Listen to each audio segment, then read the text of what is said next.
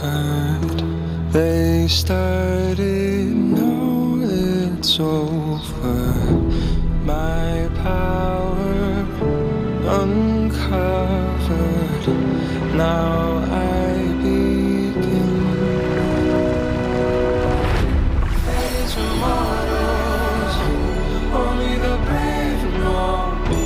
Fighting the unknown, siding with bravery. I will prevail. I cannot fail. I will prevail.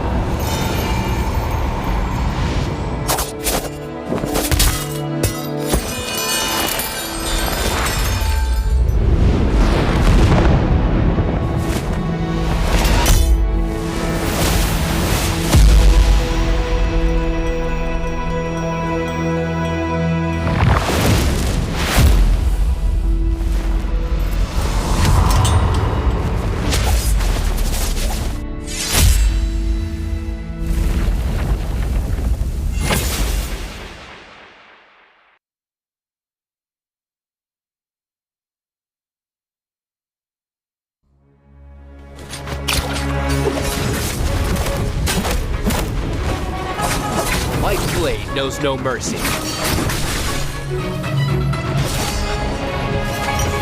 You or many, you will die all the same.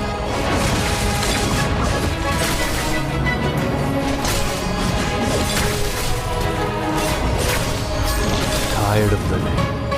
Leave it to me.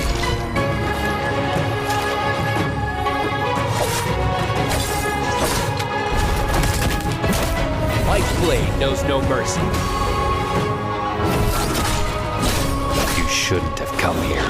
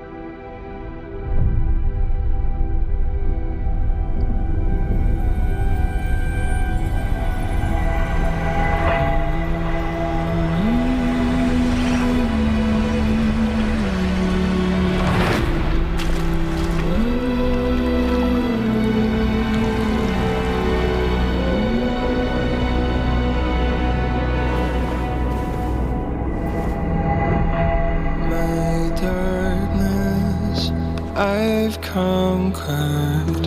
They started, now it's over. My power uncovered. Now I begin. Fate's immortals, only the brave know. Fighting the unknown, siding with bravery. I will prevail. I cannot fail. I will prevail.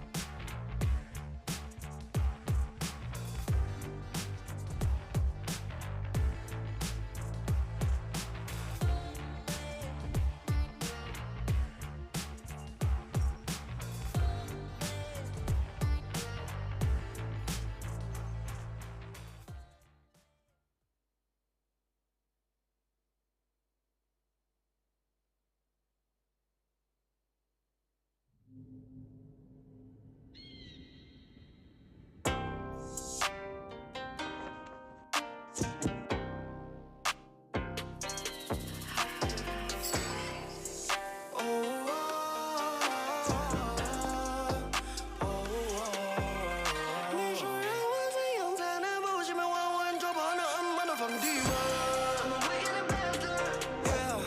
万般皆为虚妄，地上没见我故事深夜的却像上上顶盖。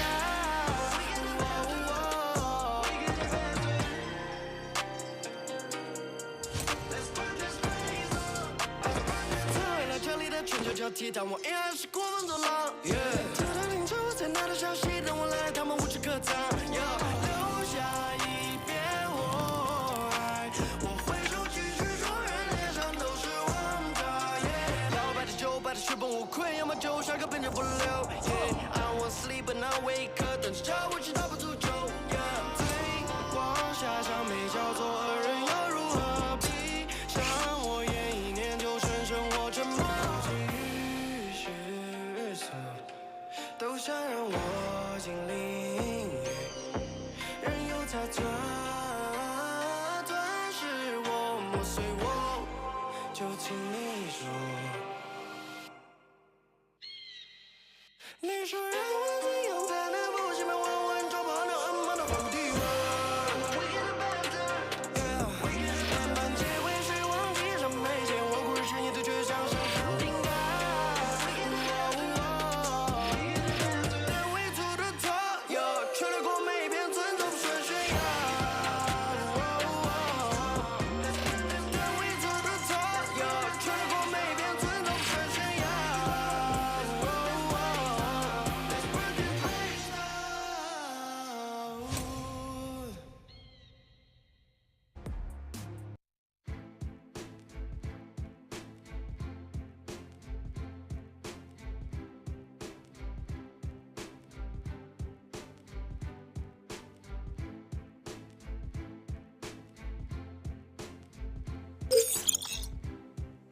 And ladies and gentlemen, welcome throughout here. My name is Severio, alongside with Creatives Gamers United. We are back through for solos. And on top of that, this is going to be the first finals week for Nbpl solos. And it's going to be a banger of a day. We got everything coming through here for up to 8 rounds, potentially C8, where everyone's going to be playing out for the top of the marks. They're still at the 30-point threshold they've reached. And we have all the gamers out here, man. And I'm really looking forward to seeing how Mike goes up, because we have some heavy hitters coming in from day 1s and day 2s to day 3s with all the performance. Yes, it's lit. It's lit. It's our first final for the summer split. I mean, it feels like, you know, right now we're getting back into the groove. The first bi-weekly final came back really quickly. It feels like a whole new game right now, especially with a new map in play. We got different heroes being integrated as well into the meta. Everybody's playing, Kylan's in the mix right now. Liam, ever since he released, he's been being played out as well. Hadi has not been taken out of nowhere, still in the mix as well. Matari, buff. I mean, it's just so many differences right now that has been put into the game that, for me personally, when I'm watching the games right now, it feels like a complete different game. And it's I don't know, it's very, very interesting to see right now how it's going to be happening for this first bi-weekly of the summer split. I'm super excited, Severio. I mean, we got a potential 8 games today. 8 games today is lit, but you know what else is lit? Let them know, Severio, what else is lit. Bros, if you guys have been paying attention, I know you're looking at the bottom layer. You always had daily drops. That's always been the case. You get Tay, you get Silk, and you get a Laudation Trial Choice gift up to the hour mark. Now, keep in mind that's only once a week. Look at the bottom row. Today and tomorrow are the only days when it comes to bi-weekly finals where you're able to get these limited time rewards. Today and tomorrow, the Champion Bubble Choice Gift Spring, it's gonna be the one reward that you can get once between today and tomorrow. So collect it in your Twitch drops. Make sure you're buying your account. I know some players are shooting me messages like, man, I can't get my drops. Just make sure if you need to rebind it, you have a good chance of doing that. Let's let it collect in your inventory and then look to try to get that into your account. I know you guys are looking to try to get the partner drops as well, but more importantly, these things are limited time, and this is only for 2 days worth time. So you got to make sure and covering your grounds, because when you miss out on these avatars and you miss out, especially on that border, the dragons, I don't know. That's what I want. You miss out on that, you're gonna be like, I griefed big time. Big time. I threw that 1, 2, 3 blue, and all of a sudden I got parried. What was I gonna expect? Nothing really else comes out of that. Oh yeah, definitely. That's definitely the one that I want the most. Got the last the white one with the gold. So clean. Had to get that as soon as I saw it in the game. I had to have that using the most of my characters. But that's besides the point. But yeah, Severio, let's talk about some of the categories that we got happening today. I mean, we're back to the 30-point threshold for the games today. Once again, it's the same structure of the bi-weekly as we had for the spring split, but the difference is now our distributed points now only getting the multiplier for first place is a big difference compared to our last split where you were getting that multiplier for that second, third, and fourth.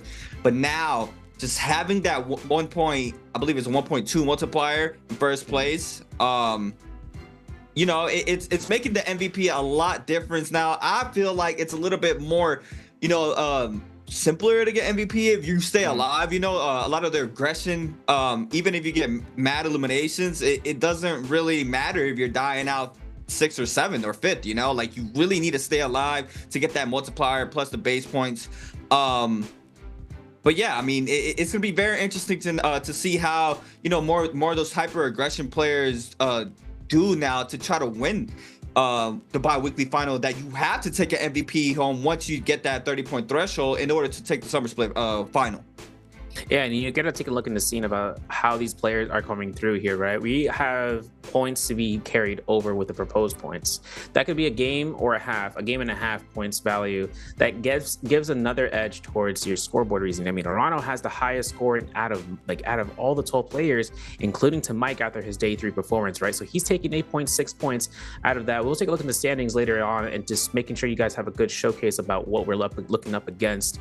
But when you take the chances of seeing how the new multiplier system is compared to before, the fact that we're still at the 30-point threshold to kind of be in the marks for it, since it was going to be having to, you know, work with the new 1.2 multiplier system.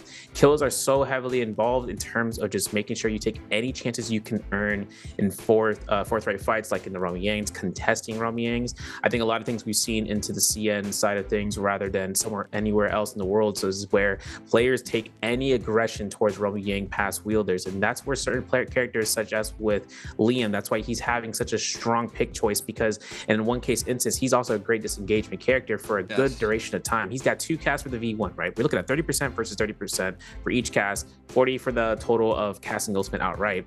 If he needs to buy time and getting himself into the Romiang, he can just shoot his, you know, auric sword into the sky, flash straight up there, and keep himself aloof while the timer goes down, and it ticks down over the course of seconds to moments where he can just drop right down and get into Romiang, take the fight there. He's 100% ultimate, and this only applies in solos when it comes towards both the Romiangs in ranked mode, but also in now with the Immortal War setting. So if you look at towards Kylan and Hadi, they dominate fights within Romiang. They take fights in Romiang to the full extent. They said full aggro, we're W keying out here. You know, the ASD, we don't need that. We don't need that. Take that off the keyboard. You know, I don't need the switches. You know, I don't need TKL's keyboard on this. I just need the W key and my mouse LFE, and I'm releasing every single one of these attacks. And that's the thing where Kylan has such a strong, you know, point to be made. It's interesting seeing how his V2 has been used more into the accumulation of just going through, just because he's able to get more slashes off. Standings though, showcase here. We know that the top 12 are making it through. These are the proposed points that we have preemptive into the match of CA. And, you know, starting off with TE Star with 3.9 up to Spider with 5.1 and 7th. All right, here we go. So this is where a lot of things I want to speak about as well. Spider right now currently in 7th. We saw him there. Kind of started a little too late, but this right here, the top of the pyramid, Arano taking over 8.6 total points from his run in the bi-weekly one. Mike had a crazy day 1 with a 40-point something game for his first day of the bi-weeklies. Now drops down to 2nd, still a crazy amount of points with a 7.9. Chazong, this man right here has been playing very consistent, and last week that I was on here, I was sleeping on the man Chazong. He was playing very consistent. He was making sure he was getting those points on the board, and it's looking very, very nice for him right now with 7 points, bringing on over here for the bi-weekly final for the first one of the summer split. And now XY, former countryman from Koi Cup, had to go back and do my research on this man. Cause when I saw him playing in the bi-weekly final, he was cooking. Severio, I'm telling you, he had the pulse sword swaps on lock there with the staff as well. He was showcasing some nice tech, some nice macros for himself in these games. But this is our lineup for today's games. I mean, it is going to be a powerhouse of a unit players inside the server today. You know, I'm definitely, you know, I'm not trying to throw anything bad at the boy OUG's Mike, because OUG's Mike is the GOAT, but I would love to see somebody else take this one home. So I think it would be very interesting to see one of the players who have been locked in and try to take this home for themselves for a very long time, take one today. Yeah, you know, and it's come down towards these rounds, right? Up to 8 rounds in terms of threshold, with some rotation picks. We'll get to that point. If we reach that point, we'll make mention of it. But for games run through 6, just to make sure they're running the rotation of that hero pick selection pool, where there are 6 selection gates of groups A through F.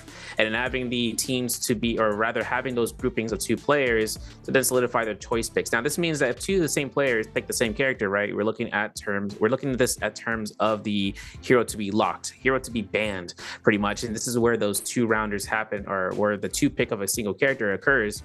And when the characters get chosen, like for instance, this is double Liam, right? If there's a single Liam, then that allows for everyone else, if a grouping of 2 players decide to play Liam as well, that's up to 3 of the same character on the field. So you won't have more than 3 on the field of play. Very rarely during days 1 through 3, where we saw 3 characters to be chosen out due to a selection process where one player chose out process 1. Then once they chose that one character, the other player in that grouping chooses someone else. So prio selection, kind of a big deal, especially when you're in the first round picks, and players are gonna understand where you are, where you stand in terms of the hero selection process, where they can just take an assessment. If they know you're at match point, they'll understand what character you might be playing. So this is where that game of, this is my ace up my sleeve, I'm choosing X character. Out of pocket characters like Tesla could be an option when it comes down towards it. She's not really much in the primary selection, but she can make a great appearance and just trying to dissolve the top to the bottom tier players in terms of the hero selection process, to then guesstimate whether or not you are one of those characters. So it should be a good notion and scene about that. I will say though, when it comes down towards the Pandoria map into the first map rotation and having the run into that map straight up with the aggression that we had, it will be a good change of pace and seeing whether or not the kill spread will make everyone early out. JDG's Shushang, he himself having a former JDG member now on FPX's team with Verse, those 2 players having to combat against one another in one finals week CA is something I've actually been looking forward to, because it's the fact that what we saw last season, you know, Chusheng took a little bit of a chance of taking a break, where we have Verse who took the mantle for JDG, and he carried that name for them. And now that FPX has picked him up as a player, it is going to showcase between the 2 and turn into this first finals out of 4. We're going to be able to see between the 2 team former players outright. Yes, and I mean, that's going to put a lot of pressure onto all these players right now, especially being the first bi-weekly final of the summer split. And, you know, just the meta has changed up a lot. And, you know, if you think about it, after the summer split, you got Worlds. So a lot of these players want to take this split home, or one of these split bi-weekly home for themselves, to make sure they can secure one of those chips before the end of the year. I mean, we're quickly going towards the end of the year right now. Right after the summer split, we're going straight into Worlds once again. And obviously that's, you know, the one that everybody wants. But yeah, I mean, let me just go ahead and just go through the hero picks that we saw. Everybody pretty much, you know, first picking, which is Liam, as we did speak about him earlier. Everybody group A is picking Liam for their first rounds of pick, and this is where we have the mix up going into group B's. We did see double Kylans come out sometimes, or we saw the hotties and a Kylan. Like, it's always a mix up between those 2 players right now for those heroes to be in the meta right now. And then the Matar will be dropped in, and as well as Justina. So right now we do have a staple meta, and on who or what these groups are prioritizing, but you know, it's going to be a little different now moving on into, you know, group game 7 and 8 now with the new change as well, which is, you know, it might be a little confusing to understand, but I'm gonna try to break it down. It might be a little hard to understand it, but after game 7, we are going to have pretty much everybody that is on the lower, that is not in the 30-point threshold, are going to be having the priority on their group, starting up from least points to most. After that, once it runs out of players who are not in the threshold, it's going to go ahead and drop in the first player who made the 30-point threshold into the following group that the last player was dropped in. If already 2 players were dropped into that group, it's just gonna go the first person who made threshold, and then the second person who made threshold, and the third person, and so on and so forth. It might be a little hard to understand that, but it is something different now, right, Severio? Yeah, Yeah, if you really take a look at the scene about this, this also comes into correlation about certain players that, you know, with their coach, like you see right here with Wang Liang, you know, having someone to keep in the testament of like, all right, you can rock these heroes in this formation. But when we start getting to rounds 7 and 8, when the shuffle begins and points start to earn out in a far more, you know, it not only affects where you are in terms of how you're going to stand, but where you're going to be in the selection pool process. The fact that that's a change that happens in the finals is something that could turn around the entirety selection process of the hero pool, right? So when you're looking at the heroes that are in the main line of 5 to 6 picks, right? We know that's going to be Kylan. We know it's going to be Liam, right? And then after that, Matari's on the board, right? Hadi's going to have his chance to go through. Zipping is a possibility potentially, you know, to come through. But even into the case, aggressive characters like Akos comes into the swing of things. Temi can now counteract that as a choice pick. And then after that, you have Justina's, you got like, you know, if you want to play someone like out of pocket, you can play Viper out of the vicinity, but it really just comes down towards however your selection is or where you stand on the leaderboard versus your opponents, where they can select a hero that's something that you already have been saving for maybe for a double pick, and then they outright have the position to choose that hero due to that rotation change. Yes. So game number 1.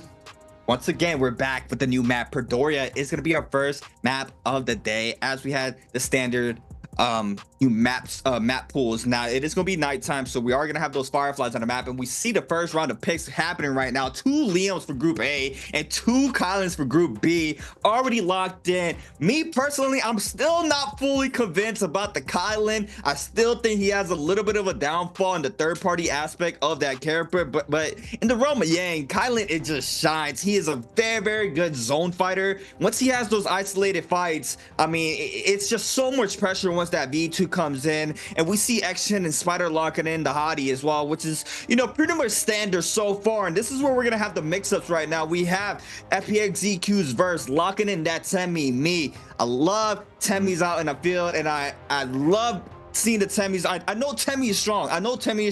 He's really good. He's a really good character. He has those mix-up. He has the TOD potential. We saw some crazy work from OUG's Mike on the Temi last week as well. He caught XY in the air. XY popped his Ev. It was a Temi mirror up. He popped his Ev XY, and Mike just quickly reads it and catches him off the whisk there, and it was very disgusting to the grapple bump R&B in the air. I mean, it's just a very fun ditto to watch as well. And here we go, we got the Mataris out as well, and OUG's might bring out the Zipping. Hold on, wait a second. So bro, we got a Zipping coming out for game 1. The new skin?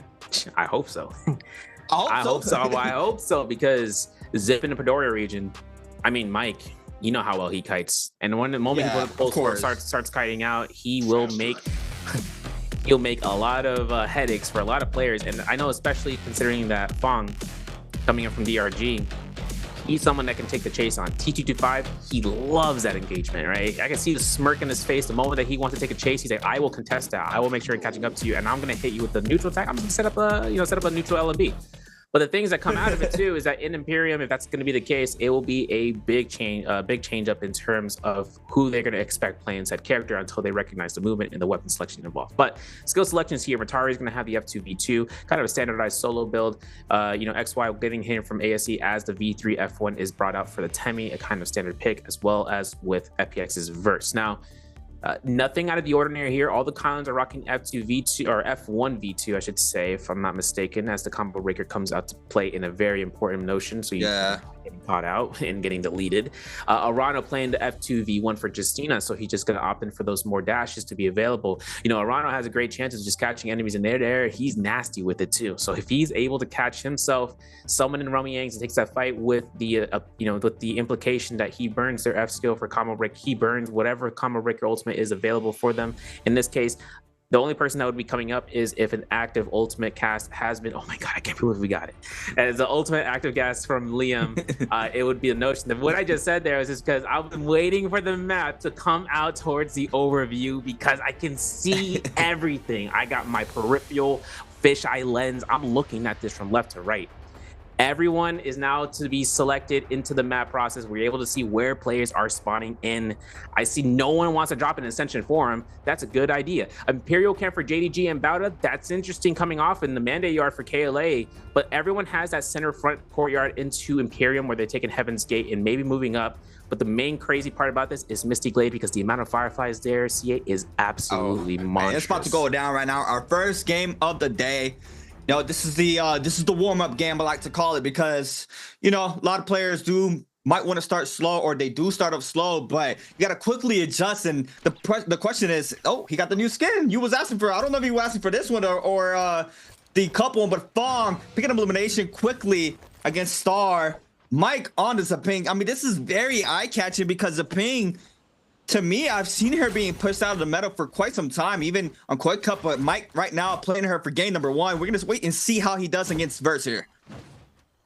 Yeah, it's going to be a chance for Mike to just keep the motion going through. A lot of these players here have themselves with blue armor. Verse taking a look at the chance of catching the LMB Priya. Of course, there's going to be RMBs. Everything comes out for these RMB tech chases coming from the blue focuses. There's 1.0 release from Mike. He goes for a catch LMB. He's going for the scare rush to try to connect this and hoping to see whether or not that Wistro comes out in this direction. Now, trying to look for a Reese is going to go throwing down that F. We see him now. Massive LMB focus there for Mike. He is going to get a lot of damage there on Verse in the back end. We do see him trying to retreat for the time being in the back. And we got another player showing up. It's going to be Wu Fong. Now it's shifting his attention onto Verse. Maybe hopefully to see whether or not Verse is going to be capable of catching on Mike. Otherwise, Wu Fong is going to be coming through into the backline from Team X1 onto the ground level. We know that Arano's been looting up passively over the course of time, so this is a great chance to see whether or not he's going to create the pressure between any and all players. Now, as we can see, Spider, he's getting chased out here by Arano into this corner. These players are making their way slowly but surely into the Twilight's Pass, hoping to find some better loot along the path or just looking for that third-party opportunity. Now, Arano, you see him charging up that bow in the back end. Verse as well getting active against Spider. Mike in the mix as well. Now it looks like Spider's trying to retreat, not trying to get third party. Arano is going to go ahead and hit that no ult zone, trying to see if he can find anybody lacking. Verse looks like he's chasing down Spider in the back end. Mike doesn't get any aggression towards him right now. It looks like this could be a potential fourth party coming in here onto Spider. And potentially, I think Spider's going to have the chance of using the F2 from the Hottie. He's got ultimate ready. He's got V2 on standby. He just keeps looting, trying to see what he catches. He takes a dodge off the fist place. He catches LMB. Now, as the S-Blitz comes out here, Spider looks to try to go for it. He catches himself enough time to rain away, but Arano does not let go with the dagger. The chase is on. These guys are just playing with poison here. Verse still trying to get a little bit of resources. Star quickly trying to get active in the mid zone, just shooting out these poison jellyfishes right here. This could be bad for a player. Verse staying up for the matter of time. It looks like he is gonna be able to back up now, but Spider's gonna go ahead and pop this ultimate. Look at his white health just dropping down.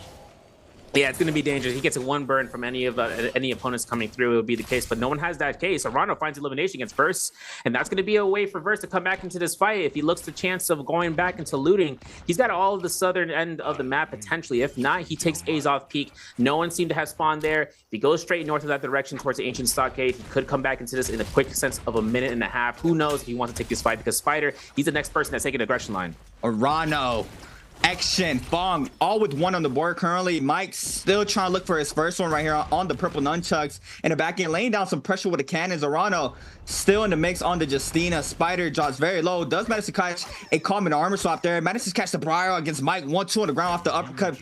Putting up a lot of pressure here. Trying to go for the tech chase. Mike tapped off his back to avoid the product from Mike. The proc comes in. And what's going to be the mix up here? We do see him still throwing down some aggression onto Spider, but it looks like Spider's trying to retreat for the time being. Yeah, I got Arano chasing in the backline. Fist blades are out, cannons are out, but Mike with that purple nunnies can do a lot of points where Spider has to disengage, finds nice armor swaps along the right. He has a little bit of rage to be retained here as he's able to keep it going in terms of his presence. So long as no one takes the opportunity like Arano here, who is looking for this chase, he's got B1 ready to go. If he sees Spider look to try to push out with an ultimate, he'll go for a dash freeze, no questions asked. So the only thing I'm worried about here is just a lot of pressure, and it's taking a very long time. We still see a lot of these players in common armor and blue armor for 3, but not a lot of skeletons here, just blue weapons all around. I believe Mike did have purple nunchuck. Spider drops very low, does manage to catch the brawl to Mike, trying to turn around, but looks like the RB focus is going to connect her for Star, and Spider's going to fall off of this.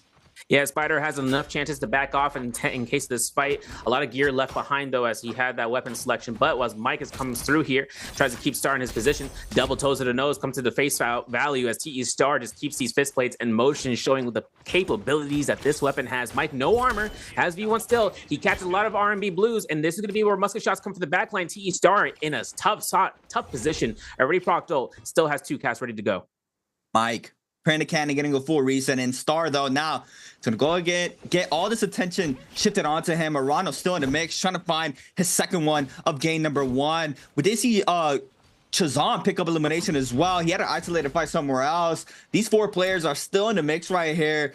The Star trying to take a full reset for himself. It looks like he is going to be able to do so for now, but the pressure is quickly going to go ahead towards his way once again from Arano. Yeah, Rana making sure he can keep any sort of spot, keep eyes peels out here. The Romy Yang spawning in around 30 seconds. Romy Yang pass being contested here is going to be big, but Star still has a chance looking to try to create an instigation round. Of course, Rana's not taking the bait. He knows exactly where the formation of this player is going through, so he makes the chances of burning out the F1. There it goes. There's no more combo breaker for Star. He's got Fan, he's got Mike, he's got all the world against him. All the odds come down towards just how well can he kite all these players shooting range shots at him. Star now getting grappled on. First Roman Yang spawns in as well. Mike loves taking this Roman Yang, gets that Yang pass pretty quickly. T225 in the mix though, T225. Always been that high caliber player as well. Almost taking Worlds home for himself. Still trying to look to take one of these bi-weeklies as well. The only player who has taken a bi-weekly this year so far for Mike has been Spider. So we're gonna have to wait and see how he responds for the next following games, and this one's still remaining. Fong in the mix though, and Fong, this is what I like about Fong now. Fong is starting to use different weapons here, Severio. Yeah, dual blade's going to be his choice here. We're not going to see a dagger. Maybe it's in the back pocket. We'll have to look at the inventory. If he has it on standby, it's a good notion. It's a great weapon just to go ahead and kite around and being able to walk within walls, within windows, and just taking any quick scare rush frame opportunity that you can. There it is, blue dagger. You can see it. You can make the adjustment. He knows he's going to have it on backline, but purple dual blades, purple armor. This makes it so much more valuable for him to take Romy Yang for first round. He's got the damage. He's got the mitigation. It's just a matter of whether or not he can take the contest of getting into Romy Yang. All right, here we go. First Romy Yang of the day. This is going to be setting up the pace for a lot of players right here. You're able to get the armor upgrade, the weapon upgrade as well. We got KLA against FPXZQ. It's going to be a big scrap off. Might be wanting to wait this out for now. Trying to see if anybody else takes this Romy Yang. It's going to be a big scrap off happening right now. You do want to win your first realm of the day, so you don't have that pressure on him. But Spider already getting active against Arano here. Yeah, Rana's going to be very, very careful here. He takes double blue focus in the back here. Jump on RB, forced ultimate, looks for the chase away. It takes a pistol shot, but that mitigation comes in clutch. Arano going to get out here with literally a sneeze away from death, right? And Spider can't do anything about this. There's bells on rotation, but he's going to be just looking away, seeing if he can spot him out. He disengages, goes back. He wants to back away. And it's interesting, both of those guys went into that cave expecting to try to get some loot, trying to get themselves a source, some sort of, gain into the fights. But Romy Yang fight happening here. Mike with the blue armor, as well as going up against Bow's Exon in the first Romy Yang. Going to be the mix-up action now on the hottie. Mike on the Zapine. Clint comes in off of both nunchucks here. Tries to go for the cannon shot. He's going to get capitalized off of this. LNB prior here for action to the 1-2 F throw down. Now Mike, what's going to be the mix-up? Is going to get hit off the LNB focus there from action. John's very low. Has the ult online if he needs it as well. So this fight is nowhere near to be done yet. Big chances here for Exon here to try to burn ult for Mike. Mike is going to be playing this safe. Mike's cannon shot coming in the micro selection. Clink number 1. Mike has himself to get the scare rush, gets himself caught into the uppercut. Free R&B blue. There's going to be F1 into maybe a blue focus. There it is. The release happens. X1 could be looking to burn Mike's V1, but passively, there's a horizontal block extreme. Mike gets caught by an LNB R&B. There's going to be the chance for the knockback. Now it's up to Exon to look to try to invest ultimate or just go on full aggression. Double tap dodge there from Mike. Now both players parry. The healths are even right now, but Exon still has ult online if he needs it as well. There it is. He's going to pop this ultimate. Mike now gonna have to scatter for the time being. Now actually trying to look for the 3 charge, trying to get the burn damage onto Mike. He is gonna connect off the first one. He is not going to die off of that. He can stay up for now. Actually trying to look for the second, connects off the second, and now this is gonna kill. The burn is there, and that's gonna go towards Action's way, and Mike loses his first Roman Yang of the day. Big upset for Mike, but Exon takes a purple weapon in the in the field of play. Gold fist plays as well. He's going ahead and taking this to the end game, boys. You know, 2 kill eliminations. He's gonna get Vermilions. He can go into Imperium with all the might in the world. If he finds himself 3 eliminations, if he hasn't found one already, to just double down into that area, he can find himself the Imperial Sword potentially. The players can take the contest of the portal for him on the outside. He doesn't have any sort of rage based ultimate where it consumes 100%. He's rage retention with the active ultimate, so he can't take anything preemptive like a Kylan, for instance. You could just take the ultimate preemptive and then exit the tomb with the Fireflies just to go on full aggression.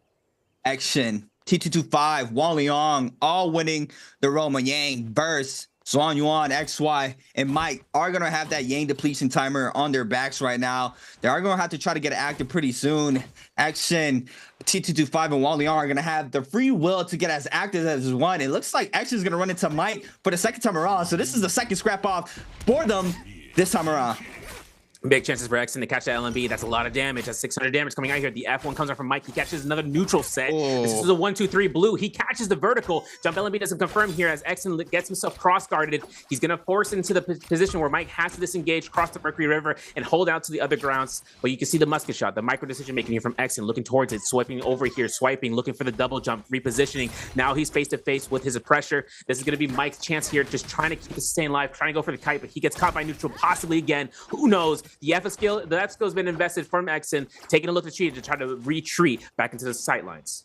Action taking a quick reset in the back end. Rana picking up an elimination. This time around against Wang Liang. Wang Liang does have the Vermilions burst bite, so he's going to be safe, keeping his full inventory. Big parry there for Mike onto Action. There's be big damage there off the purple nunchuck as well. Trying to go for the tech chase, overholding. Spirit coming out there for Action as well. So go ahead and parry bait him, forcing out that ultimate. That's a really good job there from Mike. Still has 2 minutes and 27 seconds to try to stay up and try to pick up a Soul Bloom. Action drops very low. Mike uses to retreat. We see him trying to take a quick reset to try to re-aggress OUG's Mike right now. The gold fist blade snagged up there from Mike, and that's a good call in there from Mike. And Action looks like he wants to get aggressive once again.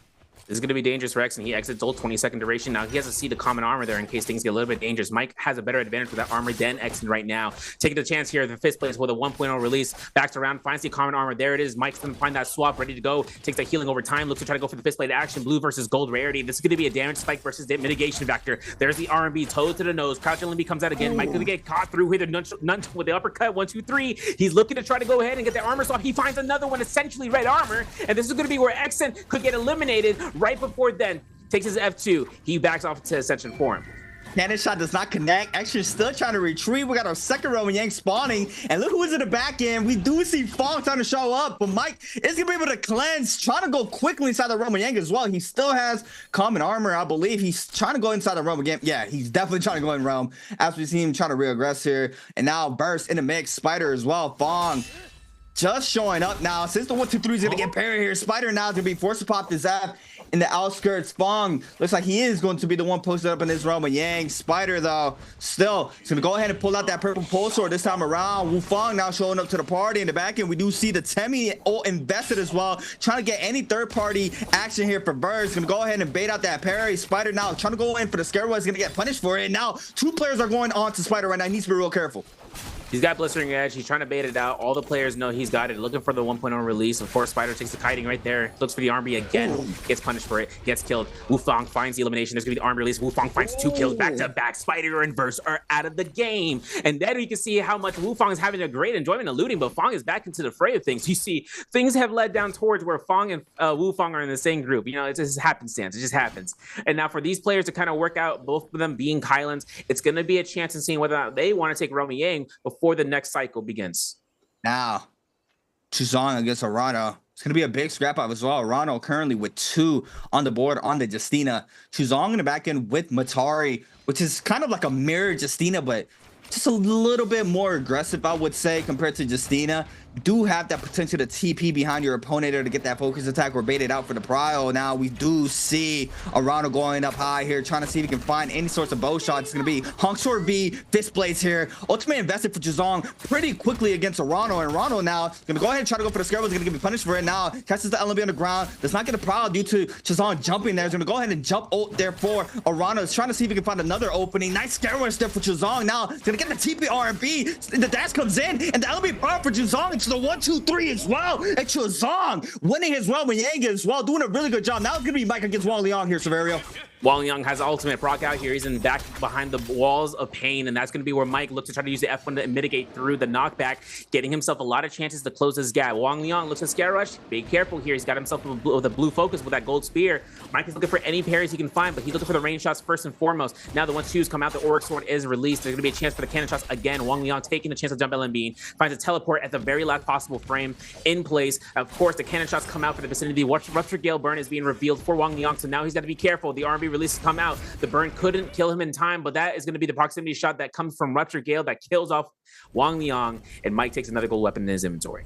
Nice little cannon shot. Is going to get that gold longsword now here for Mike with the gold armor as well. This man just had common armor before this Realm of Yang. Now scaling up to a gold armor. He found a purple armor to go inside his Realm of Yang. Now we do see him having the White Tiger's powers, and you know, hyper aggression player that Mike is, he is going to probably just wait this out. Currently now with 2 on the board, Arano has that Yang depletion timer on his back. Wang Liang as well. We do see JDG's Shazam with that White Tiger's powers as well. With 2 on the board, Wufong currently running up the leaderboard in eliminations with 3 for this game on the Kylan, as well as Fong is still in the mix as well. Fong on the Kylan, Rano with 4 minutes on his back to try to pick up a Soul Bloom, trying to cleanse this Yang depletion timer on his back. Fong might be the player that might run into him, but Jasong is moving on in as well. This might be a Jasong v Fong here for this fight.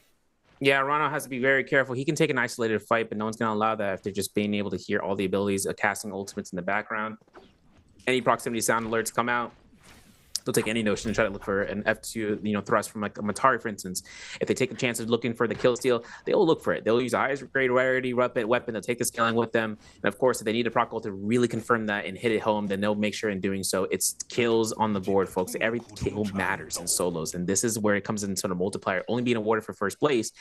Everything comes out to the cost where you can't snowball anymore with a little bit amount of kills. You can just take into the end game potentially just for a multiplier bonus of 1.3. Not like that anymore. You really have to make sure you get your earnings out here. And Mike has been proving how he can potentially go through with this. And he's the one pick Zipping for round 1 in Midoriya. Yeah, being a lone wolf and being a Zipping is very interesting right now, because like I said, we have seen Zabine being pushed out of the meta since Koi Cup, I believe. I was looking out for her and seeing if she was gonna come out last week, because Zaping was everybody's pick, safe pick, to be exact. Just everybody used to play Zaping a lot, but we have Arano against Wang Liang. Wang Liang with the Nbpl. Wang Liang and Arano both have Yang depletion timer right now. Wang Liang with the Nbpl is gonna go ahead for the Raw Dragon. Gets the Nbpl there off the Hongshore this time around. In the back, and we see Fong shifting the R&B onto Arano, but it's gonna go towards Fong's way, and he's trying to pick up the Soul Bloom. It looks like he does not, because Fong picks it up, and now the Kylo Ultimate is gonna be invested as well into the double dash slash there for Fong, and Fong now picking up 2 on the board, and that's 3 there for DRG's Fong. Yo, DRG Fong doing work out here with Kylan, stealing the kill, the cannon shot, getting to the R&B fan, doing a lot of damage, finding out Arano the hard way what it takes to fight into the zone against the Kylan. Listen, the 4 seconds of invulnerability with the Keelan guard, that's nothing you can joke around with. You can't do anything about that. So even if he found a way, Arano would have found a TOD potentially. There's still 4 seconds on the clock that he has to burn through. And that's not even that. It's unlimited slashes for Fong at that case scenario. So he was Gucci anyway. No Dolce Gabbana, all coach back. 2-5 gold pole sword, 1 elimination on the board right now. We do see him with that weapon scalage for himself on the purple armor. DRG's Fong though with a massive 2-piece there, bringing himself up to 3 on the board. 7 players remain here for game number 1. Wow, this is gonna be very interesting. I don't know who's gonna be able to take this home if it goes towards end game. We're gonna have to wait and see. T225 on the Matari once again. TE Star on the Liam. We have action on the Hadi. 2 Kylans out there for Wufong and Fong, and another Matar for Chazong, and the Lone Wolves of Pain there for OUG's Mike. Just waiting this out. And looks like this might be, you know, that waiting phase. Everybody's gonna go ahead and wait this out. Zone 3 just spread it, and now everybody's gonna start moving on in. And this is where you gotta be real careful here, Severio.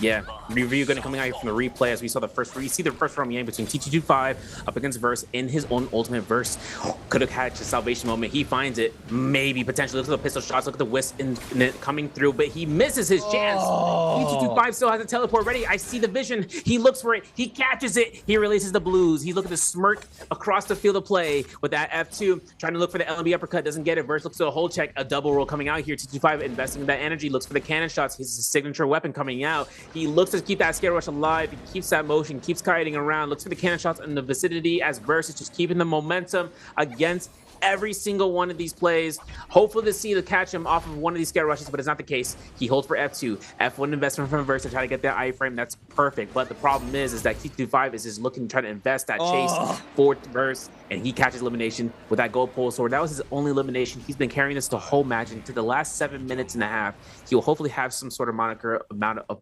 damage and placement to work off of. Wow, that was a very close fight between both of those players there. TE Star now range surfer right now, has a lot of pressure towards his back. Nobody chasing right now, does go directly towards the middle of that random Bane spawn as we see it there. We got our TE Star waiting this out, 2 on the board currently right now. We do have our Spirit Well up. This is what I was waiting for. This is our Spirit one. This is a massive one because it is going to have, I believe this is the one that has the buff in it. So we see Mike. This one, is it this one? This one is gold. This one's gold, and then the next one is the gamer one. Oh, so we could see that come out next. But the contesting of gold is great because, you know, the timer, having that weapon on standby, having that gold armor on standby for you to pick up on the route. You know, Mike loves to have armors on standby. That man does not joke around. When he has an armor on the vision, he'll just to his own knowledge of where it is. And already having gold armor as well, you don't want to have anybody else to get that gold armor, but it looks like he is going to retreat for the time being. In the back end, T225, Chasong, and Fong still fighting for the Spirit Well. TE Star as well on the top side of the tree. We're gonna have to wait and see who locks this in. Mike going right back in as we see him here. TT25 trying to line up an F there, does not manage to catch Mike there. Fong starting to move on in as well, and just a waiting game to see who's gonna be able to pick up this Spirit Well. And the good thing that it's locked to whoever it locks onto. Mike though standing in the center, and it looks like Fist Blades is a really good weapon to be using in a situation like this. I saw this last week as well, that the Fist Blade just has a lot of momentum to be able to just avoid a lot of attacks, and this is gonna go towards, oh wait, no, guess it is Mystic Might, huh? Guess he does get that, huh? Okay, yeah, so that is gonna be the Spirit Well for the buffs. And look, he does, as long as he doesn't pick up that armor, no one else can take it for the next 4.5 minutes. From you saw the timer there, which means that for the next, you know, until the last minute of endgame, he can retreat back towards that armor. Even after this Moonbane, the 80% Moonbane circle, it will be a chance here for T225 just to keep the kite. You saw how much aggression Mike had with, or T225 had against Mike. Like that type of aggression, he just knows. Like he's like, that's got to be someone I know that needs to not stay into this endgame circle. And we see him getting quickly active against T225. Big scare rush there. It takes 1 block of that gold armor. Mike's still trying to get active. As we just saw, he does have a gold armor swap at the top side of the cliff right now. He's going to go ahead and avoid this. Ooh, nice little jump LB there to avoid that follow-up there off the focus attack from the pole sword. Now he's going to lay down some cannon shots as well. And this could be bad if the damage is going to go towards T225's way. But look at the damage coming to play there for T225. Mike now double tap down your back. Is trying to scatter on. Now he's going to be forced to fight the Supreme Ultimate. Now he's on the run.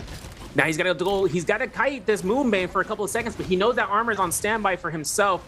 He keeps that momentum. If he really needs to take that armor, he will. Wufong is in the vicinity though. From Team X1, he could take the momentum of understanding that Mike is resetting here and knows that he might have been looking for that reset towards the towards that Spirit Well to just swap armors, but not needed. Mike did not get ingressed upon. No one wants to take the risk of Moonbanes because you can get Venn diagrammed real quick, and that's going to be your final score. You know, salute you down, and that's going to be it. But still, 7 players, still to the endgame circle, 4.5 minutes on the clock. Exen just kiting around with blue fist blades with that purple armor.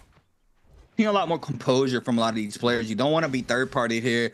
A lot of the eliminations are going towards everybody's way. Nobody's like overhauling somebody off eliminations. It's just a 2-2-3-3 on the board right now for our top 4 currently for this game. So a lot of the eliminations are going towards a lot of players' ways right now. And you know, this time around in the league, it seems like a lot of players, you know, have caught up to Mike. Mike had the free roam to control the battlefield and the tempo of the games, but now it's just a lot of pressure from every direction. Everybody has been playing at the top of the game as we've seen it right now, especially right now. Everybody is playing very composed. You see everybody claiming their areas right now for the next zone to start moving on in a minute 43. Wufong trying to kite this out for now. He's going to go ahead and play the bottom side. He's going to lay down a little bit of damage there onto OUG's Mike. It's going to be a little bit of a reset there for Mike, and now it's just a waiting game here. This is where the range shots come in. We do see T225 and just on with the muskets. We see cannon shots from Mike. Everybody's going to try to lay down some pressure there from the range. Yeah, and another thing too is that Fong has himself explosive armor, right? He's got that Jade on standby. If it gets a proc off, or he knocks back somebody, he can get a free LMB blue focus horizontal, or even to the vertical, I should say. Keeping his motion into that, that's a knowledge spike that sometimes can reveal to the enemy. And if he's an ultimate, he gets a knockback. He can charge up preemptive, knocks him back. He can get a guaranteed double slash right then and there. But of course, keep in mind that means if he lost all his armor, players in the vicinity are going to be looking to try to burn him down. We see cannons out here back and forth since the beginning of this round. We see Mike is just cannon shotting into the opposite vicinity of the cliff side, looking to try to catch Star here in the corner. I don't know. Star looks like he's AFK over there, but you know what? He's letting into the surroundings. He's got 99.7% camo and just keeping himself locked away. But I'm really curious to see this. This is the last 2.5 minutes. And no one's taking aggression. They don't see the zipping in. They don't take care of her. She could just keep herself alive throughout the entirety of the match. Yeah, she could have a sustain there for the end circle that's about to unfold for us. Zone 6 already spreading halfway on the map. And we do see a lot of aggression going towards Mike's way. Mike being able to cut a lot of this aggression towards his way for now. Let's catch Wufong there in the corner, but it looks like no damage going to go towards his way. In the back, and we have some scrap offs unfolding there. Cannon shots flying on in. Wufong trying to take a full reset inside the zone, and this is going to take a lot of health there from him in the zone. Yeah, and if Wufong has to be careful, right? He's off a spider's body, blistering edge, trying to catch it. Blue pulse sword or gray pulse sword. He can just throw out the blistering edge, just catching burns. Last minute and 45 seconds happening here in just a moment while Wufong is trying to lock down anyone on top of this cliffside towards his ascension corner. Mike still looking to try to burn out his F abilities, keeping the heal over time. T225 scare rushing here and there. Chushang just keeping his aggression with the R&B so that way no one takes his spot. Hopefully to see whether or not there's going to be a blue focus into reveal of range shots. We've seen it happen before into endgame circles, especially when it came down to Moore's Isle into yesterday or day 3's game, where we hit into seeing about 7 players into that endgame circle potentially right then and there. Hopefully the scene, if this is going to be everyone until the last possible second, who knows, because the aggression begins.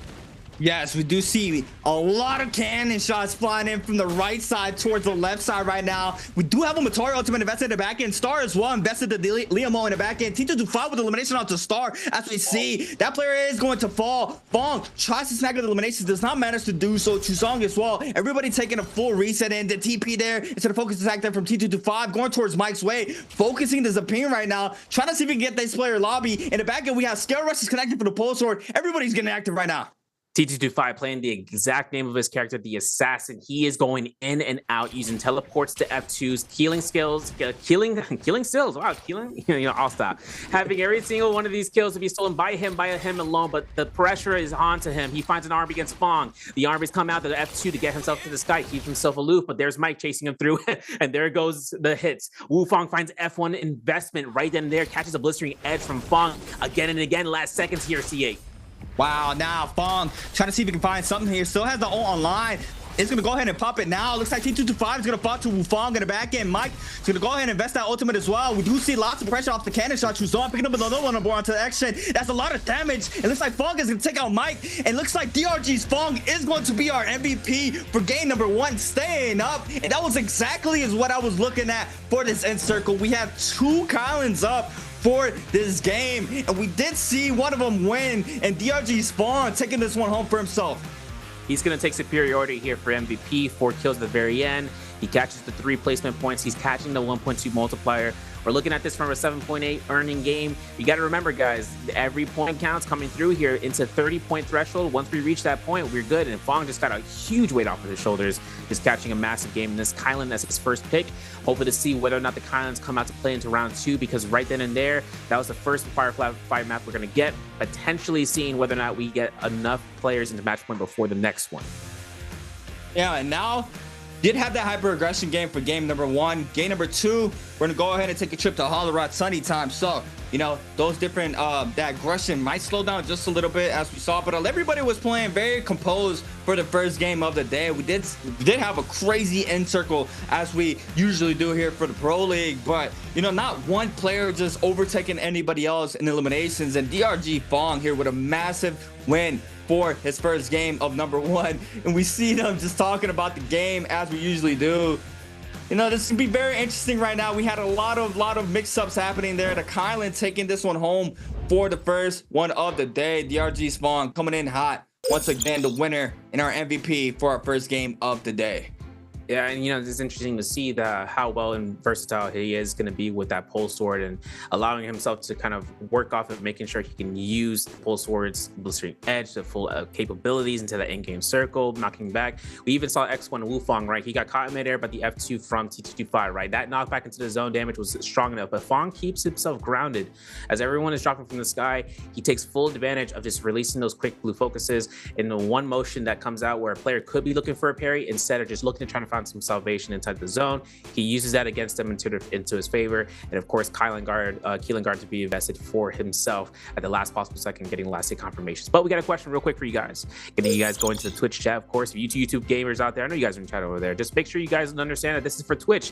Which hero did WBG Spider use in game 1? Is it A, Hadi Ismail? Is it going to be B, Tumulch? Is it going to be C, Takeda, D, Tessa? Now keep in mind, we ain't never seen a Tessa or Takeda. The T's for those two, we haven't really seen that, in a little bit, in a hot minute. But Hadi and Tumulch, there are two characters that we've seen. Just really got to be careful about whether or not you be looking at the gameplay in an HD format or in a hazy, wind wall. You know what I'm saying? Yes. And Takeda's actually a character that I'm hoping comes out for game 7 or 8 if we do have a distance matches for today. That is a character that, back in the day was very heavy in the meta, especially with the friends invested and having the mix-ups and all that. I mean, Takeda has fallen out of the meta, but what else we have right now is going to be the scoreboard for the first game, and it's gonna be DRG Spawn. We see him putting up 7.8 game score for his first game of the day, and X1's Wufong with 6 on the board for this game. Bowder's Action with 5. JDG Shazam with 4.5, OUG's Mark with 3.5, KLA's T225 with 3, TE Star with 2.5, as well as Arano and Wong Leon's gonna take 1.5. Everybody else, XY, Burst, and Spider with 0. And Spider's one of those players that he takes a little bit of the heat up. We have seen him, struggling a little bit for his first 2 games of the day. But once he's on, it's gonna be very hard to try to overtake him. And we have our overall standings here for our first set of game. Yeah, it's going to be a good chance in seeing the potential right now. Zenkai boost, in other words, players that get a better chance in the latter half of the matches where it's against all the odds that they need to start making up points, they'll start making up those points. Even against the grain of the multiplier, it'll still be up to them to just look for the 8 to go through. And of course, looking to try to, corner off the loss of points that they could have earned into the early rounds. Now, of course, we get to look at this in the opposite direction. Fong just caught his 7.8 game with that 4.7 proposed, adding up to 12.5.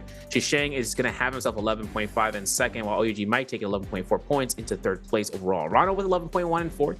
X1 Wufong catching a significant second place into that round with 6 points, earning him up to 10.3 and 10 flat out for X in that game. 5-5 proposed to game 1 points value, and that's only a third of the way. These players still got to go through Holoroth, hopefully to look towards an early spawn that makes it to the marks, because it's always going to come down towards those final moments. Now, we're going to have some clips and highlights brought to you by Thunder Rollout. Vote for Born for Gaming C8. Take it away. Mercy United, EWG Arano with a massive R&B there towards through the Temi O action. The Hadi O and they run young against Mike. Overholding being very patient here. Clean gameplay here from Action. Hits that one. The burn damage was a knock there for the elimination for himself. EWG Arano finding another elimination. I mean, I've seen this man multiple times going crazy with a bow from downtown. We saw a massive shot there. Wufong with a massive third party gets 2 right there for himself to go up to 3 eliminations. TP's there for Chuzong, reads another one. Oh my god, he spin back the amp. It's a problem. We saw that the other day there for Chuzong. He's spinning back those amps, catching the prior. Oh my god, that is disgusting. This was the last and final moments of game number 1. Wang Liang now Fong investing the ultimate here with the upper hand. Just needed 2 dashes there. T225 getting caught up here, gets a lot of damage, but gets elimination there, sends it towards the bottom side of the cliff there to get the F damage for the elimination. And Fong once again here waiting this out, using some of those dashes there for the movement. Now gets 2 hits there, gets some siphon back, stays alive, still has the ult proc there to stay safe. And our Kylan is going to be our MVP. And look at that animation right there with the shadow clone in the back. Yeah, look at clean that animation. Kylan getting that opportunity. It's clean. Gonna see the first MVP for him so far into the season, so this is great. Explosive Armor still has been, it was held on to. Juggernaut has been in his pocket the whole time.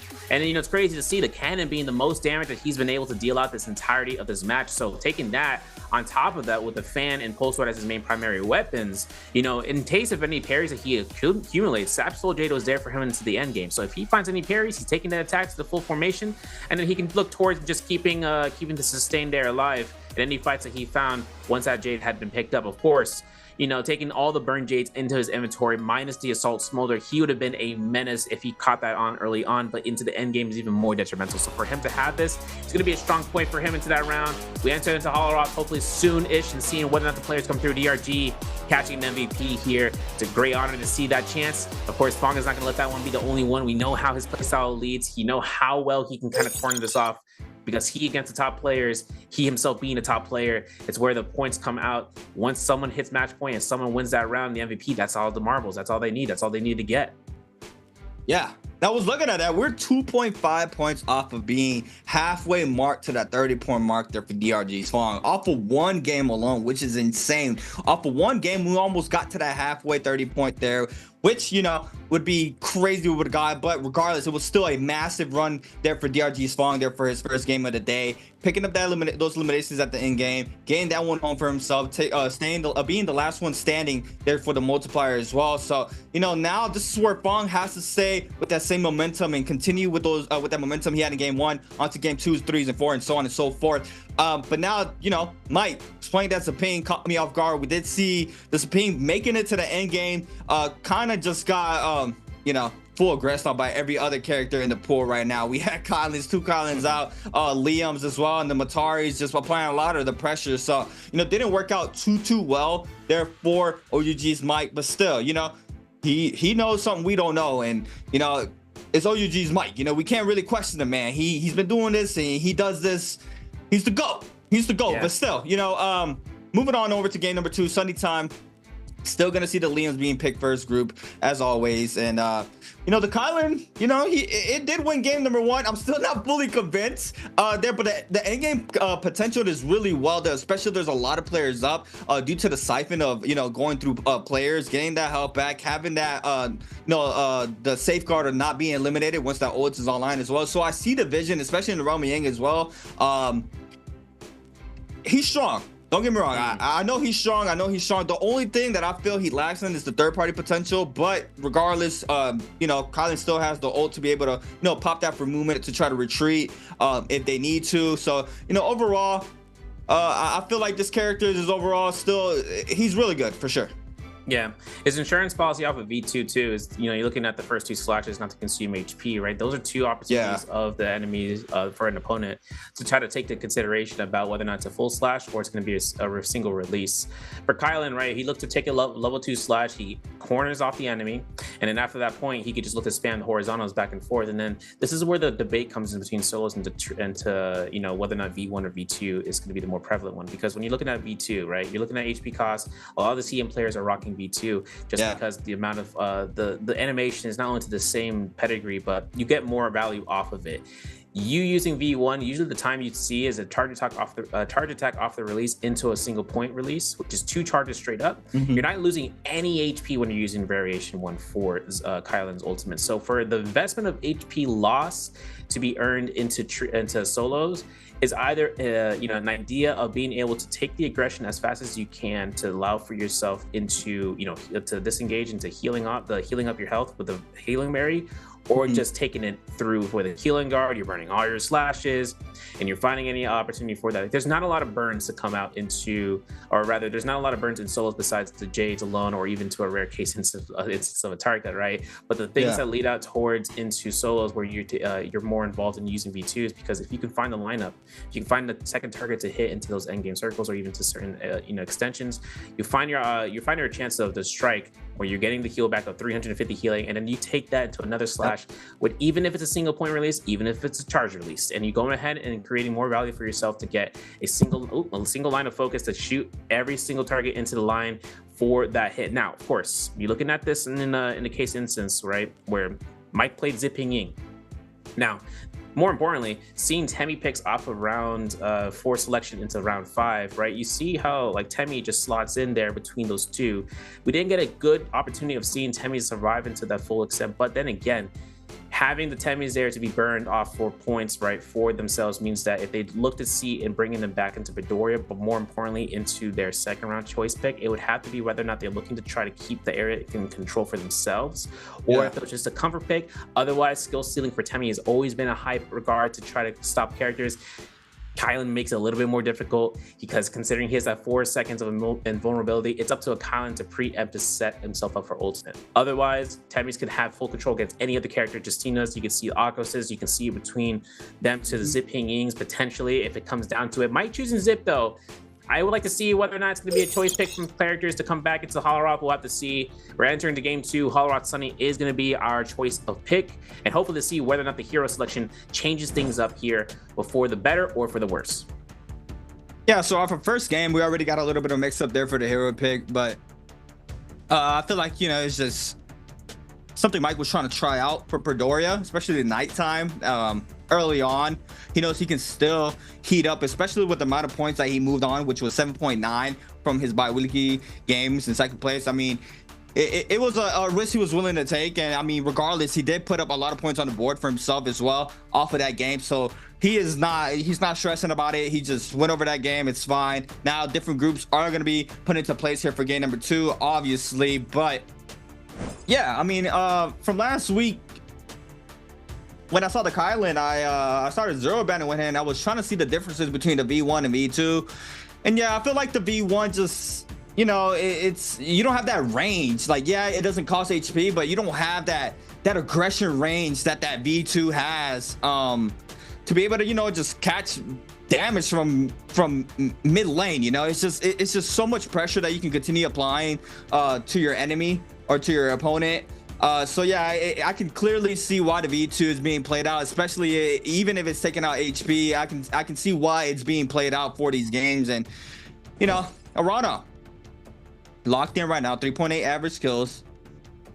He is not new in the league, but he's one of those newer players that came in last split, and he's been showing out really well. We've seen him evolve to a more and more consistent player. He's a very aggressive player as well.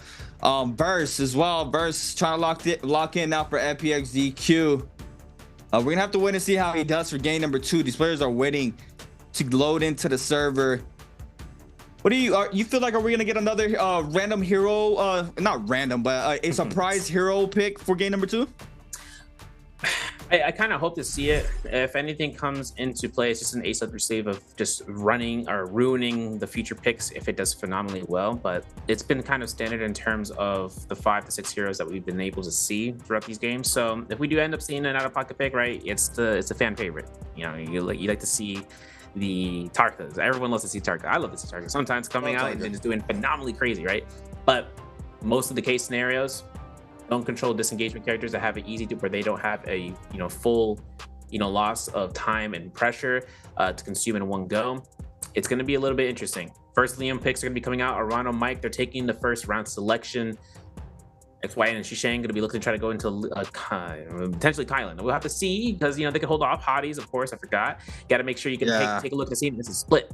Kylan and Hottie. So that means we can get 3 Hotties potentially, the 3 Kylans, or we can still have a lockdown of just only 2 each because Verse and TT25 could choose the same bracket. There's Kylan number 1 up, Hottie switch out for TT25. Verse making sure he can, think about it a little bit, contemplating it, brainstorming it. They switch over to Kylan. They made sure to lock it in. And TT25 just wants to prove me wrong, man. This man's smirking, man. I swear. He's going to be looking to try to keep it 2-2. That's a ratio that's been easily dissolved, and everyone understands where the count goes through. Now, Exton is choosing up Matari. Spider choosing Matari as well. Now, it comes into this last round selection. If I'm not mistaken, for Spider, right? He's got to make it happen for this round for the full value. I mean, Wu Feng and Feng, both in the same pool selection. They could be looking for the Tem. They could look for the Justina. They could be looking for the Akos. I'm thinking it's going to be probably Justina coming up from Fong, but it's going to be a chance for Wu Fong to choose Justina as well. Now it's really up to whether or not Star and Wang Liang are going to be looking to try to capture a Temi pick for themselves, or You're gonna look dog at this. See Temmie coming out from Wang Liang. It's a zipping for a star. This is interesting because he's taking the same Tessa or the same instance of Mike, but Tessa coming out from Wang Liang, switching it back to Temmie. He can't decide. There's too many heroes in the roster for him. It's gonna be very interesting now that we're seeing the zip being played out a lot more. I didn't catch all the games. I think I watched 3 or 4 games from 2 nights ago, and I'm not sure if Zip came out for that night as well, but now seeing Zip being pulled back into the meta right now. We do see a lot of players testing that zipping for their games right now. But game number 2 ready to start here for the night, locked and loaded. These players are loaded into the server. To be very interesting to see who's made it to bounce back off of this. And OUG's Mike, this is usually where he starts applying the pressure to a lot of players and start feeling the way he feels for these games. But I mean, like I was mentioning, a lot of these players have been playing very consistent in their games right now. We do see the ults and F variations for the games, and we do see the difference there from Fong against Wu Fong. Fong choosing off for that V2 opposed for Wu Fong on the V1 for the ult choice, and everything else looks pretty much standard for a lot of players here. Everybody in the roster, you know, F2 V2s for the hotties, the F2 V2s for the Mataris, Liam's on the F1 V1s. And I mentioned the Mike because every time I go on Mike's stream, he's playing Liam. So this is the, you know, this is you know, the player, the character he has been putting in a lot of time into. And you know, we're gonna have to wait and see if it's gonna, you know, showcase here today for the bi-weekly final. Yeah, you know, the spawns here, Salvation Podium has TTG5, Fong, and I think Spider is actually contesting it as well. That's a crazy spawn for Salvation. The fact that so many players are there. Over by the Aquila's gate, Wang Liang, TE, they're over there just making sure they can keep the loot off of the gate itself and on top of it from the structure. The awning. It looks like Spider is actually over by the village into the northeast of the Yushan ruins, into the Ice Shard Lake. EPX's verse is going to be there. X1's Wufang is going to be in the Altar Tranquility. EVWG Rano into the Serpent's Forest, with the Misty Forest, as you said, to try to go for that Firefly Cage if it's there, potentially. Now, we're entering into game 2. Action off the rip. I already see it happening in the back of my head. It's going to be a moniker of violence over by the Salvation Podium here. All right, here we go. Got puzzle jobs for a lot of players right now. Nice parry there from Fong to XY. F investor there. It's going to be able to get the smackdown there off the F onto Fong. And Fong trying to regress XY. XY is going to go ahead and try to scatter on out from the situation. But Fong is going to be able to keep eyes onto him and still trying to apply the pressure onto XY. Now, Fong has V2 for the Justina F1. This is a gamer move, bro. I'm telling you, something is cooking into this vicinity. The F1 getting that 600 armor back for the full proc is something else. But Mike is going to take a lot of points here from Exon, as Exon has that blue armor. The swap has been made. The F1's invested. Mike looks to try to go for it. The RMB gets caught. No stagger between both of them. Exon looking to try to charge up the RMB. Being very careful about the switch to dagger. Looks to the horizontal release instead of hold check. Looking for the crouch LMB. And of course, if he looks towards pistol shots coming from Exon to the backline, Mike looks to try to find another armor to seek out in case if he needs to look to try to back off, but the pressure is on between both of them. Mike trying to scatter on out. Action with the armor event is going to go ahead and take a full reset as well. We have no eliminations yet so far, and as soon as I speak, to be Wang Liang taking out T225. Mike now and they caught off the 2-pick. F invested there for Mike to stay safe there off that 2-pick prowl there from Action. Now overholding, big damage there from Mike. Tries to go for the musket shot follow up there. Does not manage to do so. Looks like he is going to go ahead and scatter on out. Chazong is going to take out Wang Liang as well. So it looks like that was a little bit of a third-party action happening there in the kill feed. Yeah, Mike is still looking to try to keep the pressure on X, and of course, longsword is common rarity, dagger is blue. He's looking to try to go for the horizontals. We saw really quickly how quick he was able to aggress, finds himself getting caught by a parry. X looks to try to capitalize on the chase.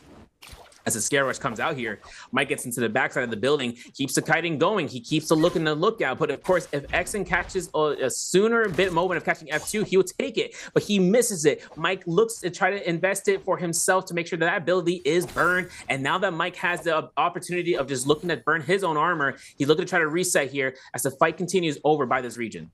That was disgusting there for Mike. He goes inside the hut there to avoid the line of sight there from Action and avoids the damage that Action was trying to hit in there from the F there. Mike with massive movement there. Action now with F once again. F invested for Mike to avoid a Prowl as well. Since that LMB, nice little roll tap dodge back there from Action to avoid LMB Prowl there off of that focus attack. Crush LMB, RMB, big damage here for Mike. Overholding on the dagger. Action now trying to see if he can stay up off this situation. Click comes in for both players. Now overholding. RMB focus there for Action. Sends it now. Catches a Prowl onto Mike. No F yet for Mike. Into the jump LB follow-up now. Mike to go ahead and invest the ultimate as well. And the musket shot or pistol shot there for action to take out Mike. And Mike's going to go ahead and take a trip back to the Soul Resurrection. This man hit me with the Trinity dodge this moment with the pistol shot into the face. You couldn't take anything less. Mike is going to have to look for the reset. Serpent's passive fights are continuing here. We see X1 Wufang burning out his F2. He's got ultimate. Spider looking to try to take this out. He switches target's position basically onto versus location. Now, as the staff comes out, he catches LMB. See the R&B clink comes out. Spider realizes he's in the thick of action here, and there's going to be an ultimate cast coming through here. Now, of course, Arano is trying to kite here throughout this vicinity versus from proc ult form. He still has one slash before he enters losing HP. There's going to be the slashes trying to confirm it. There's Keelan guard burned out. This is going to be a careful game here versus because you can get caught out between everybody in the corners. There's going to be the F2. The stagger comes out with the R&B. Spider looks for the jump LMB as a delay, and he captures it for his elimination. Beautiful plays there from Spider, quickly noticing that Verse is very weak there. He is going to pick that one up on the board for himself. Scrap off still unfolding in the back end. Massive scare rush there from Spider onto Wufang. Arano as well in the mix. Another scare rush there for Spider. 1-2 off the staff. Jump LB finisher there for Spider. In the back end is going to pick up the Soul Bloom as well. Has the ult online. Arano now against Spider. Clicks ×2 off for that now since the LB focus doesn't get the damage now. Go ahead, overholding since the R&B focus gets the damage. Jump LB as well. ×2 now. F does not catch the pro off of that. Arano now trying to scatter with no ult online. This could be bad for him. Big chances here for Spider. Like, I love the F2 investment after that jump LMB. It was an insurance policy to make sure he doesn't get staggered. Now it's going to be him up against the odds with Arano just trying to look for timing and spacing out. There he is, gets caught. F1 investment. There's a combo breaker. Spider has ability to look for an F2 stagger. He could be looking for the lockdown here. He looks for the F2 potentially to capture it. It's too soon. It's going to be Arano taking the R&Bs to the hilltops and capturing a turnaround here for the double R&B. Just trying to poke out damage to try to force Spider's ultimate. There's the R&B release. This is going to be Arano's kill here. He finds ultimate investment for the Auric Sword. He catches no binder's not going to be had, and as Arano looks to get caught by that teleport R&B, another teleport happens here. The F2, the investment to try to mitigate the F2. Thrust is coming out. Jump LMB, the teleport. It's close. The LMB, the F1, and Arano makes sure to try to catch the R&B. It's got to be careful. One clink is all that's needed for Spider here, and as it comes out between the two, they're just going back at it. Wow. Now Arano holding scare rush, trying to wait for an opportunity. Spider cutting line of sight behind the crate there. Both players are going to take a quick reset in. This is a big scrap off as well. Spider still trying to look for this elimination. Massive jump right there for Spider onto Arano. And the elimination is going towards Spider's way. And that's 3 on the board there for WBG. Spider being out with 3 early game into game number 2. Taking out 2 powerhouse players. Mike still in the mix against Action right now. Mike drops very low on the Liam. And he already lost 1 fight earlier. Now he needs to be real careful. He needs to stay alive, trying to make it inside the realm as well if he wants to stay inside game number 2. You know, the worst thing about this is that Exton knows exactly who this can be because he's already killed 1 Kylan already. He knows, or he already killed 1 Liam already. He knows where it's going to be because of the name. Now, Mike still trying to kite away here as to keep the reset on lockdown. He's going ahead and keeping it going, just looking to try to reset patiently. Exton has his position here to just look to the top. He finds the F2, doesn't get an investment worth value, but he finds a lethal jab just like that with the Hong Sword, eating away, chunking away. Mike taking a lot of damage here. He's got no ultimate. He only got F1 to invest in, and that's exactly what Exton looking to get through it, but that's a common armor swap. You know, Mike finds it every single place. The ultimate cast from Exton is a heavy investment. He looks to try to go ahead and line of sight this for a teleport, but he can't find it with his V2 ultimate yet. Mike still takes the time to resetting here carefully but methodically, and as Exton does the same, it's still going to burn away ultimate time for his own. Sort of Mike got a little PC in his head. He's like, sees an armor and it just automatically downloads to his mind exactly where it's at, and he remembers it in the most highest of pressure situations. As we see him always finding those armor swap, he's remembering those when he sees them, and that right there keeps him alive for a lot of situations, as we've seen time and time again there for OUG's my WBG Spider though. Already heated up, 3 on the board, taking the realm of Yang here for game number 2, our first one of this game against XY. And XY in the back end there, we see him with a blue dagger in hand. WBG Spider is going to have the armor plus weapon rarity advantage for the scrap off. Both players going up high here, going to the double pistol shots, triple pistol shots there for WBG Spider. Tries to go for the 4, doesn't connect them now. Now both players fall into the ground. XY playing east side on the other pillar. The scare was going to connect there for XY. Big damage now. F invested, catches the prior arm. be R&B F called in there for XY. Now tries to go for the LB Pro. Big fair there for Spider now. He's gonna go ahead and cancel it. Gets the LB Pro off of it. Waits it out. There's big damage off of this. And Spider gets the RB focus. No, does not get it. Now the Kylo ultimate is gonna be invested here for XY. Now the pressure's on towards Spider. Spider has to be careful here because Keelan Guard's already been burned. Yeah, but he can go for slashes here. There's the F2. There's gonna be the RMBs. The Echo almost hit him off of that rendering slash. Of course, Spider has teleports ready to go here. If he looks to the back line, tries to find a line of sight onto his target, looks for the heals, looking at XY to make you hopefully see the F1, but no, it looks like Spider's getting the elimination, man. I gotta say something. 4 eliminations. I think the drip is giving him the sauce here as he picks up the elimination. He's got them glasses. He's looking. He's notching them against this next fight coming out here. First against Chushang. This is gonna be a fight between a Kylan and the Hottie. Now, Burst overholding Chazong, investing that Hottie ultimate. Burst as well is going to respond with the Kylan ultimate, trying to see if he can find a dash. Going to go ahead and take a quick little reset and try to pop one in there for the white health. But now, what's going to be the mix up? Both players ult online. And I believe Burst ult might run out. No, Chazong's ult runs out faster. Chazong now gonna play up the sky. This could be bad for him. The double dash could have got caught up with a clone there. Chazong staying up, avoiding it. He's gonna play the high ground game. Does not want to be caught out here. He's gonna go ahead and hold blue. Now click comes in off of this burst, and Chazong going at it right now. Pistol shots connect there for burst. Chazong staying up, getting caught up by the scare watch. LB prime for Chazong. F invested there for the Kylan. Both players trying to stay up. Now the LB focus does not connect there for Chazong. Trying to find another opening. Nice weaves there for burst, and Chazong trying to stay up. Catches the prio, and that's gonna go towards Chazong's way to the aerial R&B finisher there for Chazong, winning this Roma Yang.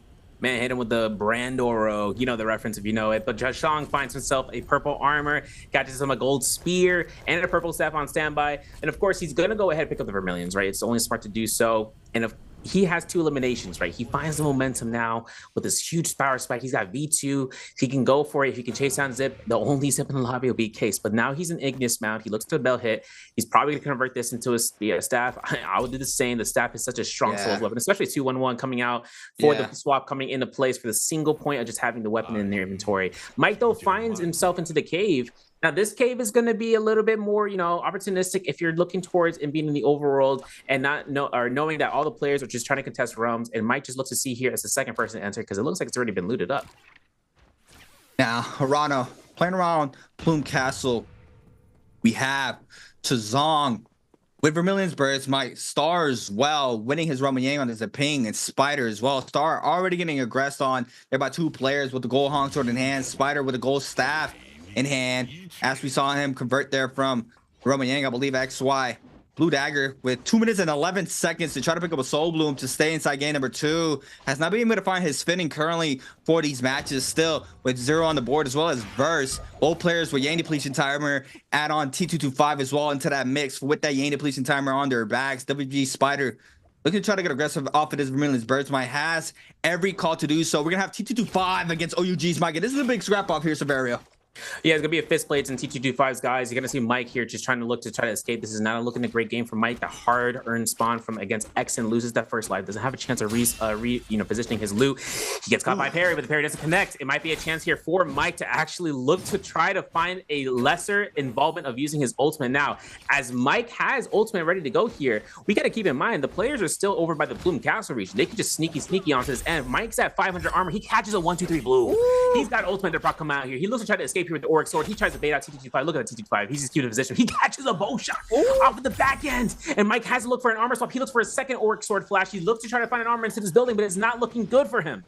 Keep this in mind. This is Mike's game on the line currently right now. T225 applying a lot of pressure towards Mike's way. Mike trying to stay up here in the situation. Gonna go ahead and continue the movement game here for himself. And has the weapon of choice to do so as well. He's gonna take the Wind Gust. Second Roma Yang starting to form on in as well. T225 might be eliminated off this Yang Depletion Timer as well. So he needs to try to pick up this elimination onto Mike. But Mike is not gonna make this easy for him. We do see him full focusing right now, and everybody's retreating off of Plume Castle. So Mike might be able to get out of this. He can force an instigation between the players. I mean, listen, they catch a grapple on him. They know he's low, but if anything comes out, T225 could get spotted out by an unbeknownst player here. Versus in instances, he's going to be one of the fuse. If he finds another Liam, for instance, Mike would potentially transition the focus onto that one. Now, of course, T225 backs off. We got 19 seconds for XY here. Gets caught by the R&B by Verse. Pistol shot in the micro decision making here. He goes for ultimate for the Keelan Guard. It's going to be forced off here due to the low HP threshold. He catches, slashes back and forth. He looks for it and tries to keep the pressure. He's doing it, but we still have 4 seconds of invulnerability, and he's about to time out here. And as XY has 0 eliminations, he's going to place out the first hard elimination into this game. Looks like Verse is gonna pick an elimination there onto XY. Verse, but a nice elimination there. Investing this ultimate is very low. Has Star and Fong on their trail now. He needs to be real careful. Applying the pressure is gonna go towards Verse's way right now. Does manage to get a blue armor swap with no online. Arano already posted up for the next run with Yang, Fong, and Star. Not gonna let this one go for now. We have a big pair happening for Star. Verse now gonna go ahead and get hit up by the R&B focus there from the Gohan Sword. Catches the pro off of this. T Star's gonna go ahead and invest the F as well. Overholding, doesn't let loose, does not get the parry off. Fong now gonna get a little bit of damage towards his way, but Verse in a really bad situation here, could be eliminated off of this, and he has 30 seconds to try to pick up a Soul Bloom here. Being careful here. He finds that rotation. He finds the fist plates. He scares in and out and bobbing and weaving. No one can catch him here unless they can catch him on a timer duel. That's going to be the only thing that's going to keep him on death's door. F1 investment, parry mode invested, but he's going to be 15 seconds left. Verse has to scale rush in and through. Try to find a heal here, but Star is the lowest target. He gets caught by a pistol shot onto the back end.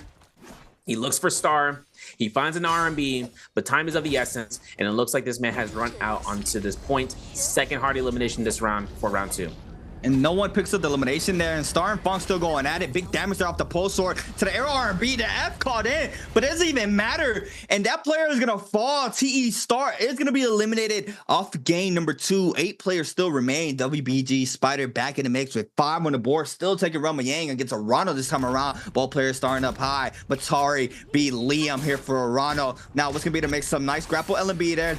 Double pistol shots for Arano, overholding the F. Does get the damage there. LMB, jump LMB. Now LB Pro for Arano. What's the mix-up off of this? Could be a TOD. Now the Raw Dragon coming into play. LB Pro here for Arano. This is gonna hurt here for Spider. It's an arrow LB. Crash LB. It's an Liam F as well. LB RV focus there for Arano. Just showing up, and Spider knows that he messed up. Tapping his face, and Arano with a big TOD combo here in the Rama Yang in game number 2. Big one up for Arano here, man. He's catching this first elimination. He catches the Rama Yang victory all in one spell swoop, and none other than against Spider and against a Matari, someone who could have caught a soft combo opener for an ultimate cast or even F2 and gets caught regardless. This is huge. This is where Liam's going to be able to come through. We know that Mike is the only other Liam into this lobby, so it's really going to be careful whether or not he is still into the game. Otherwise, double White Tiger's prowess are on the field. 8 players total left alive. It looks like we still have players that still hold it down into the Plume Castle as Spider finds himself just trying to burn out time and trying to catch a Soul Bloom.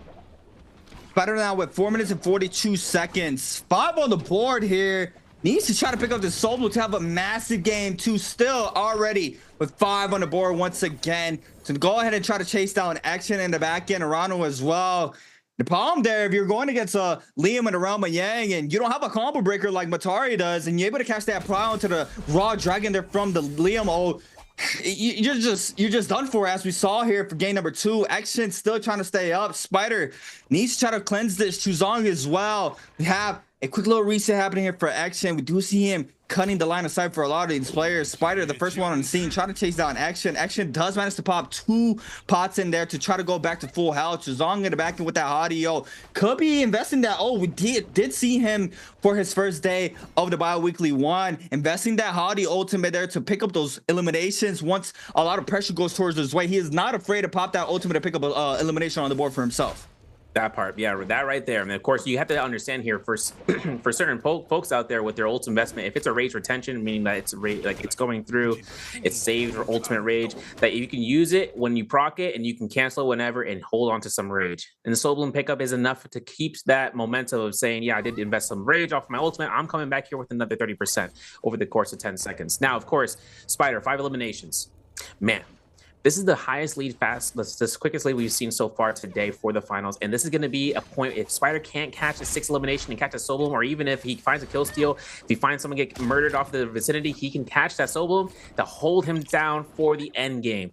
And of course, everyone can notice if someone gets low that they'll look to try to target Prio, no questions asked. And Mike, the hunter seeker, he's right there. He's holding off here. TT25 no longer in the lobby. It's definitely going to be Mike that's going to be an issue for Spider here come throughout the time frame.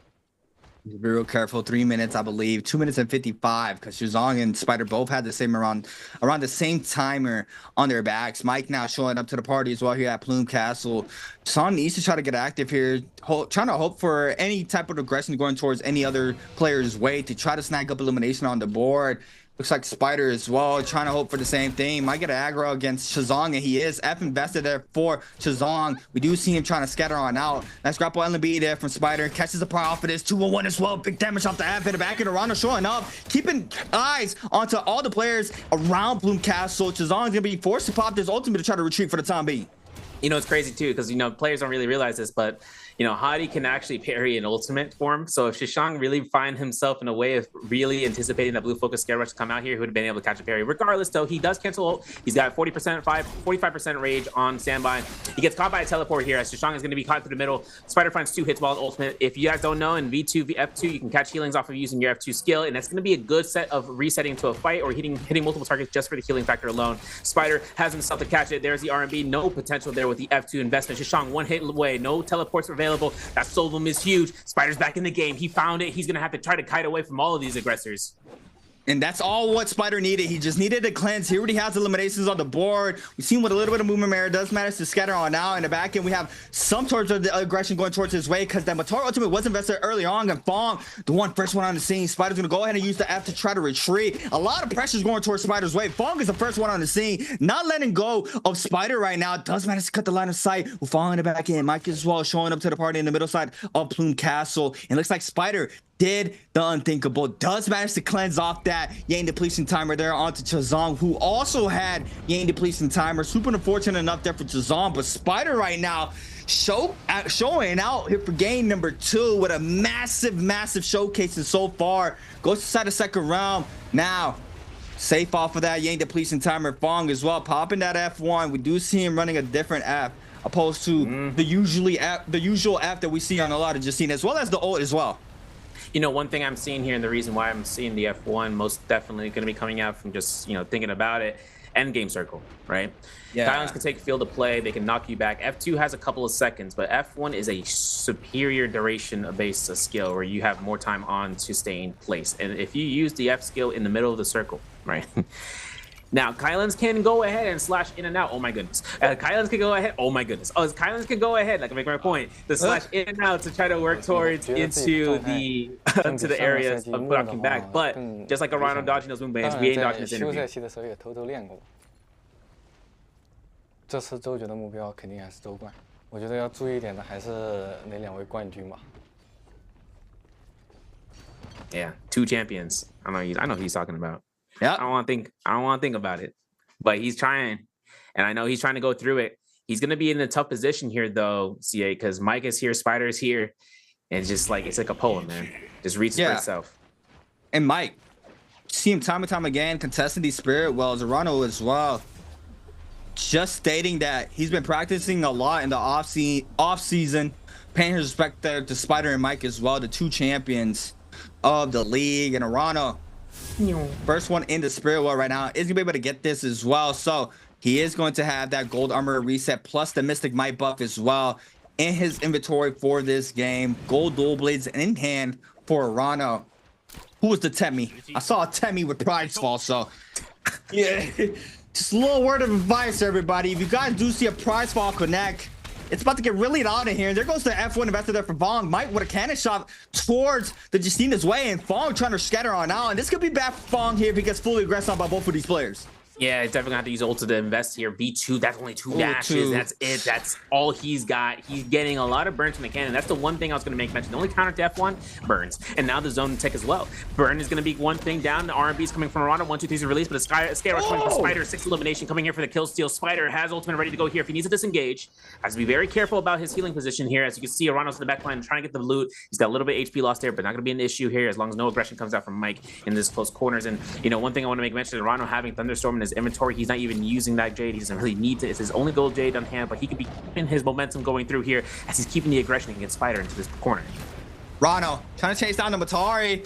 No, something's happening here. F into the LB product for Spider. Now he's gonna go ahead and invest his Matari ultimate as well. TP back over holding, tries to avoid a parry. Now pops the F as well, catches the pro. F caught in there for Arana in the back end. Lots of pressure going towards Spider's way right now. Needs to be real careful. Might want to retreat off of this situation. Now the F going towards Mike's way. Gets a little bit of a damage towards Mike's way, and Spider now gets 2 players on his back, Wufong and action on his trail. While Leon just cutting noise at the back end. Spider trying to stay up in the situation. Does manage to scatter on out towards the Bane. Now looks like Mike has his full eyes onto Spider as well. The Matari now getting caught up in his zone. He's to be real careful here. He drops very low, takes a lot of damage in the zone, trying to scatter on out right now. Gets hit off the RB focus there in the back end. Spider with one shot might get hit off the Bane. No, stays alive. Now playing the outer ring of the zone now, trying to stay up. Does manage to pop the F as well. Gets common armor swap. He can't stay alive for the time being. He does manage to stay up for now to start being focused. These players are still full focus in the Matari right now with only 70% range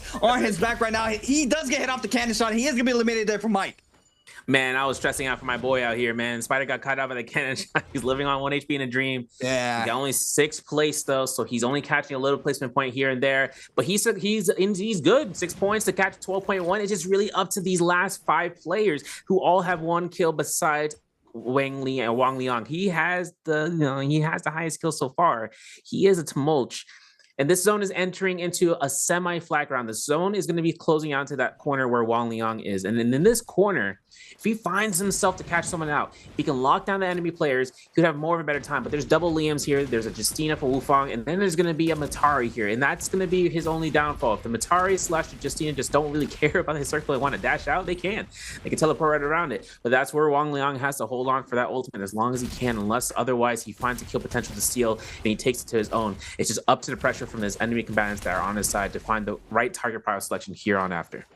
And I love this for Wang Liang as well, not really showing himself right now in this end circle right now, because he knows once that ult goes off live for him right now, he's gonna get full focus from all these players here, and he wants to try to pop that ultimate in the last final moments of this game. So Wang Liang playing it very, very well right now, making sure he does not get forced off that ultimate. Ronaldo applying tons of pressure with that cannon. Mike as well. 2 players running cannon right now. It's going to be ODOG's Mike and EWG's Arana. Wufang, the Sky player there with a gold staff.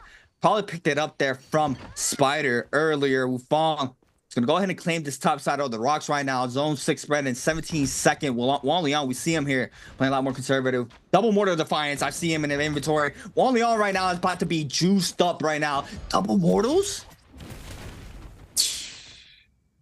Man. I don't think I've seen that so far in a Pro League game. Bro, my man, is insurance policy. It's like my abbreviation of the new character Kylan, but it's actually Keelan. Insurance policy. Keelan, we gotta make sure we get that pronunciation. Shout out to Roxy in the chat. But the things that you gotta keep in mind about this endgame circle is that double Liams here could just snag. The problem here is that Arano has Pole Sword. And if any person wants to take a chance at just trying to lock him through, he'll just zone form proc and he'll just say, hold on for dear life. Am I going to go for a shunt? Am I going to shift into this? Or am I just going to go ahead and release this? How about you try to throw a blue focus as well and then see what happens, right? That's the type of things that can happen against even a Temi where he's forcing F1. Guess who's going to be countering off Temi, right? F2 Matari. She's going to thrust and catch him off and they're going to knock him to the zone potentially. My force proc ult, that's best case scenario. It's just all up to this final circle that comes out of it. You see Wang Liang, he's just throwing out these prize falls left and right. What are you trying to do here, dog? What are you trying to do? You trying to make CA trying to go out and peek the mic? It's time. Everybody trying to claim a little bit of area here in this end circle. And Spider was cleaning out the whole server right now. He has 6 on the board. We can see the eliminations right now on the left-hand side of the screen. Just 1 and 2s for everybody on the board. It was Spider just running it down here, picking up most of the eliminations for this game. We see everybody now in a congested area.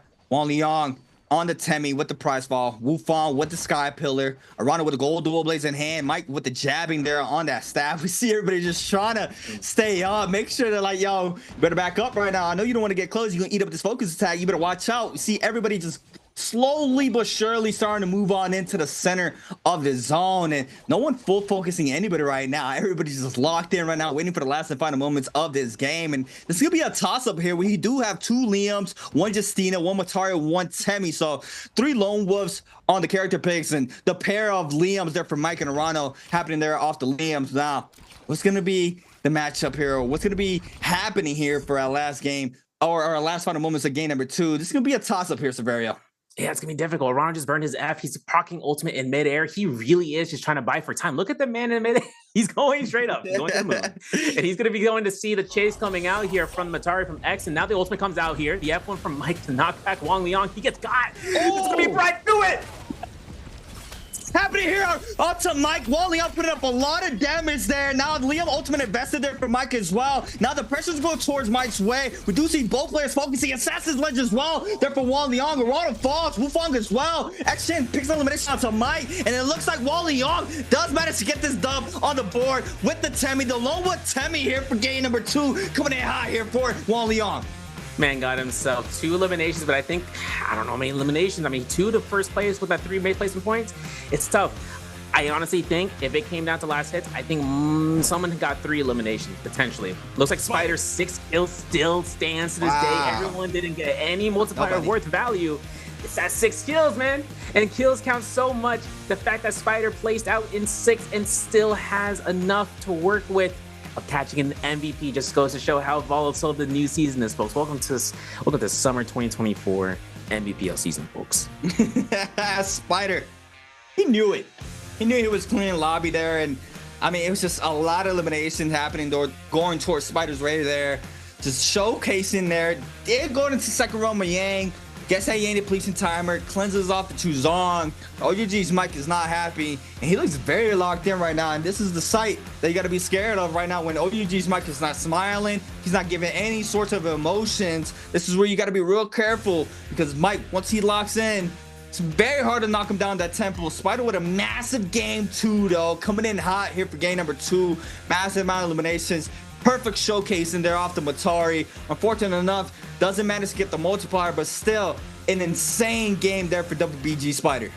Yeah, it's got to be honing in here. I mean, Mike, he was kiting for like half the round. It felt like, and to the majority speaking, when it came down to the first half, when his fights against Exon had occurred into the quarry, in the beginning, his objective there was to catch first elimination as soon as possible. That did not happen. Blue Armor and the Longsword kept Exon into that fight for as long as possible for what it stood to go through. It was just a mention of whether or not parry checks were going to happen, who's going to burn F, and how fast can you aggress back onto your target. He found the first elimination, I should say, for Exon. And now Mike went back in, never had a chance of really coming back, but he survived even against the chase, against the odds. TT25, you saw that bow shot after the sword fusion teleport, where TT25 really just came down into the works.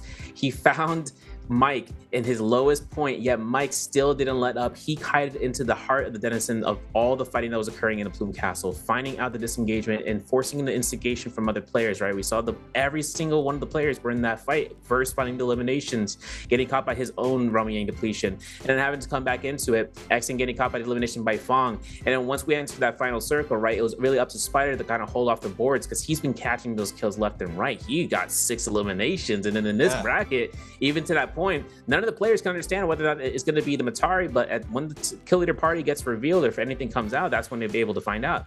Who knows how much pressure came through when that Moonbane occurred, but he still kited throughout that Moonbane. He found himself into that position, and even though into the last end circle he tried to stay alive, it worked out. My man's came back through with that placement and catching his first MVP to finals for this week. Yeah, I want to talk a little bit about that end circle as well. Liang, a lot of players were playing the top side of the end circle there. Liang, forced to play the low ground there on the Temmie.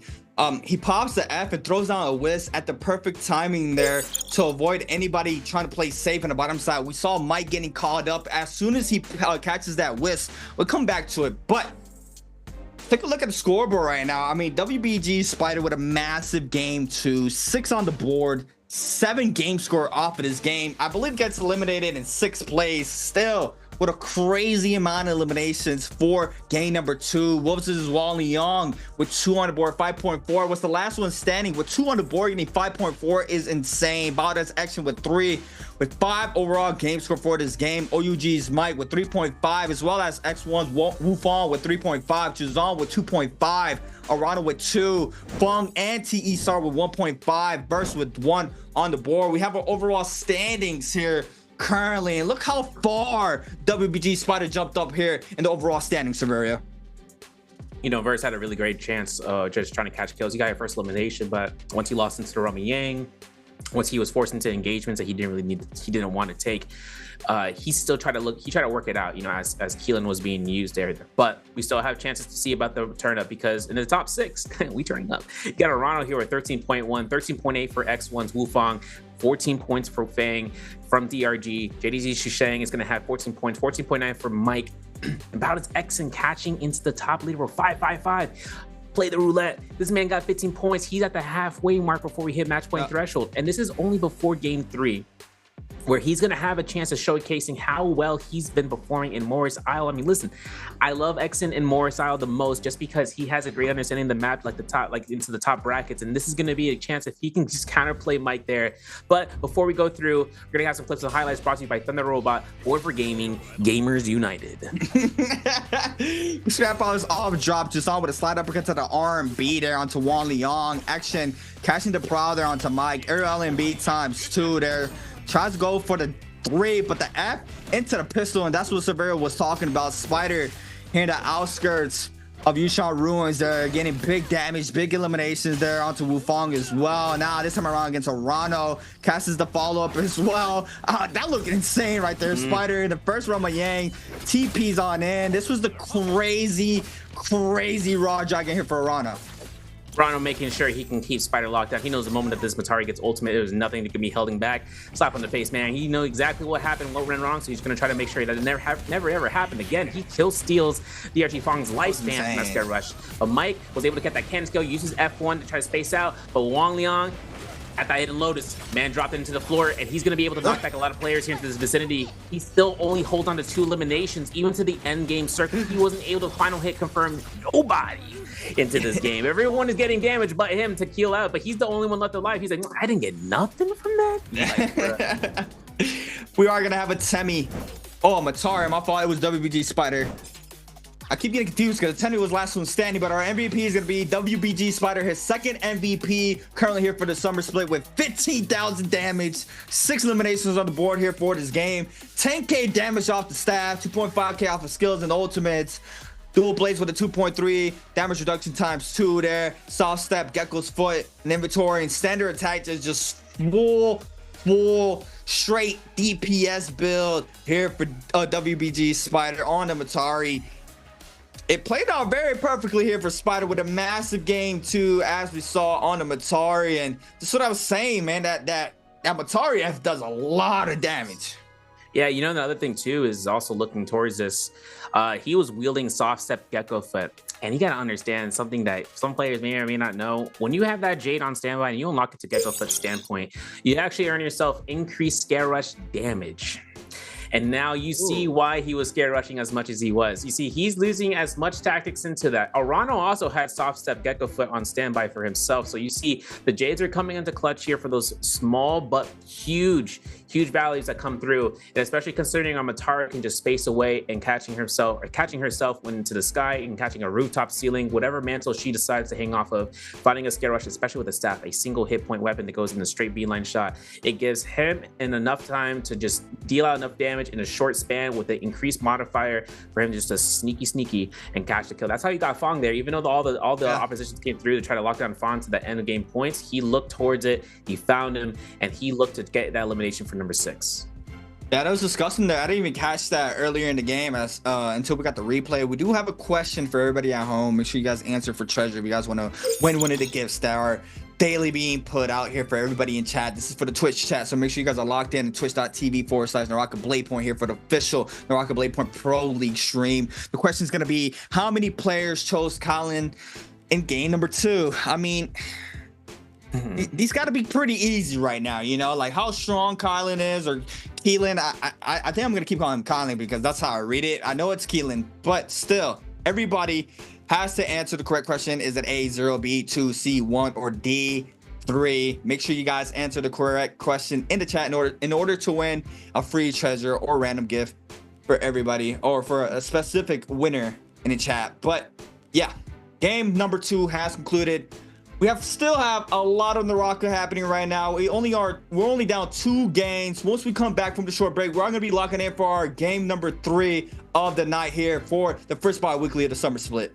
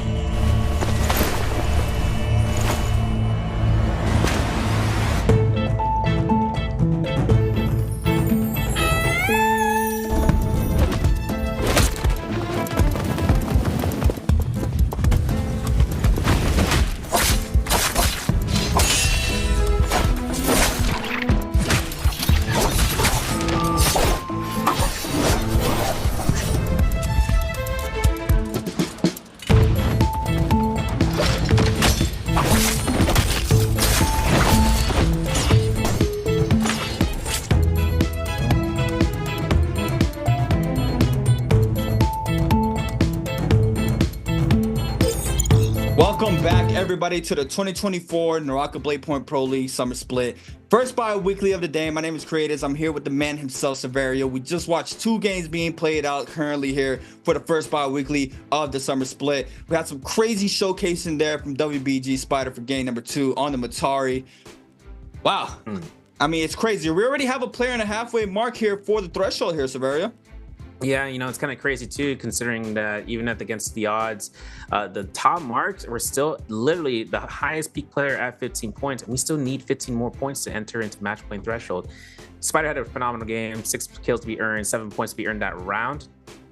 Game 3 is going to bring us to Morris Isle, and I'm curious about seeing about whether or not players around the vicinity, such as X and Mike, TT25, if they can get that same amount of momentum in a single round that just keeps that propelled motion going, man. Yeah, we're gonna have to wait and see how Mike responds off of that game too. Didn't have the best showcasing there for himself, but still, now this is where champions are made. Game number 3. I would call it the halfway point of the games, but right now it's a toss-up right here with the bi-weekly finals. First person that makes that threshold has to make that MVP off their next following games in order to take the bi-weekly home. Wang Liang, a crazy showcasing on the Temi there and being the last one standing. Unfortunate enough for him, didn't have the eliminations there to take the MVP home for himself due to WBG Spider just having a crazy 6 elimination run off of that game. But needless to say, beautiful performance there from Wang Liang. I mean, we still seeing Zapines being played out here, Survey. That's very catching me off guard. I'm not gonna lie. Yeah, sticky Zapines, one Zapine to rule them all. And I think one thing that comes out is it's just her sustain is great. It's just now in turn to this meta, it's more about the control, right? I mean, when we had the Fairy Shen Zapines dominating throughout the old school, 3-round selections for solos, and having at least 4 Zapings or even 3 minimum to be accrued, and then into 4 threes Fairy Shens, you got to understand that was during the meta where there wasn't as much chances of pushing out. We didn't even have a hottie at his peak during that season, but now that there's chances for Kylan's as well as for Liam's, where there's an insurance for the Rummy Yangs, that alone can set up a lot of more safety net, because not only is Zipping more of a grounded unit, but Fairy Shen has to go into transformer mode if she needs to try to protect herself, and that's not a huge investment that you'd like to take, because once you take yourself out of the mech, you'll get focused out. You get immediately focused, even if you are in mech, because of range shots. But Zipping on the other hand too is going to have to look to just try to keep the sustain, keep kiting, keep moving, and just hope for the best for however she operates. But regardless, Liam's getting a double ban on him, as well as Kylan. That's going to be 2 for the hot prediction in the chat, but we're going to have 3 Matari or 3 hotties here. We still have a chance of seeing 3 Mataris, since Fong was the only one out of round 3 selection pool. 5th round's going to see an Arcos from Arano. You love to see this is going to be a Morris Isle potential for him to have a great game. But of course, Mike, option selection goes to be the second Matari, so that means if he does hold it down, he's deciding to switch it back into Temi. That's going to be the second to the possibly 3rd Temi to be in the lobby if XY or Chi Sheng decides to rock that into this round. Yeah, Mike having that very polished Temi.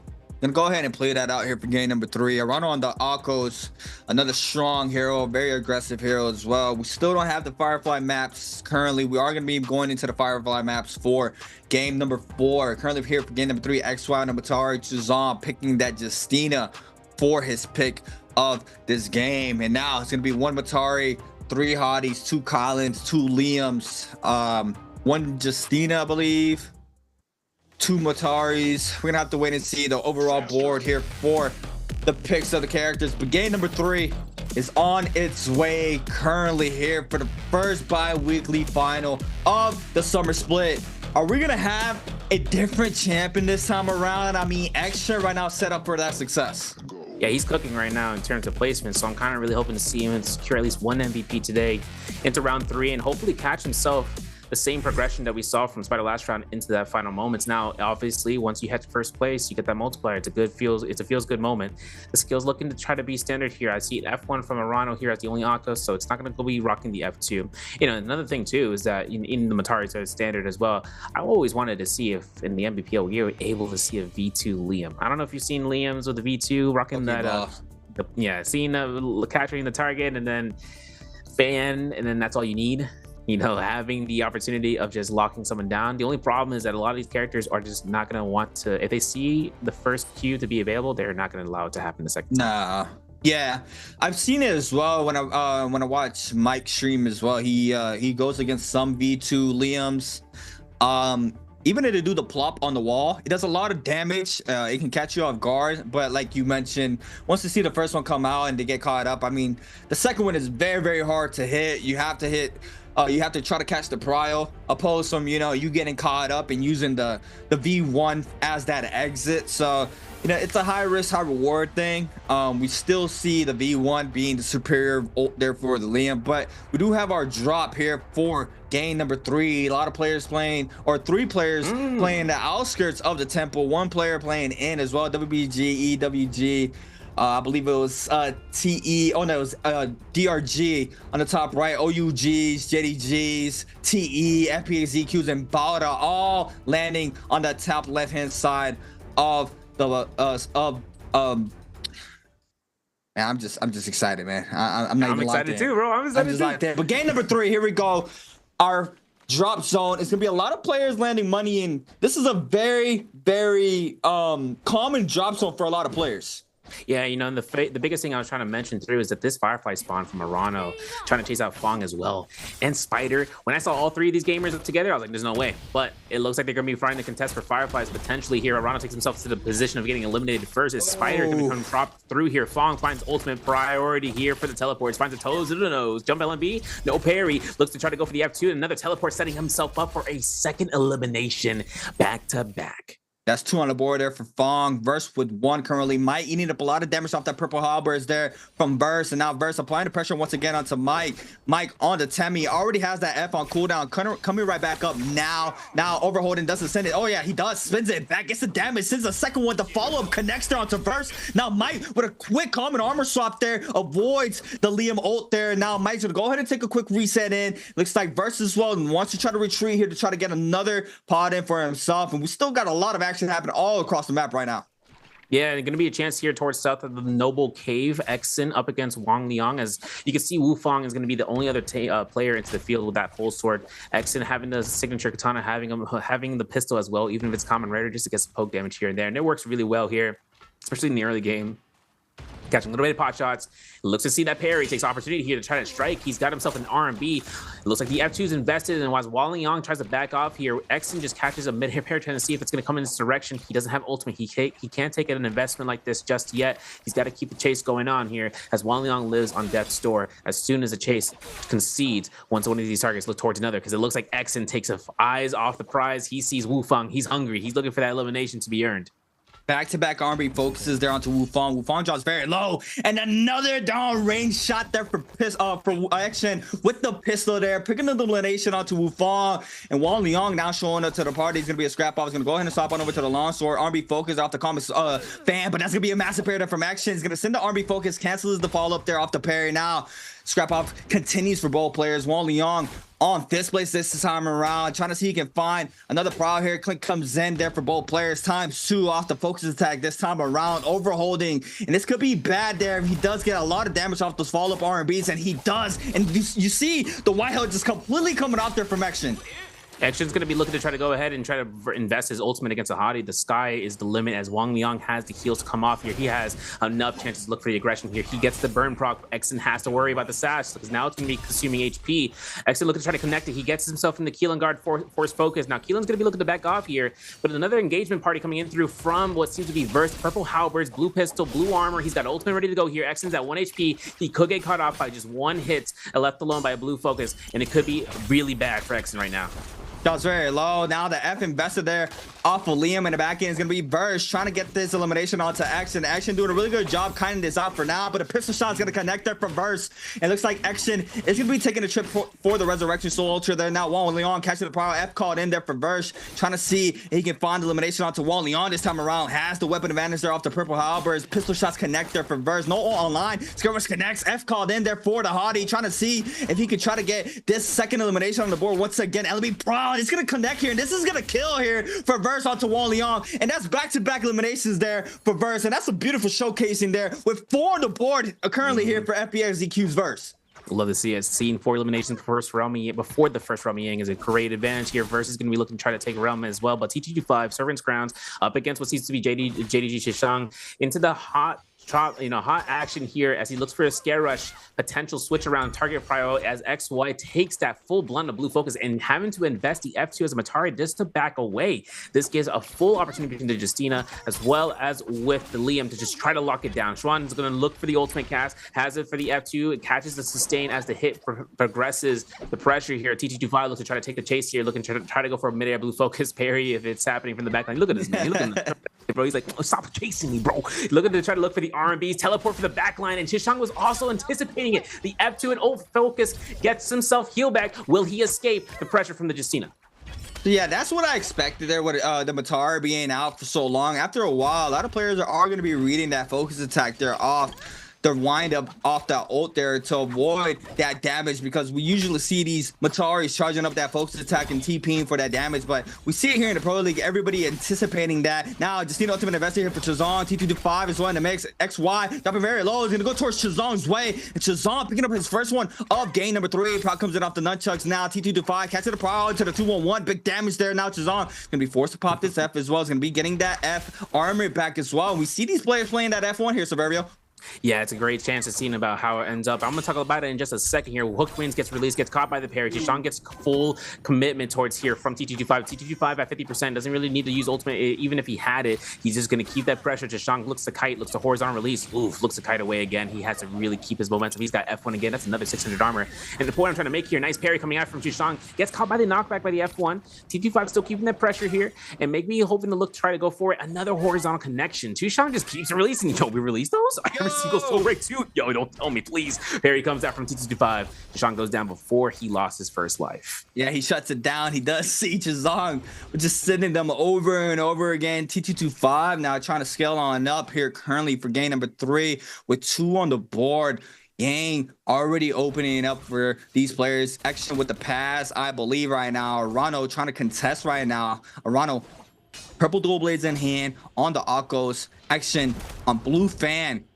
Go ahead and pop that after on the key lane here to try to make sure he can back on up. Has a little bit more timer left there to be ordered. In order for him to go inside the realm of Yang, Arano looks like he's gonna go ahead and just stop the aggression. We see Mike in the back end as well. On the mini map might be showing up here for the Yang. Looks like Action is gonna be able to go inside this realm of Yang for the free now. He's gonna wait this out though. Let these players go on in and gonna wait it out. Fong as well, waiting for his perfect opportunity to go inside the realm of Yang. And currently right now we have FPXQ's verse with 4, KLA's T25 with 2, JDG Chazon with 1, DRG's Fong with 2, and Bada's Action with 1 on the Keelan TE Star, though already posted up in the realm of Yang, trying to waiting for his opponent to show up here for the first realm of Yang. See a lot of these players, I did catch it there from Mike as well, waiting out the realm of Yang. So a lot of these players are using that as well to their advantage. It's going to be WBG Spider against TE Star for the first realm of Yang of game number 3. Yeah, and then Spider has 2 purple weapons on standby, Staff and the Nunnies. Gonna have to see whether or not Star's gonna take the mid-air fights. We've seen it happen before. Spider takes it to the sky, drops right down below. So now it's gonna take field of play towards his position. Nice. Having to be invested. Spider looks for the cannon shots, hopes to try to get an LMB, gets caught almost by the pelvic thrust, but as the LMB gets caught through, he has to invest effort himself because Star could be looking for the LMB uppercut. You know what, Keelan comes out here for the ultimate. Now the Hottie ultimate comes out, the 20-second duration for that one. Now Star takes the high ground and try to keep the conservation of rage as he gets himself right back down below as he takes a heal armor pattern. Now he gets caught by 1 horizontal slash. Spider already invested 2. Now he's gonna be looking to try to invest his HP slashes as it comes through to get consumed, and Spider has purple ultimate. There it is. He deforms. He catches him with the horizontal slash. He's going for a charge attack. Looks to expend the stamina. He catches him again. There's going to be the echo slash into an LMB. Wait a second. Jump LMB. He cancels ultimate to try to go ahead for the position that he's got. And now Star has to burn the F2. This is a close engagement that Star could just really get locked out of. Needs to be real careful. Spider applying a lot of pressure to the jump LMB finisher there for Spider. TE Star not happy about that one. Spider showing up once again in this realm. He's gonna snag up those gold nunchucks for this round. Fong as well is gonna get that Vermilion's Birds Might buff plus a gold armor, and we're gonna have to wait and see what gold weapon. Sorry, we're gonna have to wait and see what weapon he gets out of this realm of Yang. TE Star might be resin pretty close. He might be going against Spider, but we got Wufong against FPSEQ's verse. Both ults are down right now. Nbpl there. Happening off the halberds for Wufong. Scare rushing on in. Both players parry. Trying to go for the RB makes. He does manage to get some damage. Big parry, different burst. And eliminations go towards his way as well. Wufong falls first. Happy about that one. Spider getting applied a lot of pressure here from TE Star here with the gold nunchucks. There's gonna be a rematch coming between the two, and Spider also has Rupture Gale Orb with that purple cannon being invested and being gathered from the Realm of Yang, so that's really strong for him. He's gonna have to look to try to keep himself alive just for a couple of seconds longer, having to 4-star in a position where he's not losing all his armor in the engagement. Now he catches an LMB after that Scare Rush. That's huge. F2 investment, great, but Hadi looks to try to go for the fist blades and keeps the Scare Rush going. The F1 investment, parry mode activated, and Spider backs off here. Has to be careful, has himself to use ultimate. This is a huge investment coming before his first Realm of Yang in terms of his life from the Vermilions. Spider investing ultimate against an Hadi inside of the Eventide Temple. It's a tough position for him to find himself to do that, but at least he forces Star away. Star's at half HP threshold. We know that this is going to be a target that Spider may or may not realize is the one the Realm of Yang target, considering the fist blades are out, right? That's the key point of recognition of knowing which target you're going up against, and considering that right now with the golden unnies, if he catches an RB, it's going to force Star in a position just trying to back off, because the amount of damage from that is obscenely high. Ooh, massive pair there from Spider onto Star. Gonna cancel it. Going to the LB Star investing the F there to avoid the damage now in the back end. We have another player showing up, another player showing up, another player showing up. We got Star, Wang Liang, Mike, Arano, Star. Everybody posted up now. We see it here in the overview of Temple currently right here. TE Star with a nice getaway. Arano, first one on the scene though. Full chasing down Star here. And Star with 2 minutes and 18 seconds, 65% here on the raise. Cancels it. Does get a little bit of the raise back. I believe save 45% off that ult there to try to get it right back. But everybody started showing up to the party. Spider as well cuts the chase. Does not want to be eliminated here. But Verse with a massive game right now. 5 currently for the man. OUG's Mike still trying to get active on the Temi. We see him purple katana in hand, and katana not really shown a lot in these pro league games. We usually see the Hong sword, if anything, being called out. We have another player with Yang depletion timer. It's gonna be T225 catching the prior onto Fong, and now Fong needs to be real careful here in the scrap off. Yeah, Nexon's gonna be really careful because he's got himself in a position of catching the RB. Ooh, he wanted to die. He wanted that buff to run out. Yeah, gotta look for a respawn, because then he can just go for free zone, just walking around. Plus, you know what I mean, more kills for him in the end game, you know what I'm saying? You know, trying to get the party back into the game. If he knew who he fought in the Realm of Yang, it would be a case scenario. You know, it's crazy. Verse 5 eliminations. Liam, he's got himself pretty snazzed. You know, pretty snazzed out in terms of where he's standing right now. Nearly the same case as Spider when it came down towards round 2. Now, of course, we still have to look into Realm of Yang 2, seeing if whether or not he's going to take the investment there. Mike, you know, purple katana, he's holding on to it. He's playing Temi too, and you know how Temi's work with the katana or a Hong sword, and having to control with that. Yeah, he can get a lot of damage there if he catches the prowl there with a katana, but Wufong still trying to get active. A minute and 30 to Zong as well. He's gonna go ahead and try to wait this out a little bit. It doesn't have ult, so he doesn't want to get it called down. The third party and Iran are already in the mix as well. Here the outskirts of Temple. Wufong, time is ticking.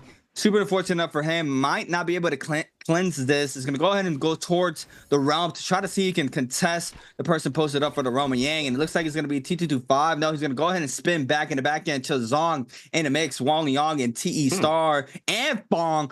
Everybody posting up. A Fong with a massive scare rush there. Gold pulse sword in hand here for DRG's Fong. And he's put up a lot of damage on Star. We see him using the ult once again to retreat. Yeah, Star is having to invest the ultimate as a safety net, but he's going to run out of life here very soon. Realm of Yang depletion. Wasn't able to find any eliminations here this match. Wasn't able to find a soul bloom in the pickup span. Goes straight towards his zone, try not to give any eliminations. This is finals. We cannot give kills. And so he knows exactly where the objective is. Wufong, though, on the other hand, he needs that soul bloom and looks like he's going to lose the race here. But nope, he bomb dashes as fast as possible. And Wang Liang is in the zone as well. This is Hadi versus Hadi right then and there. There's going to be 3 Hadis now, 2 down or 1 down, 2 to go. And then we switch over to the Realm of Yang, and I'm going to say to be continued with that engagement north of Eventide, but it's Mike versus Spider.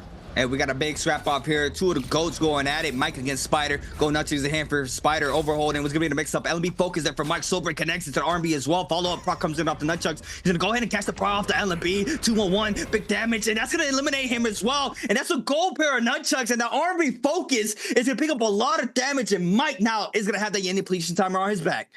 Big damage coming out from that weapon of rarity. Now TT25 on the other hand, right? He's even Steven lemon squeezing with Arano here for the purple rarity weapon and armor. So they're both on equal terms difference. Character selection, skill selection. Of course, we're gonna have to see whether or not Arano tries to burn out the F1 here. Finds a parry, nicely done F1 from TT25 to break out of the chains. Finds himself to use Auric Sword, and the F1 comes out. The mitigation is active for Arano. So he takes a cannon, he takes a Rupture Gale burn. He looks to try to go ahead and wait the opportunity of using ultimate, because if the moment he casts ultimate, TT25 is looking for this. He's earningly looking to try to look for a lockdown here for a York Sword. There it is, and that's going to be it. But the pillar could save him. Who knows? But the army gets released, and that's going to be Arano's demise. TT25 finds his victory here, finds a gold weapon, maybe a White Tiger's prowess buff. He's earning himself his third elimination and Immortal Defiance to save all Jade with gold halberds on Liam. It's a nasty combination. Gold minks. The minks are out here for T225.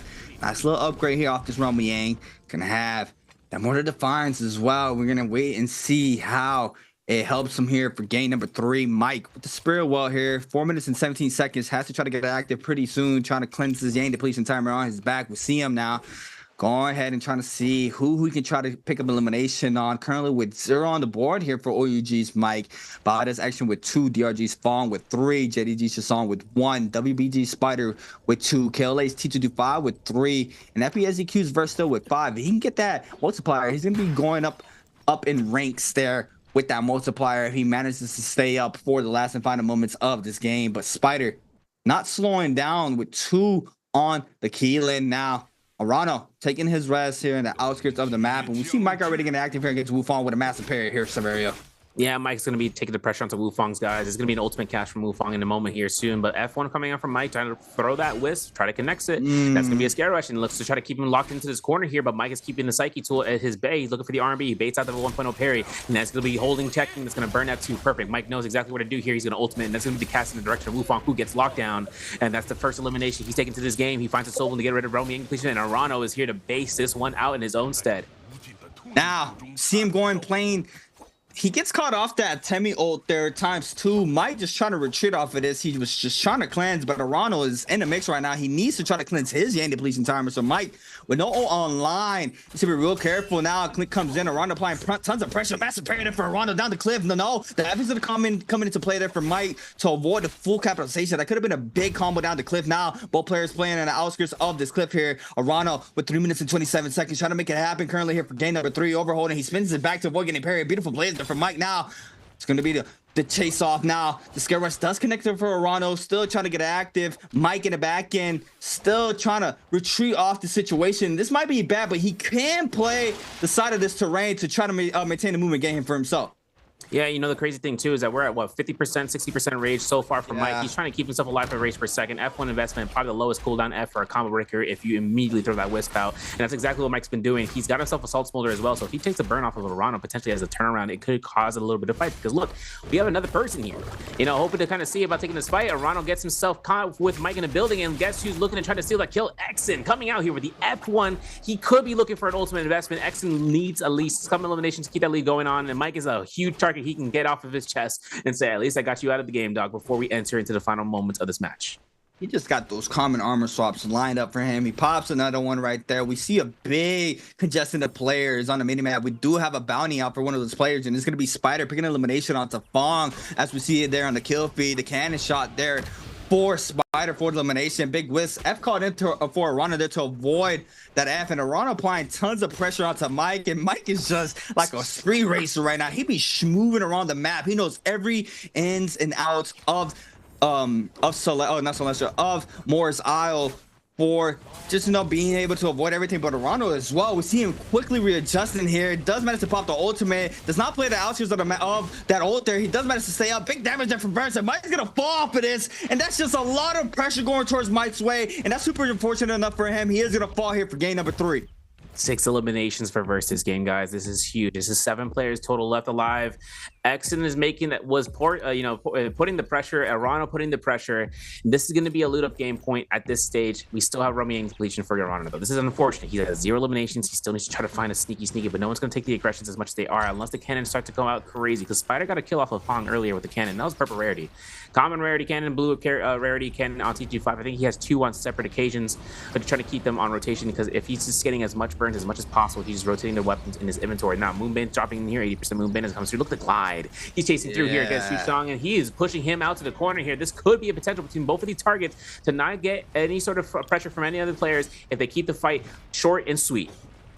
Big damage happening here for Arano to Jazon. Jazon just trying to back this up. Massive parry as well for Arano. Big damage as well into the sap. So he is going to be getting some of the help back. But Jazon overholding, catching the R&B LMB there for the extra damage. F1 called in for Jazon in the back end. Arano now trying to scatter on up. Another player showing up to the party is going to be Bada's Action. Action currently our runner-upper here for the most points of the first bi-weekly of the summer split right now with 17.5 as we see it. DRG Spong as well, though, with 3 eliminations, does end up securing that second place spot with the same amount of eliminations. Now, Justine Ultimate invested here for Jazong. Arano in the back end, still trying to get active with 19 seconds left. This might be bad for him here.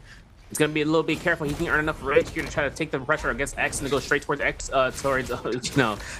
But the thing is, now it's Keelan. Now it's a Keelan guard still active, and Arano may not even have a chance of getting this. Hell, I think he might even get caught by a Justina dash within. There's the R&Bs. There's a knockback, and Arano just can't catch any sort of break. He gets eliminated as the last hit confirmation for Chishang. Now it's going to be up to Bowder's X, and that's the Keelan escaping from the clutches of death. He's got himself 2 kill eliminations. He's resetting his armor. He doesn't have a lot of supplies to work with here, CA.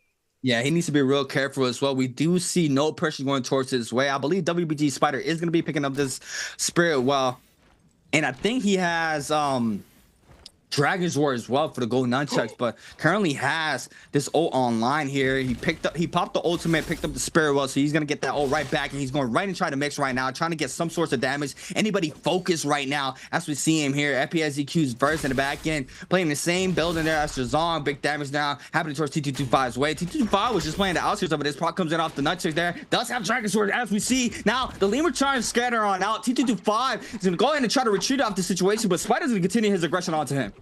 2.5 minutes left for White Tiger's prowess. Gets elimination. He'll get proximity damage. We saw it in trios, and that thing's menace. But in solos, it's more about the sustain over time. And if you end up getting the extra damage across different vicinity to targets, this is cream of the crop. Spider looks to try to go ahead, sees the low SL target versus the one Liam that's going to be on aggression. This is tough for Verse right now. He needs to look towards leading out here and just trying to space around. Just Shang has his ultimate active for Justina. The Army fan comes out from Xen. Verse is having an incredible game, 6th place. This is still going to be good. He could have get 7 points. Everyone, though, in terms of the final remaining players, have at least an average of 3 to 2 kills. Now Spider has himself and just trying to go ahead, finding the F1 investment, looks for the cannon shots against T25, finds that Rupture Gale proc. He's looking for it again. He keeps himself momentum onto the cliffside to try to look for a way to scare rush away, but T25 says no. Storm Stride proc out here. Moonbane in the vicinity. They're in the center of the Moonbane here, yo.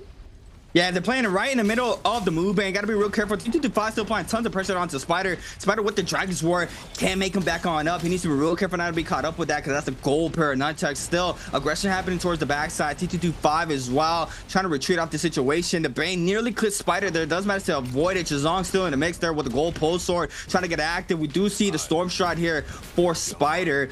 He is going to go ahead and continue his aggression onto T225, trying to pick up another one on the board, currently with 3, as well as Action. And Action posted up as well for the MVP, or the runner-upper for the MVP. Spider taking up the damage there off the Dragon of the Moonbane. He needs to be real careful here. Just dropped very low. He does have a gold armor stash, I believe. He's going directly towards it, I believe. Yeah, if he goes back to the square well that he claims is going to be a good point, but T225 takes a full blistering edge, takes that burn over the time, he's going to lose the HP. I think he's going to die out here. Takes 1 arrow from the scatter shot. Mortal Defiance, we saw that early in the Romy. We saw that. He was able to pick that up, and we have the makings of a survivor, as T225 has F1 still. Shang still keeps these bow shots going. He's going to look to try to lock this one down. White Tiger is still in effect for Spider, so that vicinity notice that gives T225 knowledge about who's next to him. Now the blistering edge for Stone Form proc. Remember when I talked about a pole sword, it's about a bait out game. If you can try to go ahead and try to invest towards that release, it's going to be a case, but T25 takes a kill. Spider gets that White Tiger's cross. Everyone takes that damage in the vicinity, and that's a stack of mitigation that he's just looking towards the end game with. Right there, you just know. I mean, you have been applying tons of pressure there onto the Liam, and then it was only 1 Liam alive, and it's going to be 2-5 regardless if there was still more than 1 Liam's up. If you do see a player scattering on out the way that 2-5 was like that, you do know that player is super weak with a quick little lock on as well. You can check the health to see if you have to aggress that player, and Spider takes a full reset for the free and just, comes right back in, snags up the elimination. Another player with Dragon's War is going to be Wang Leon there with a purple nunchucks in hand. Spider showcasing his Dragon's War as well to make it known that, hey, Got that Dragon's Roar. I do too. What's up? He's ready for anything thrown his way. Wang Liang's going to go ahead and chill out and claim his area of this zone right now. Already posting up for the next zone. In 45 seconds, that zone is going to start closing on in for these players. Currently with 0, Wang Liang. Shazam with 2, Spider with 4, Action with 3. Can go anybody's way. We're going to have to wait and see which way the eliminations goes here for these games. And right now we got 2 Collins up. And it's the top 2 right here, Severio. So this could be bad for the Justina and Hardy. Yeah, you know, one thing is that Shishang also has a Sap Jade, and if he catches the parry, it's best case scenario. He resets off this end of the burns are not going to make the sustain as much as he's kind of hoping for if it procs from the backline, because usually what you see is that parry happens and everyone in the vicinity can find the cannon shot, find the range shot, that just shoot anything they can and try to connect it. That's why cannon's been used more predominantly as well, just because that proximity splash damage comes out into marks for solos and just chipping away and trying to get last hit confirmations, especially when Rupture Gale comes into the build with the burn. Now, keep in mind, Spider does have has that Dragon Ward. He also has martial art will form hook on standby too. So if he does, find a dual halberds play coming into the game, into the end game circle from a barrier, from a weapon selection, he just wants to swap out potentially. But we'll have to see how it's going to end up. The last 2 minutes are going to be occurred. We have 2 Keelans, a Hadi, and then Justina walk into a bar, type situation. It's going to be a very difficult moment here if the freeze comes out from Shishang where he catches everyone outside the zone, but the Keelan guard can come out from multiple procs. Who knows? Exen just has his pulse sword on action duty, and this is the final 2 minutes, folks, before we enter into end of game 3. Here we go, zone 6, completely closed now. 59 seconds for the next zone is completely closed for everybody to start getting to inches of each other. Bot and the back end action. Getting a lot of pressure towards his way. Wang Liang does manage to cast the Dragon's War onto him. Spider now throwing out his Dragon's War, trying to get the elimination there on to Action. Action drops very low. Needs to be real careful. First dash connects there, or second, I believe. Now we got a Hadi ultimate invested in the back end. Spider trying to pick up this elimination onto Action. Justina ultimate invested for Chazong in the back end. Freeze connects, but it's gonna be Chazong with the elimination. Wang Liang still in the air. This is really bad here for the Hadi once this ult goes offline. Yeah, and it's crazy too is that Spider is able to pick up the snag of the Soul Bloom, so that way Chishank does not get another dash ready to go through here. And in case of the sustain, right, that he lost in taking that kill, but of course the burn is active. Wang Liang still 0 eliminations to this end game circle. He's got 2 targets on his back here. Blistering Edge drop down from Chishank, potentially trying to catch it. Dragon War being burned from Spider as he's burning out that Binding Fury meter. He is just going ahead, getting caught through here as Chishank is looking to try to go for it. He has that V2 ready to go. The clink happens. Wang Liang and Spider are at toes to toe with each other. 4 eliminations for Spider, Chishang with 3, Wang Liang with 0. This is going to end up going between all of these 3 folks. And everybody avoiding this Dragon's Roar perfect right now. Nobody has fully got caught up. And as soon as I say that, Jazong can eat up the damage off of it. Did not have full meter there to full punish Jazong. But F called in the middle is going to be able to get that armor back off that F. We do see Spider and Jazong playing the bottom side of this end circle. We got the Spider now ultimately, now Walling as well, trying to play the high ground. He quickly goes for the player up ground. He does know the Hadi has no ult, so he can invest his ultimate towards Wang Liang's way. We do see the Dragon's Roar connected for Wang Liang. Switching his attention out to Spider to avoid the Conley ultimate, getting some damage onto him. Does connect off that. Chazong's gonna pick up the elimination out to Wang Liang, and that's 4 on the board there for Chazong. Now it's gonna go towards Chazong's way. 2 on the board and fine. That's MVP for Chazong. Playing that end circle perfectly there on the Justina, showcasing here. Hey, he's been doing that all day the previous days, and he's showcasing that once again here in the bi-weekly final. And what a game here for Chazong. Yeah, he's got 4 eliminations there in the end circle. It's kind of crazy too, the fact that also Wang Liang, he actually found last hit confirmation off a Spider there, and then just taking that 1 elimination to the bracket. But 4 eliminations first place, that's like, he's taking himself to 7.8 points. That's huge. And Spider's like, man, listen, I know exactly what I was doing. You saw what I did to Wang Liang? He ulted into the air and he's up in there, and I'm just gonna slash him out to the zone. That's exactly what that's the best case scenario for a Keelan to take against high air targets, high velocity targets in the sky, where he can just knock him into the zone. The only thing that's going to save them is that they have an instant combo breaker that gets them repositioned, and that's where Hadi really lines into play, where he's able to take that F2 and going back. But once he saw the F2 burned, man, he had free real estate to get Wang Liang to take 500 to 600 zone tick damage, and tries to go right back in. Shishang was there with that pole sword and just swinging left and right. Yeah, what a game 3 has been. Now, first 3 games are out the way. Still, we have to wait and see how the overall standings look currently here for the bi-weekly 1. I mean, we're gonna go ahead and shift our games on over to the nighttime. We're gonna be having those Firefly spawn drops for a lot of players where a lot of aggression happens. But Chazong winning our MVP for game number 3 with a beautiful showcasing there for himself, putting those points up on the board. Now jumping on top of the leaderboard off of that game alone with a showcasing, nice showcasing there for Chazong. We're gonna have to wait and see how the rest of the standings look once again. But game 3 concluded, Severio. Yeah, it's kind of tough because, once we enter into this point, Exon was the top leading player into the leaderboard. He only took around, I think, 3 of the 4 eliminations, right? So he's taken at least like 5 points to that point with the last placements that he was kind of earning out. That puts him up to like 20. Yeah, he's inching play. If he gets another 5 points, I'm gonna laugh because that means he's 5 for 5 for 5 for 5. But if he takes that into the end game, right, he's at 20 points. Mike did not have a fun time. We saw even Fong getting eliminated on there, and Fong is a person that's on the top of the leaderboard as well. And having the early game aggression that we saw with Fong, he got 2 eliminations into that cave in Ephemeros, right? We saw him take down Arana, we saw him take down Spider back to back, and there was no questions about it. He had ultimate ready from the Fireflies and the Soul Bloom pickup from Arana's body just to kill off Spider there, or vice versa. Regardless though, Exon still putting the work into the fights. X1 Wu Fong couldn't even find a chance of surviving towards the Noble Cave. We saw everything coming down towards everyone reconvening somehow, some way into Eventai Temple. It was bounty chasing target with targets behind chasing said target. It's a hunter versus hunter situation. Roaming depletionist, such as with TE Star, couldn't really get any sort of break in catching a fight on his own. No isolated fight happening. No one could catch Mike for the longest for the vicinity of time, where he's able to build up ultimate over the course of time. And even then, Arano still couldn't have himself to catch any eliminations and just getting caught out. It's crazy. It's a mixture between everybody in the top and the lower brackets that just end up going against one another. We see it here for JDG Chazong just having that multiplier and staying up. This time around, FPSZQ's verse was 6. It doesn't even matter. I don't remember when he got eliminated, but still, just Chazong with that 4 on the board plus the multiplier gets him that 7.8, overtaking Verse there off that 6 elimination game here for game number 3.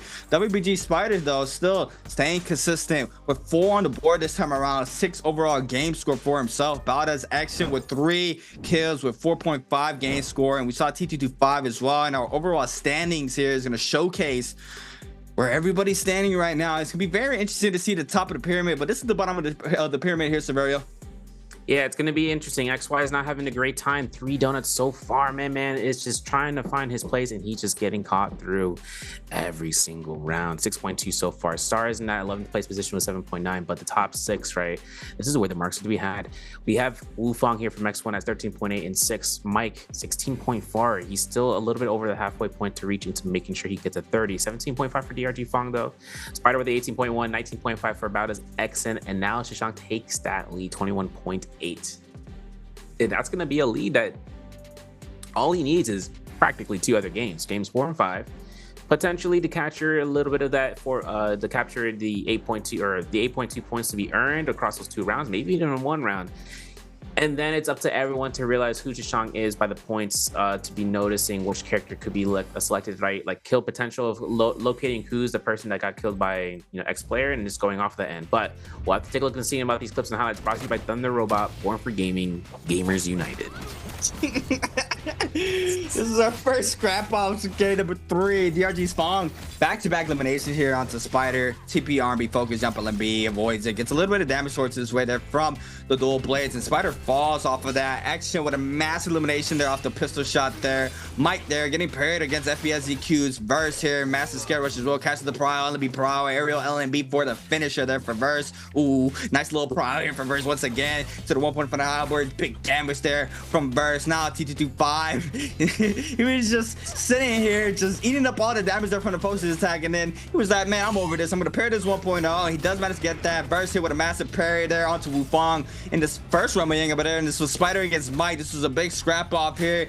cashes the LNB prawn into the 2-1-1 here from the nunchucks as we see it here. And look at the damage off the gold nunchucks there. OUG's Mike here gets the damage here onto Wufong. Now this was he was trying to scatter on out, but Verse picking the elimination there onto Mike. Action in the corner, big R&B focus there. Overhorned Chazon with the blistering edge, big damage there. Now stays inside the zone as long as he could, and Spider popping that Keelan ultimate there. Gets some damage towards Chazon's way, but it didn't even matter. Chazon being the last one standing here, and it's gonna be a Justina being the MVP here for game number 3. What a beautiful showcasing the animation there for the Justina. And F1 Justina at that, checking into the reins of what we saw from round 2 as Fong was able to play it, but with V2 variation. This time though, Shishang rocking V1, 4th MVP this season so far, taking Rampage, Blistering Edge, and that Sap Soul did as mentioned before. Now, he was using majority of those halberds. I mean, the Pulse Sword was in 2nd place in terms of damage dealt, so he saw once he got that Blistering Edge, he just made sure to ensure that he can use that weapon, the heavy sword weapon, just to keep it on standby. Honk Sword, LNB, lethal jabs, them some were nasty, man. I saw that coming through here. But one other thing too is that it was just able to take that capitalization. Verse, I want to say a special shout out to Verse, him also having a 6-kill game into these standings. Just goes into show like anyone can have the momentum going through. Just goes into where you take your take the oppression and just taking every single fight that you can kind of muster. Now Verse did get himself caught out here. Moon mains left and right. Players had to reposition. They just found themselves in the spot of taking the range shots, and we saw a lot of cannons in rotation, dog. a lot. I mean, the cannon's been out since like game 1. I mean, Mike always running that cannon as well. We see him in Perdorio just applying tons of pressure towards everybody's way there with the cannon. We started seeing cannon probably around like a year ago, I would say, where, we would usually only see it in trios, but now like in solos, it's just a lot of pressure, especially if people are able to get those armor swaps. That white health is still low. If you're able to get that burn damage and potential elimination off of that, we see it time and time again. A lot of players are playing for that burn tick, and it pans out for a lot of players as we see it. But, game 3 done. We are going to be going to a quick interview with one of the players.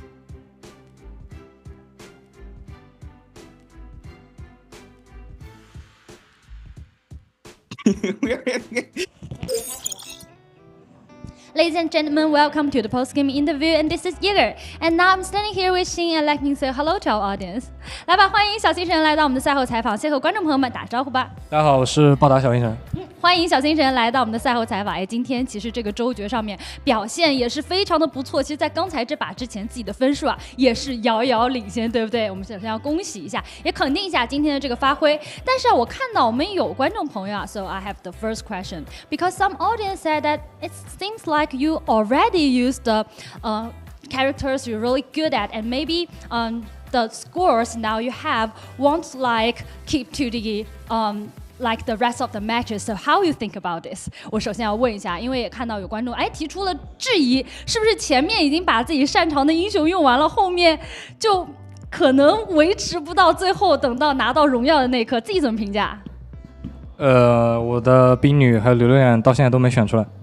Okay, so calm down because I already have that characters are really good at, like my Justina Gu and also my good at heroes already. Just keep it. Okay, and also we would like to know, so how you think your brain involved? You also always said us, you involve the brain. So how much % you think right now? 那我这边要问一下，因为其实小新神我们采访当中老说到嘛，自己其实技术觉得自己是过关的，但是还需要去净化自己的大脑。那么目前为止，觉得自己净化了多少？给我个百分比。10%。10%，好像比我上次采访你的时候还低了，是怎么回事？没有，是在那个基础之上。是什么意思啊？在这个基础之上又进步了10%，大概觉得自己什么时候能进步到100%？等我什么时候就是打游戏不会生气就100%了。Okay. So to be honest, I think I improved more than the last time, like 10%. And I just asked him, so when he think he will just involve his brain into 100%, and he told me that if next time he won't mad in the matches, and maybe he will have the 100%. Okay, let's move on to next part. Answer for treasure. 好，我们来快快的看一下今天的题目是什么。Okay, we are going to have the question today. And what is that? Just we can look at the screen. How many kills did 暴打星 get in Game 3? 今天的题目呢是在刚才这把比赛当中啊，星神到底拿下了多少的击败积分？哎，自己知不知道？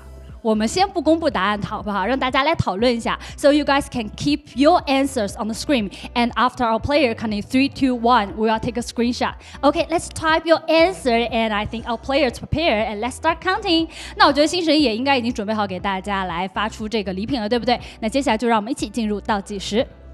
3, 2, 1. Screenshot. Okay, let's find out the correct answer. 哎，正确答案是什么呢？ B. Yeah, the correct answer is B.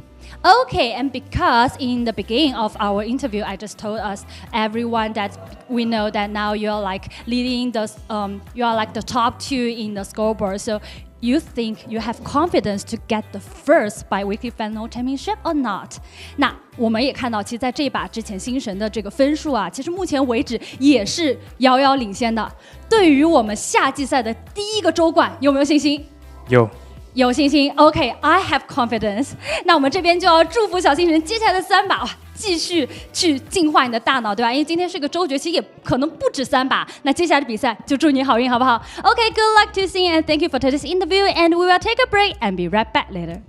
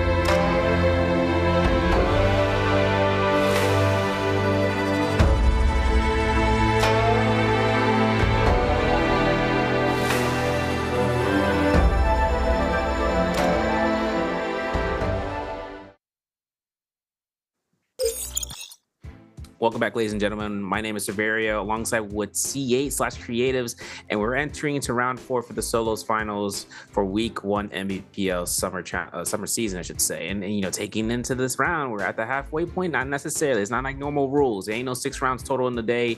Nope. We could end up going to 8 rounds where the changeup could be occurred. And we got a few players inching closer and closer to match point threshold. If you guys don't know how that works, once you hit 30 points, all it takes is one MVP the next round with that threshold being reached in order for you to achieve victory. And Exons and Chushang, they're both the next level contenders in being as close to that mark as possible, TA. Yeah, we had some beautiful showcasing here on the board for a lot of players. Spider with a crazy game too.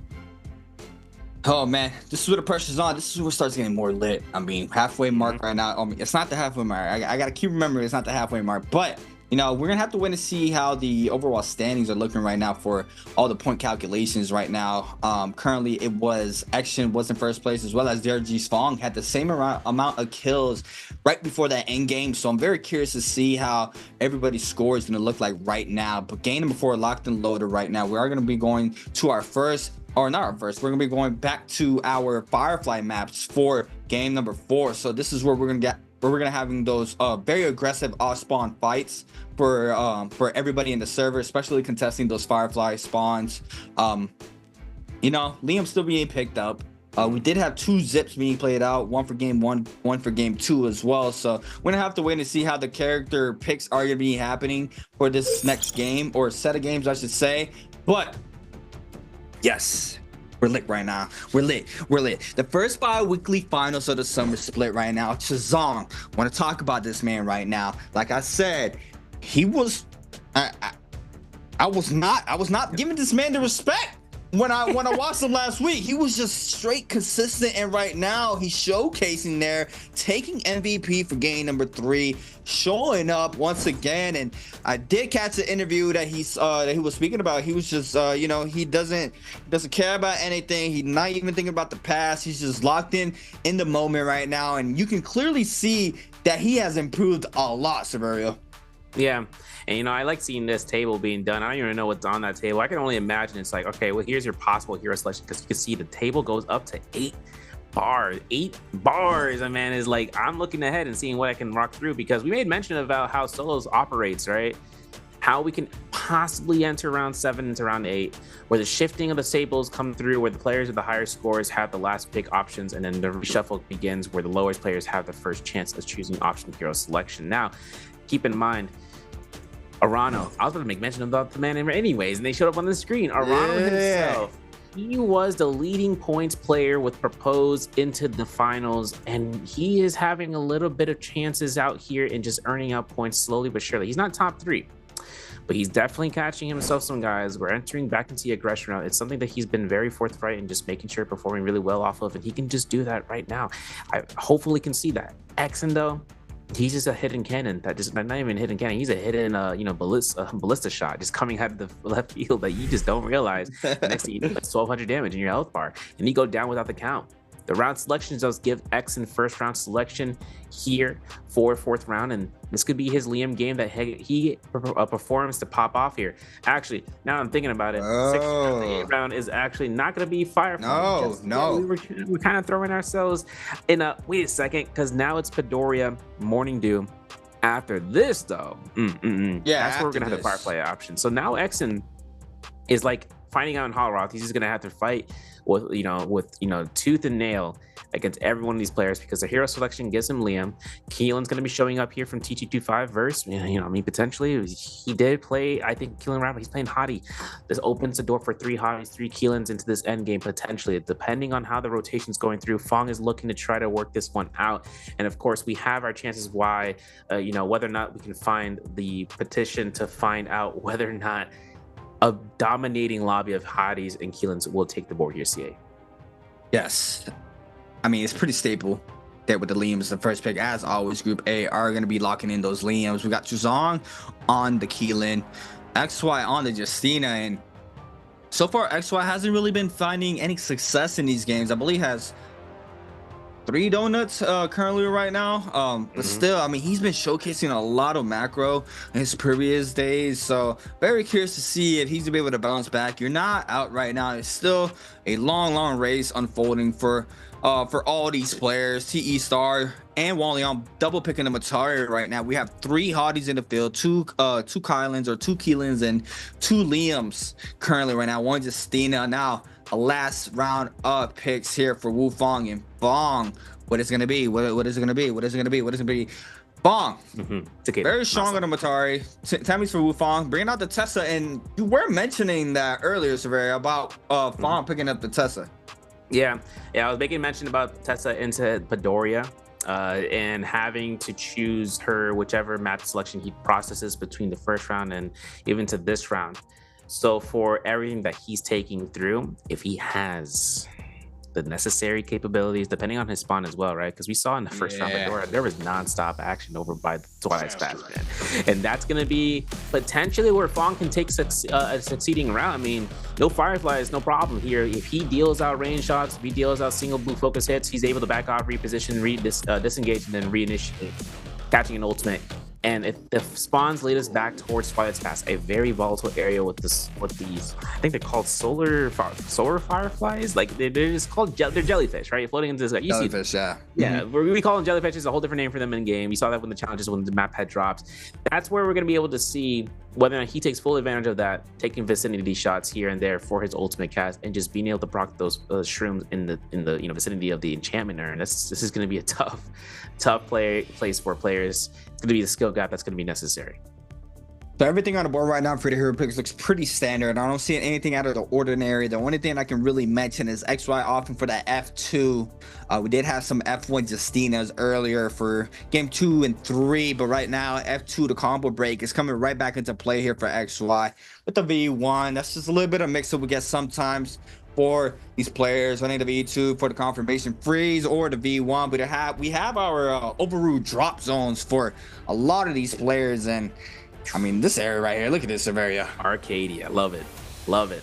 This position right here is for objective-based gamers, and you know why? It's because of Vulpin's Essence, the Red Jade. 2 things can lead out towards there. 1, someone takes every single kill and understands where the players' bodies have gone through to pick up the treasure coins or the thunder coins, which you need 7 in order to unlock. Shout out to the Verdant Chasm. And in order for you to unlock in getting the Red Jade, it's a Mortal Defiance, 1000 health Mortal Defiance, where it comes out with a knockback with an explosive armor effect, and it gives you mitigation of 40% for 5 seconds. You're looking at a Jade that can secure a 1-up against any targets, and it really just comes down towards this in Padoria only and exclusively. And we're starting this fight out here by the Spring Enclave. Man, this zone right here, this zone right here is so clean, water so relaxing, but no, not today. Everybody posted up right now. OUG's Mike on the hottie, already trying to find some success here. We see Chazon with 21.8, Action with 19.5, WG Spider with 18.1, DRG's Fawn drops down to 4 with 17.5. But Mike, swapping on over to the dual blades right now. We see Spider as well. This could be a scrap of our drop between Mike and Spider once again, but Wufong's in the mix as well. They got to be real careful not getting their party here, Severia. Yeah, Mike has to be very careful with his F2. Of course, he's looking to try to look in, seeing who's trying to disengage, and he finds Wufong here as easily as pie. He's looking to try to get a piece for himself here with the R&B Blue Focus. Does not connect it. He's got F2. He's got 2 grapples. He's got to be careful about this. There's going to be the Nedjaws dropping through here. The Dragon Slash should say a nice armor swap from Wufong, but a whole check of Destiny comes out. The F1 investment for the Temmie. Spider and Mike, man, toe-to-toe, clinking off of each other, trying to get that chase going. It's like a mess of messages coming between these two. They're interlocked right here at C8. Yeah, these are the last 2 players I want full focus on me right now if I'm in this lobby. Spider and Mike. But Wufong trying to stay up. What's up once again? Throws it down towards Spider's way. Does not connect though. Wufong now trying to scatter on out to the middle of the map right now. But Spider still applying tons of pressure. Jumping the B, but Mike's gonna pick up the elimination here. Arado picks one up against Shazam. That's a fairness for Spider. Mike now is gonna be forced to pop this F now on the hottie. He is gonna be able to create some space right here. And the ults are coming online for both of these players here. Yeah, 91%. Spider finds double R&Bs, and Mike goes ahead and procs ult. No cannon shot confirmation. Mike, he disengages. He gets some HP back. He's got to be careful. If everyone can hear this hot ult from the distance, they can understand that someone is low and trying to escape. And the disengagement, especially when the ultimate gets disabled, that's where everyone can just understand that this person is just trying to back off here and try to retain some of that rage. Now, Mike is up against Star here. Spider finds the R&Bs, and Star has common armor that's now been deleted across the, across the pressure of the 600 HP. And Spider just keeps that chase going. Meanwhile, Mike's inside a temple, and Spider just keeps the pressure on the Star where, everyone wants a piece of that action. Star drops very low. It's gonna be Mike. Oh no, Spider. Sorry, with the elimination off the Star with the R&B focus there off the Dukes. Now OGG's Mike in the mix up here against Action in the back end. Mike drops very low. Common armor swap once again. I mean, as always, overholding gets the R&B damage there off the blue dual blades. Now Action. Ooh, nice little weed. Just still gets clipped off some of the damage there off the R&B. Now the back end raw uppercut. R&B Minx now. What's gonna be the mix up? R&B Minx once again. Action now. Overholding here off the fist blades, trying to see if he can find an opening for himself, but Mike though still applying tons of pressure towards Action's way. Since the 1-2-3 gets the damage, now Action drops very low, to be forced to pop the ultimate here as well. Mike's gonna have to be careful looking for the level 2 slash, maybe of course taking an F2 thrust from Matar in the back line. And while Mike looks at level 3 charge out here, he looks towards Exton's position of just saying, I'll lock you in, but the 900 armor picked up from the ground, Mike now has to find a common armor on the standby. Careful about which armor he was able to pick up, and he found the right one. Meanwhile, players just looking to try to chase this one down. A parry from XY gets Mike on the ground, and a scare rush to confirm his first elimination today. Yeah, Mike not happy about that one. Is gonna be taking a trip back to the resurrection zone. Now we got Spider, Juan Leon, Action, XY on the mix right now. We have 3 ults up. The only player without an ult is gonna be Action, as we see him trying to retreat his area. Rano against T225 with no ult online, as well as Rano. I believe it's like 35% massive parry here for Rano onto T225. Big damage as well. Overholding since the damage LMB focus. It's the damage towards T225's way. Catches the fire as well. To the uppercut LMB there for Rano's gonna pick one up on the board for himself. That's the second one here. And now we got FPS ZQ's verse against X1 Wufong. Now, Wufong has himself, ultimate ready to go here. Verse, if he's feeling inclined to ultimate, this is where Wufong will have full investment. We saw that from last round. Mike having to find the kill off against Wufong before. Wufong could use this against this hottie himself. Verse just trying to kite within Imperium. He takes the western side of it to his own pedigree, which is being able to scare rush around here and there. Take the loot along the path. Wufong just staying on the outskirts of the perimeter on the second floor. He hits the first floor, tries to see about the, trying to create some, sound alerts for Verse to just understand where the enemy is. And he's trying to make that impression that they're all around him. So Verse, he takes the position and taking that east, and now he to see Wufong could just spot him out here, but there's still investments for fights to be had there while we go back to Arcadia. Yeah, Spider with 1, Fong with 1, Mike as well, Rana with 2 on the board, Verse with 1, and XY with 1 now, putting up some points up on the board for himself. Starting off here for game number 4. WBG Spider posted up now. Have to wait and see who's going to be taking the first Roman Yang here for game number 4 as well. 21.8 here for Chazong, closing out that distance there from that 30-point threshold currently here. So we might be having a potential, contender to take this home around maybe after this game if Chazong has a crazy game, or possibly even next game, game 5. But Action right now, there's Action. Go ahead and wait this out. We got players posted up right here to be very interesting. And, losing Roman Yang is very detrimental because it kind of sets you back a lot. And if you're able to scale as well and get that Vermilion's burst, right, that first Roman Yang always sets you up for success if you're able to take it home. Yeah. And, north of the Black Tortoise Gate here in Imperium, exactly where that Forbidden Seal is. You'll see the little fox there. That alone gives this Roman Yang a little bit of problems here. Someone can grief big time with the vicinity of that Forbidden Seal. If it ends up going around the corner, that's going to be enough position where someone is clocked in towards 80% of that zone of the Roman Yang circle. Now, of course, Verse, I think he's realizing this. He's taking backline pressure to keep himself onto that gate, keeping himself into the high ground. He's got to keep himself mindful. His F2 is down, so anyone who took him to the fight to invest into the F2, they'll notice that. Shishang's right behind him. He's seeing this backline. The Spider taking an R&B. Oh my goodness, he's at 200 HP. Mike, oh my goodness, losing all of his armor. He has to backline into the gate now. He's going to be able to take the time to reset. He's denied that Roman Yang pass without any sort of hesitation. And now it's between the 3 players here in this vicinity, like 3 musketeers, just kind of go against one another. Chazong can pop that ultimate, has the pass, so to wait this out. Not sure what the timer is looking like right now, but Chazong trying to wait this out currently here to try to take this Roman Yang. Spider still applying tons of the pressure. Fong placing elimination onto Wang Liang there in the kill feed. Chazong gonna wait this out once again. We got the first killing. LB focus there onto Spider now. Mike now trying to see if he can get some sorts of damage in, but looks like Chazong is going to be popping or going inside that realm. And Yang, see Spider and everybody else, Mike, the back end just retreating. Chazong waiting this out, trying to wait and see who's gonna be able to take this realm of Yang in order to get his first scrap off in this realm of Yang. But Action as well, winning this out. Could be an Action B Chuzong for our first realm of Yang. No ult for Action, winning this out. 90% and counting here for the Rays to start building on up here for Action. Can quickly get it inside the realm of Yang. Arano as well with the pass on the hottie. No ult online, so it could be a lot more of a tricky situation if he goes in that realm of Yang with no ult. Yeah, now Rana takes the fight. Exen holds off outside, maybe taking a look at their free realm. No one allows it. Everyone was waiting for the last possible second. All realms have been filled out. EWG Arano up against Shishang with that purple staff. It's going to be a fist place versus staff motion. Bow shot midair. Arano, I don't know if he hit it. I heard a little, off the knock of the arrow, but then Shishang is going to be dropping right then and there. Looking for the scare rush. He catches nothing there. Fist blade bait out for the blue focus, of course. Catches LMB, forces F1. Parry mode activated as Shishang goes for the scare rush.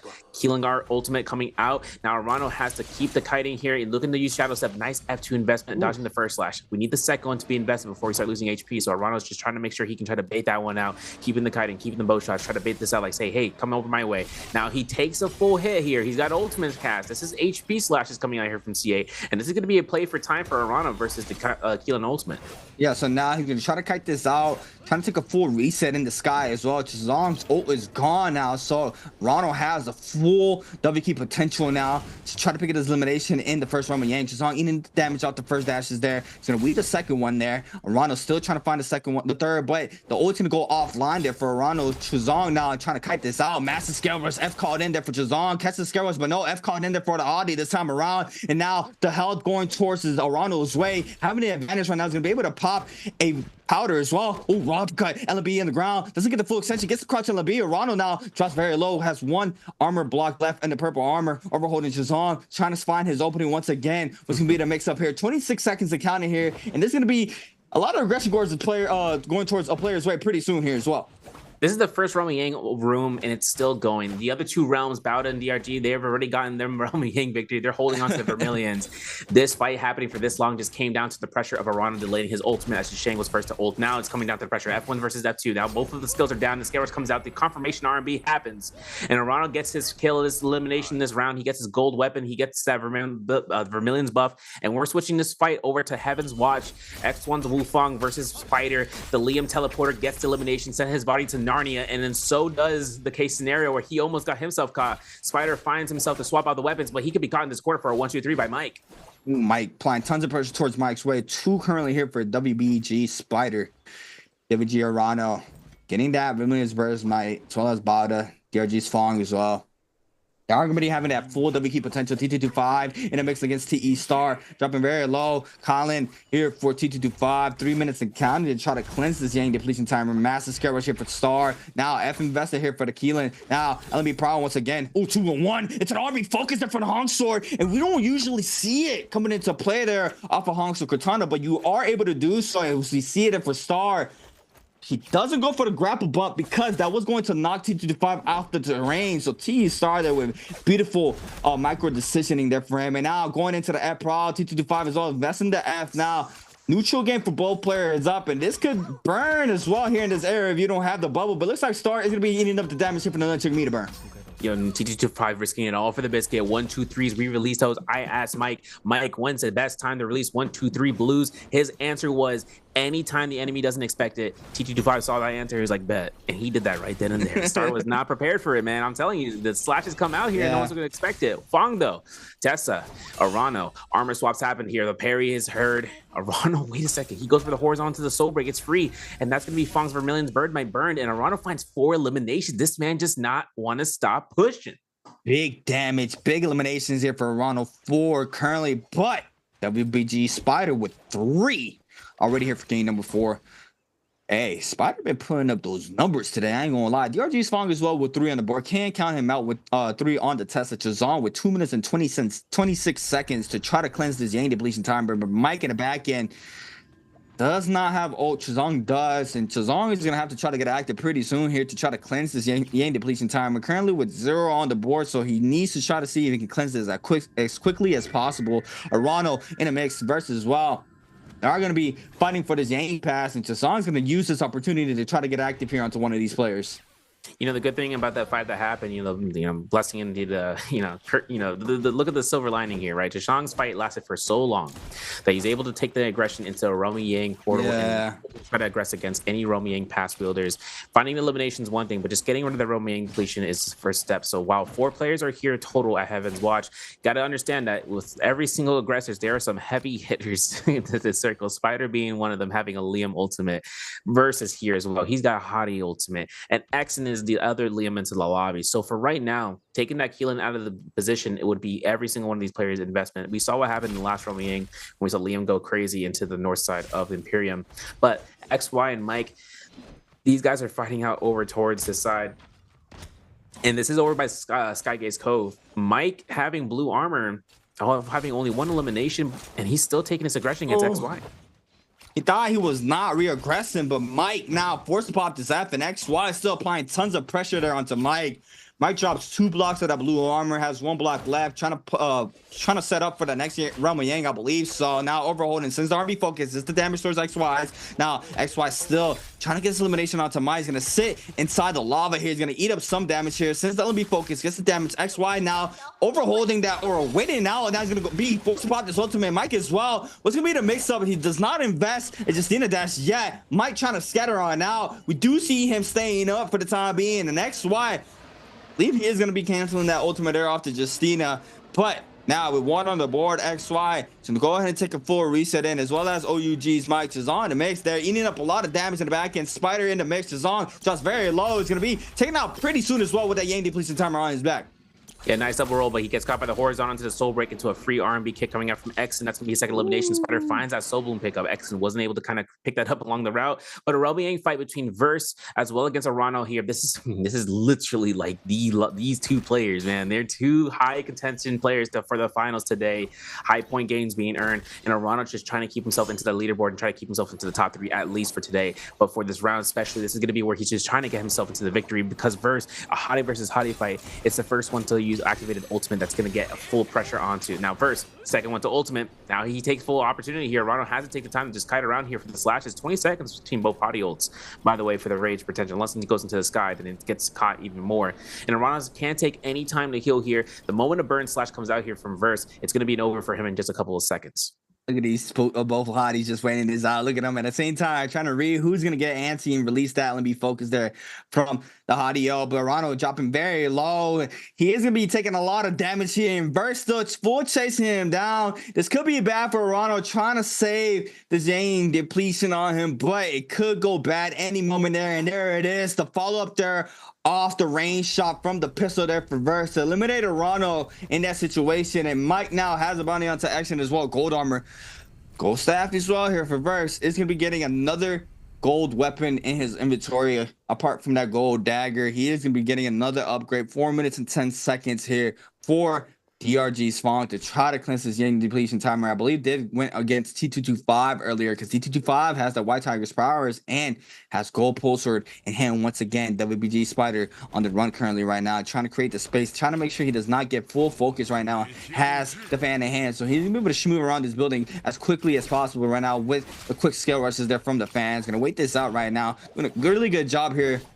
staying mobile for himself. But T225 getting real active, has the White Tiger's power, so he wants to see if he can try to pick up elimination currently. And WPG Spider right now with 3 on the board, Fong with 3, Yang depletion timer, Arano with 4. So the heavy hitters right now, two out of the 3 heavy hitters right now have Yang depletion timer, and they are gonna have to try to cleanse this out. But T225 right now is still trying to pick up another one on the board currently here with the gold pulsar. And I mean, everybody's gonna start moving on in here, and the aggression might be going towards his Verse's way in the back end, but Spider's was eating up a lot of damage here. Yeah, you know, one thing coming up from Verse is also that he picked up Hepa Detach from that Romy Yang butt as part of the agreement of him winning. So if you find a long sword along this route, you could be trying to use that and try to get that for the end game circle, try to keep as much sustain as possible. And in the meantime, we were talking about this before the stream. T225, he loves to take he loves to take the aggression against Spike and Mike and Spider. He loves chasing them down. But I was also talking about how Heaven's Watch in the stairwell there, Spider just found the kiting bat that he needed that he couldn't get griefed. I was calling for it. I was thinking about it in the stairwell. It didn't happen. Spider gets himself out there.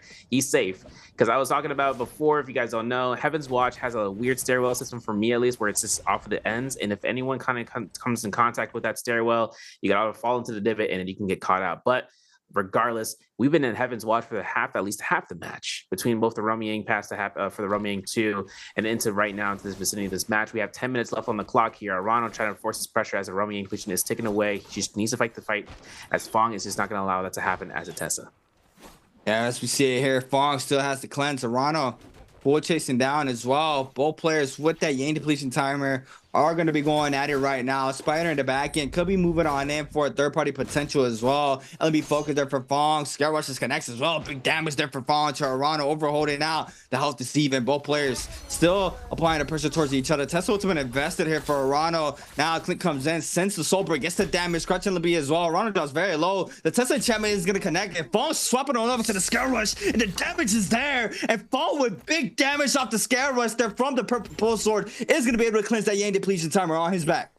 You know, I was like, man, Tessa pick here, huge. It's a lot of terrain for her to come through. And then you also had to understand that the pulse sword swing off of a Scare Rush is, you know, best case scenario. And there's a lot of places here that you can just take the opportunity of Scare Rushing. And this circle right now, all the cliff sides over by the eastern end, south of the Verdant Chasm, you know, towards the Sun Gaze Cove, like these have there's a lot of corners here. There's a lot of corners that you can take opportunity of and line of sights that you can break. And depending on the east side, depending on whether or not Mike is going to stay his course, you know, Fong could try to fight him out and take him out of the game again. Man, because Mike just had no fun, you know, early on to these games so far, CA. Yeah, Fong. Here we go. Quick little replay here against Wang Liang. Big Tesla ultimate there onto Wang Liang. And look at him trying to use the Matari F's there. Ooh, gets that limit damage, but doesn't even matter, man. With that Tesla ultimate online.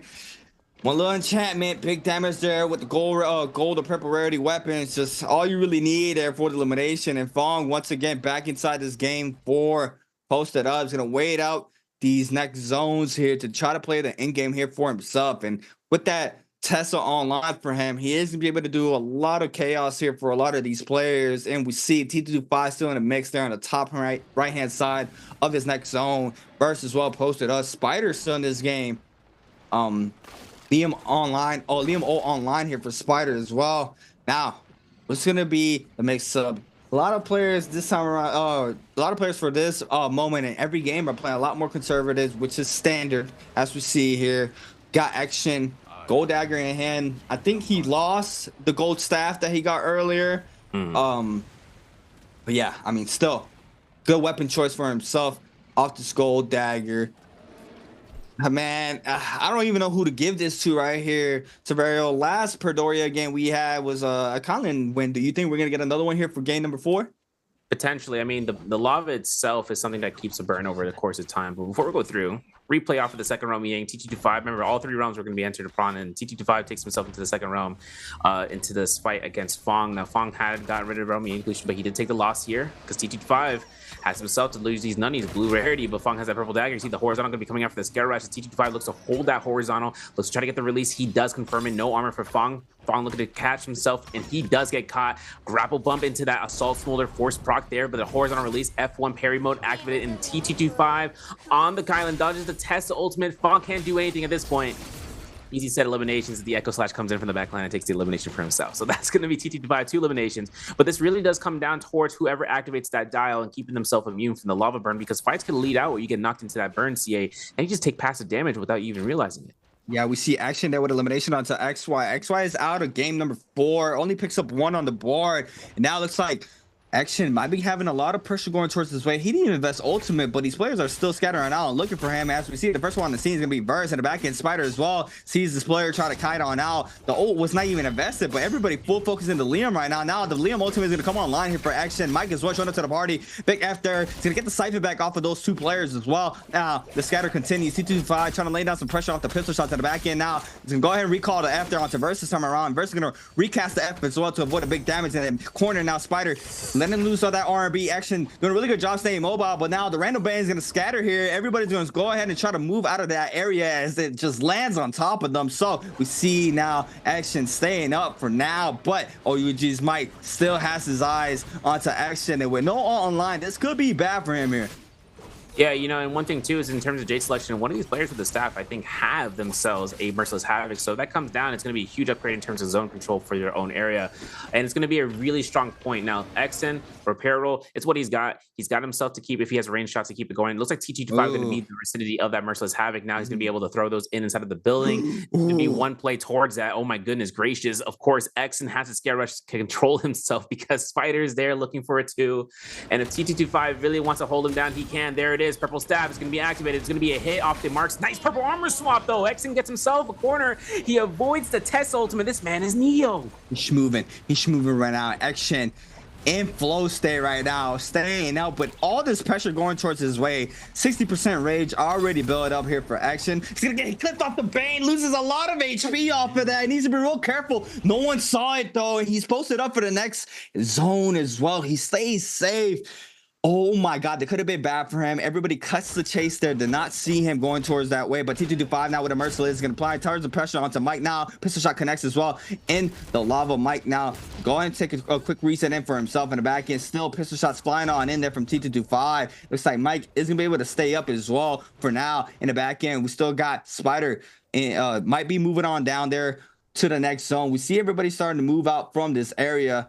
Bong still posting up on the high ground as we see him here moving on into the next zone. He's playing this for end circle as we see him time and time again. Versus as well in the back end there with gold halberds in hand, gold armor, big bear here happening in the back end. We see Spider now swapping on over to the nunchucks there. Mike as well is going to use the F to try to retreat now, and the pressure is now has calmed down for now, and a lot of these players are going to wait this out to play for the next zone here, Severio. Yeah, we're in the stagnation period for just a couple of more seconds. We're going to enter into the exit. We're exiting in Skygaze Cove. Right before this gate is the last spot for kiting. Now Spider having himself the opportunity of getting that parry up of Mike, just try to find a weapon that he can look for a quick 1.0 release, one hit blue weapon. Finds himself an ultimate status now. Now he's at 500 HP. He's taking pistol shots. He's taking range shots. There ain't no immunity when that Auric Sword is out there, dog. So, but he has it to have another cast. If he needs to space out, he can do that. It's just up to the players to just locking him down once he gets himself to disengage from every single one of these shots. Spider does manage to get a full reset in, but first one on the scene. F thrown down there for Spider. Doesn't get the siphon there from Burst. Mike using the tuna on the top side of the zone. We see him there full topping off there. That tuna Fong as well. Trying to lay down some pressure there to anybody trying to move on into the zone. We did see that Liam O going down, and now we have two hotties in the mix. So Spider is going to get full focus here. Off to go inside the zone to try to reposition. Does manage to go back to the right-hand side of the zone, but Mike quickly reading it in the backside Fong as well. We see him Fong with crazy third party. We've seen him time and time again in the league being that big nuisance there with the third party. 2-2-5 with a Merciless. Spider might be going down here. Stays up for now. Trying to play the top side here. Has to have to stay up. We got the Hottie Ultimate invested in the back end, and the RB focus there for Fong off the third party. Like I mentioned, picks up another one on the board for himself, and that's a big elimination there for DRG's Fong. Fong is making a point to be standard here for a final round Tessa, or final, top five Tessa and Padoria, 5 eliminations. It's just today is full of 5s. Hexen has 3-5 games and everything, man. He's got 5 pro points. Everything's coming down towards it. TT25. I'm just saying. Yeah. If he uses one more armor, we could have gone through that route, but he's got a chance of activating this Merciless Havoc here as Verse is taking himself to kite around with the F2. Final 2 minutes left on the clock here, and of course, if you can see whether or not you can look for a parry against that Merciless Havoc, you gotta drop from top down below and just being able to to telegraph yourself into a parry. Now Exen gets caught. F1 investment doesn't like to use that very early on, but it was required, and we have Mike just procking Tuna in the face of danger. 200 heal in a split second for him to get off of, with everyone poisoning themselves about here. That T225 Merciless Havoc, it's gotta go out here, dog. That was disgusting there from T225. He catches the lunge there onto the Hottie. The Hottie pops the F, so T225 spins back the Merciless and spins it right back and catches the damage there onto Verse. And we see a lot of pressure going towards Verse ways. Fong now trying to read this out. He's quickly ulting as well, trying to take out Verse in the back end, but Verse is going to be forced to pop this ultimate. He's going to use the dashes to try to stay up, but no, the damage is not going towards Fong's way. In the back end now, the cannon shots fly on in. Verse does manage to stay up just by a little bit, flying around try to smooth around all the pressure. And I believe it's T225, the only player I like to call these zone Jades. Obviously, they're damage Jades, with just, you know, having the potential there to output a lot of damage there with Merciless, Dragon Sword, so on and so forth. But you're able to control a lot of the end circle there with these Jades, and I believe he's the only one with anything like that. And coming in hot here with a massive parry onto Fong, reads the F as well. Now in the back end, another tough ultimate invested here for Fong, and this could be bad for him here, Severio. Gotta be careful here. He gets caught by the horizontal. It's gonna be Xen's fourth elimination. He's gonna keep him propelled into first place. Versus gonna have himself here. He survives him getting caught into the enchant the first time, but he's getting caught by Keelan. And as T225 ultimate comes out the strike, Versus getting caught here back and forth. Mike is looking to try to keep himself locked in here for last hit confirmations. This is gonna be huge. There's gonna be one right there. He's gonna find the elimination. Psych, it's gonna be Xen. It's gonna be his fifth elimination. That's gonna be another burn setup. But he finds elimination for number 2, and Mike gets the last set of elimination for himself. And this is gonna be Xen's game, y'all. This is exactly what Xen's looking. Pull under pressure, a little bit of momentum, because we're getting closer and closer to match point before we enter round 5. Hey, that man's locked in. He's locked in. Wins the MVP. He's gonna, I believe he was around, I think he was second or third, top of my head, going on into game number 4, and now taking this one home. Just gonna shoot it up in the ranks once again, trying to close out that 30-point threshold. We're gonna have to wait and see how the overall standings look, but action, the beautiful NARAKA showcasing for himself here for the first bi-weekly final of the summer split.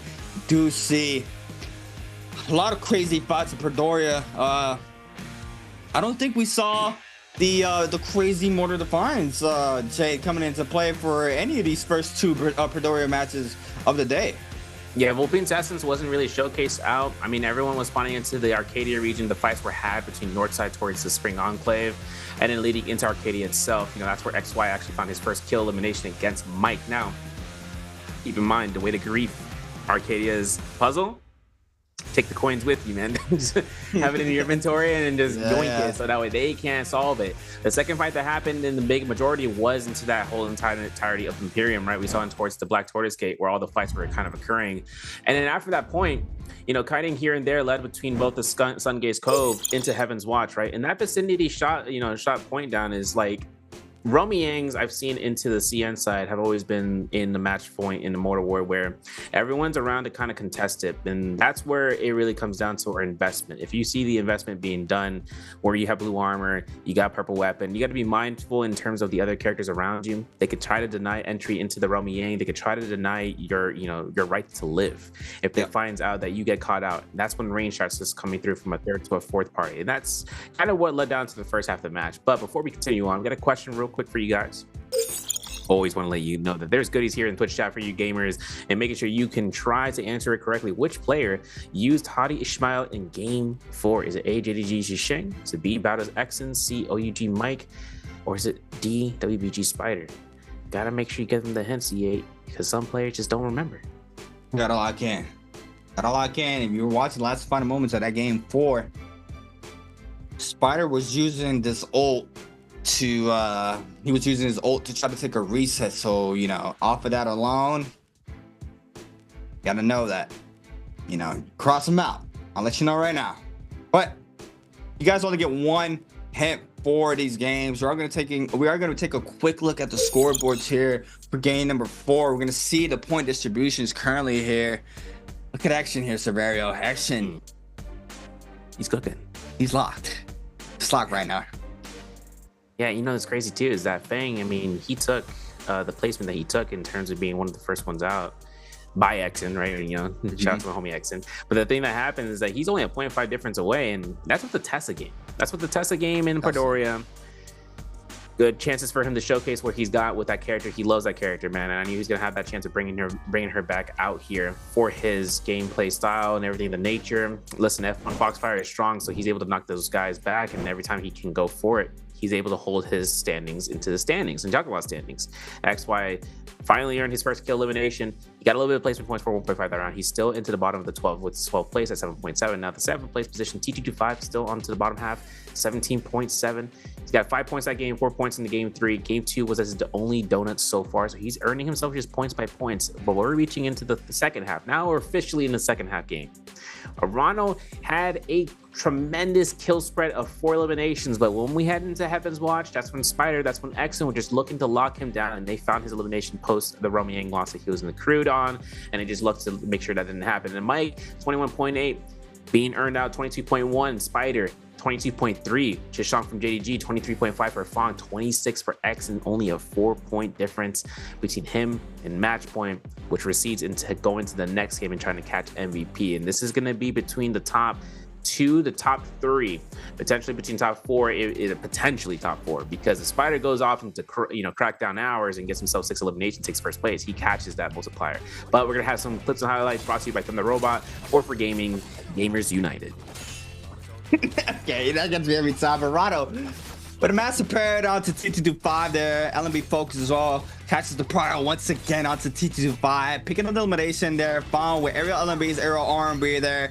On to Juan Leon, pops the ultimate, the double dash edge gets sent a little bit of damage towards his way, but it didn't even matter. Has that purple dagger, the little love tap into the focus attack there from the Tesla enchantment. T225 here with another check meter burn onto TE star, catches the 1-2-3, sends it, gets the damage plus the elimination. Massive parry here from Arano onto Fong, overholding the LNB focus to the soul break into the follow-up R&B as well. There from the dagger, weave there for T225, avoiding that Tesla ultimate there for Fong into the follow-up LNB there from the Keelan ult. Now Chuzong gonna hit up the OF there. Now since the LNB focus, soul break as well into the F there just to capitalize or just to confirm the elimination there. And Fong into Rano here, crouch LNBs. Now testing the Chapman. This was a crazy scare rush right here, Severia.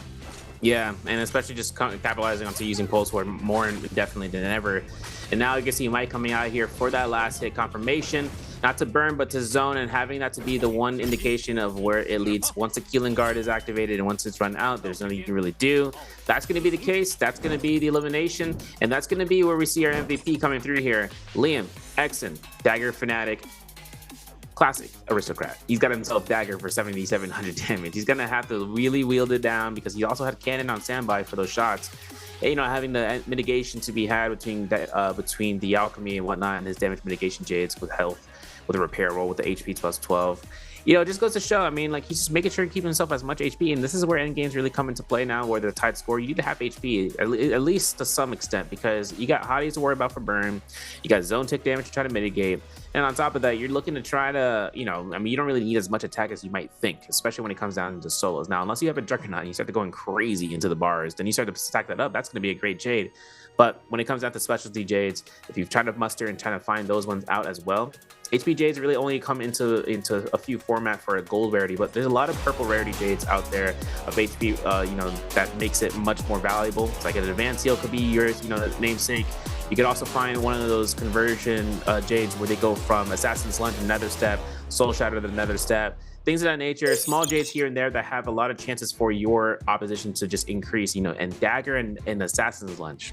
And having all those staggers and keeping someone in place, it also helps out with poke damage for other players to try to shoot themselves the shot with the pistol, with the musket, with the cannon, things of that nature, just to hold them in place.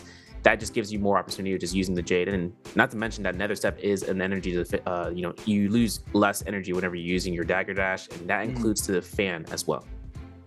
Yeah, Nether Step, I remember back then when I was like first learning the game, I was like, ooh, man, that was so fast in Nether Step. It's just very satisfying to play. But you know, Fist Blaze kind of like integrates that into the kit of the weapon alone. As we see, Mike really heavily playing the Fist Blades here in these games. We pretty much see him with Fist Blades in hand every single time, which is, you know, it's not questionable how strong the weapon is. And I don't believe they're in the patch where it got nerfed as well, so they are going to be using that as much as they can to try to get the advantage there. I mean, it's like a mini pole sword with the Fist Blades, just with just how much damage it outputs right now in the current patch that these players are playing. And you know, another difference that we haven't really talked about is now, like, these players don't know who they eliminated, and once they get the elimination, it's not showing them who they're picking up the eliminations on the board. So it's a lot of, like, you know, blind fights. You can really just go off of like character picks and like groups or whatever you can pan out in your mind. Now it's a lot big different game than how it was for the spring split, where, you know, you take your fighting Yang and you can see what character it was. It was obviously a different hero point system as well. So a lot of those, like, I guess, like, gateways to try to tell who you're fighting are pretty much gone now. It's just a toss-up for a lot of the scrap offs now, which, you know, you can clearly see it. I mean, a player like Action, I mean, he's been very, very consistent throughout all his game, and, you know, his confidence, it's been all around at a very high place for him, and you can see it at a game like NARAKA and every other esports. You do have to have a lot of confidence in your fights and your abilities, and, you know, be able to win and take a chip home for yourself. But, you know, here we go. The Twitch drops. I don't know if y'all got yours, but I got mine. Yeah, you see that in chat too, right? Like players like, yo, where my drops at? And I'm like, listen. Make sure you guys bind your account. If you need to rebind it, but you're gonna keep it in your inventory first, and then you're gonna be going through that process. Just make sure you guys watch it, tag your account, make sure it's linked to your Twitch and to your NARAKA account, because like I said, for finals, there are very, very specific rewards. This is week 1. We get the champion choice bubble gift to be available for you guys, and that's gonna be with the mic emote. That's gonna be coming through where he's like, bah! You know, like it's like a little peanut skater, bah! You know, coming through. And if he's able to catch that emote, you're able to go through and catch that emote. It is a limited time emote, so make sure you guys don't forget. And picturing yourselves and trying to get that, like I said, make sure you have your accounts binded, and if you think you do, rebind it. Just insurance policy to check, and then after that, we'll see what happens. Because right now, we're entering round 5. Fong looking at that table chart. My man's cooking. He chose Tessa. What's gonna happen? Because like, there's a lot of echo chamber effect that can happen when a certain character has a pop off, regardless of the meta choices that have been used. Where even in the first or second round selection process, it will definitely take a huge surprise to many if that's going to be the character choice for themselves before rounds 7 and 8. Hey, we're locked and loaded. Oh yeah, we're locked and loaded for game number 5. My fault, guys, my fault. I thought we were going into the Firefly maps, but with new maps in play, new system, we are now going to the Firefly maps. We're gonna have those hyper aggression off drop spawn fights that we love to see from a lot of players. I'm expecting to see possibly a lot more Aquuses being played out for this game as well. Very strong hero, Temmys, obviously the Liams, the Kylans as well, always in the mix as always. Group A always offering to try to pick that Kylan or that Liam, sorry, as their first picks. But locked and loaded here for game number 5. Zhang, runner upper right now, trying to take this chip home for himself and JDG. Now we're gonna have to wait and see how he responds for game number 5. 5 games already down. We still don't have any player at that 30-point threshold, which, you know, it's expected. You can, you know, do the math in your head and you can kind of predict if it's once you watch games 2 or 3 around how the pace of the MVP is going to be, or of the threshold is going to go. So obviously, potentially after this game, we could have a player going into that 30-point threshold, but we do have our groups back locked and loaded right now. We are going to have our first round of picks, Wu Fong and Fong. Go ahead and pick up that Liam. Just go ahead. Oh, Fong not going with that Liam.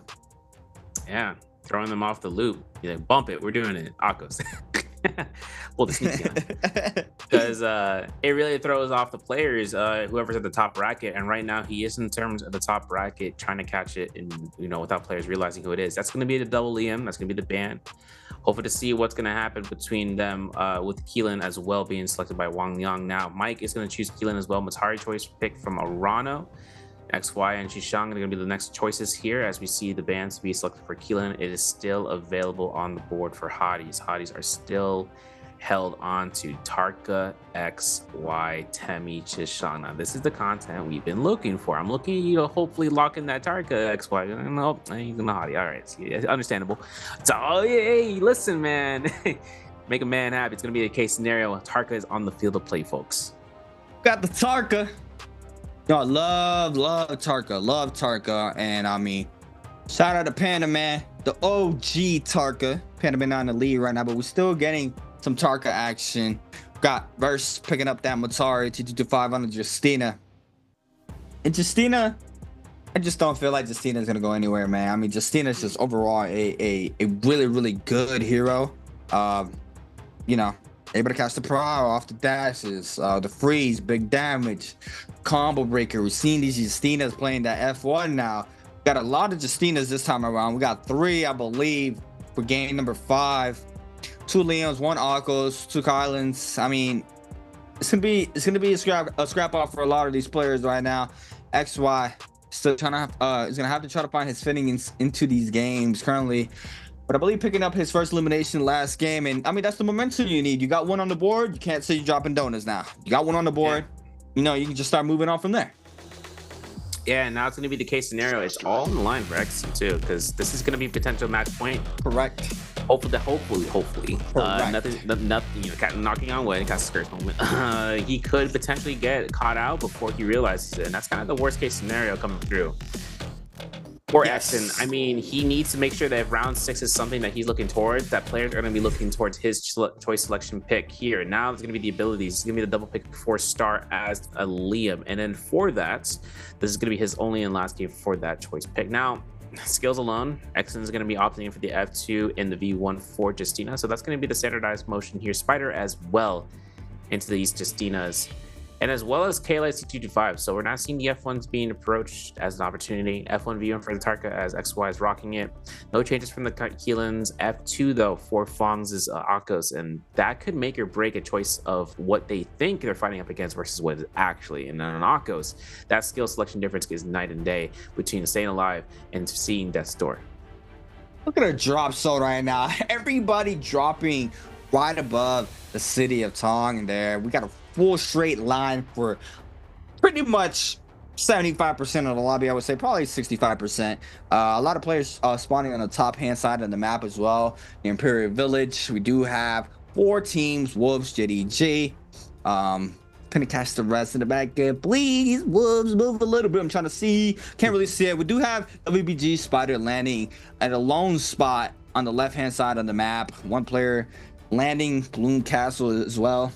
TE Star, but the scrap offs are going to be going towards the right hand side of the map, where we do have the Fireflies in play on the right hand side. So we are going to get active off drop, and we do have OUG's Mike in the mix already here with the blue armor. Common dual blades going to go ahead and try to set up for success. Action in the back end. Wang Liang and Chazan going at it right now. Blue armor here for Wang Liang.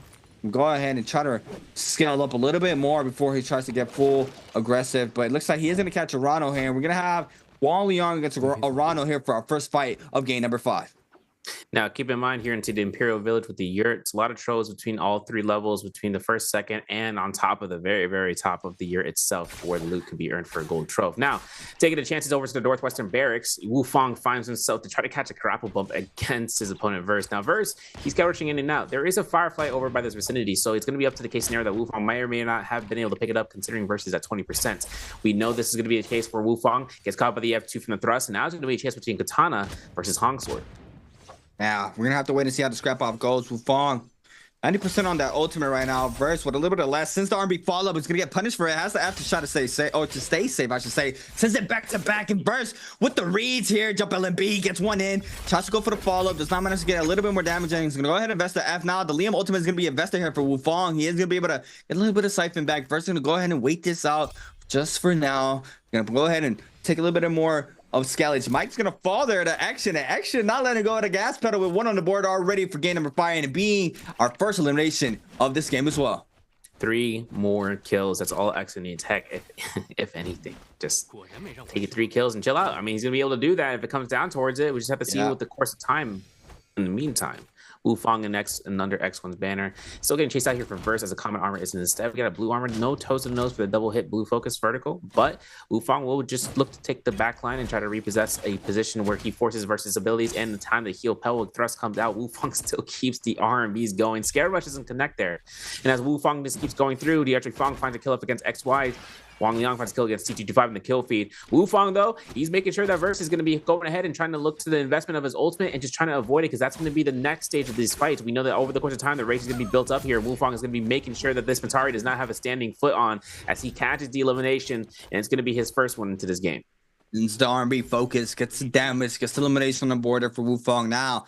Continue to try to scale on up. Action with Wan Fong and Chuzong as well, with Wu Fong and Wang Liang added to that board as well for the eliminations currently here for this game. Action, that's very well standing. 27, 3 more kills, 3 more points, 3 more It's 3 more to make it to that 30-point threshold. We got to scrap off Wang Liang, Chazong, LB prior for Chazong. Jump LB gets the damage there. Oh, was gonna go for the second one as well. Wang Liang stopping that quickly there, popping that Keelan ultimate there. Gets caught up there on the Temi wall, but does not catch the whisk. Now it's gonna go ahead and go reposition back inside that Temi. Oh, Chazong's gonna be forced to try to take a full reset as well as Wang Liang. Wang Liang's gonna get some of those dashes back there, popping that white health. Now it's gonna go ahead and top off the armor a little bit as well. Chazong now back in the mix, overholding the LB, catches the first one now. Since the second one gets the damage, was very low there on the white health though. Chazong trying to kite this ult now. The ult's gone here for Wang Liang, and the scrap off continues here for both of these players. Now, F1 still available for Wang Liang, as Xishang is going to be keeping holding to his ground. He finds himself to get that investment that he's been looking for against Wang. Now his own skills come out here, looking for a grapple, trying to extend out his position of throwing blue focus and standing still. But Xishang backs away, make sure he can keep the year into his own vicinity. And this is going to be one of those buildings that just have a lot of traps active. And Xishang, as well as Wang Liang, they're both going to activate their own M-Tress. Now, if you guys get caught by the trap, you are unable to grapple. So you are on a scare rush spree for the next couple of seconds before you get caught in place. And for Wang Liang, he's got to be very careful about this one. Meantime, we have Cinnabar Valley fight. Cinnabar is going to have Spider and Fong, as Fong has no armor from DRG. He has ultimate, he's got dagger, and he is a frog. Frog Coast is out here for Fong. Scare rushes in on the blue dagger. Wang Liang picking elimination up to Chazong. Now he does manage to pick up the elimination there. Now it's Justina ultimate investor here for Spider playing F2 area LMB, area RMB as well. Big damage here for Fong. Now Spider trying to scatter on out. He's gonna be able to catch and come an armor swap in the back end. We see Fong trying to cut on the right hand side, but does not manage to do so. Going to go ahead and play inside the zone. Fong now is going to go ahead and start moving on in as well. Spider is going to go ahead and save these dashes here, not continue his aggression. Now grappling on in is going to be Fong. Does manage to catch the freeze. RB focus, crouch LB, 1-2, big damage. F2 avoided there from the dash there, from the focus attack, from the fist blades. And Fong now forced to pop this Aqua's ultimate. Was going to be the mix up. He's going to be able to pop one white health in. Spider as well is still trying to get active. He's gonna read that V2. Look how quickly he shows and retreats to avoid that. Now avoids it into the R&B dash there, gets big damage, and Spider picks up the elimination there onto Fong. He would take those 1, 2, 3. Spider going to be getting his elimination, the anticipation for an Akka, so right, just goes to show how much he's like playing into that character in the past, and now knowing how to fight against an Akka's DRD Fong is one thing to another, especially when you recognize the dagger. Now Exon's going to have his chance at 2 investment up against what seems to be a trickly step stool for these fist blades, as Exon is taking a lot of damage, losing a lot of his armor, keeps his scare rushable on this wall. Hopefully not invest his ultimate. This is a Romyang, but it's not going to be open for another 40 seconds, so he's going to have to really pie for time. Gets caught by parry. F2 not back up in time. Switches over to fist blades in the vicinity, but there's going to be a chance where the F is invested. Will we see an ultimate from coming out from Exon?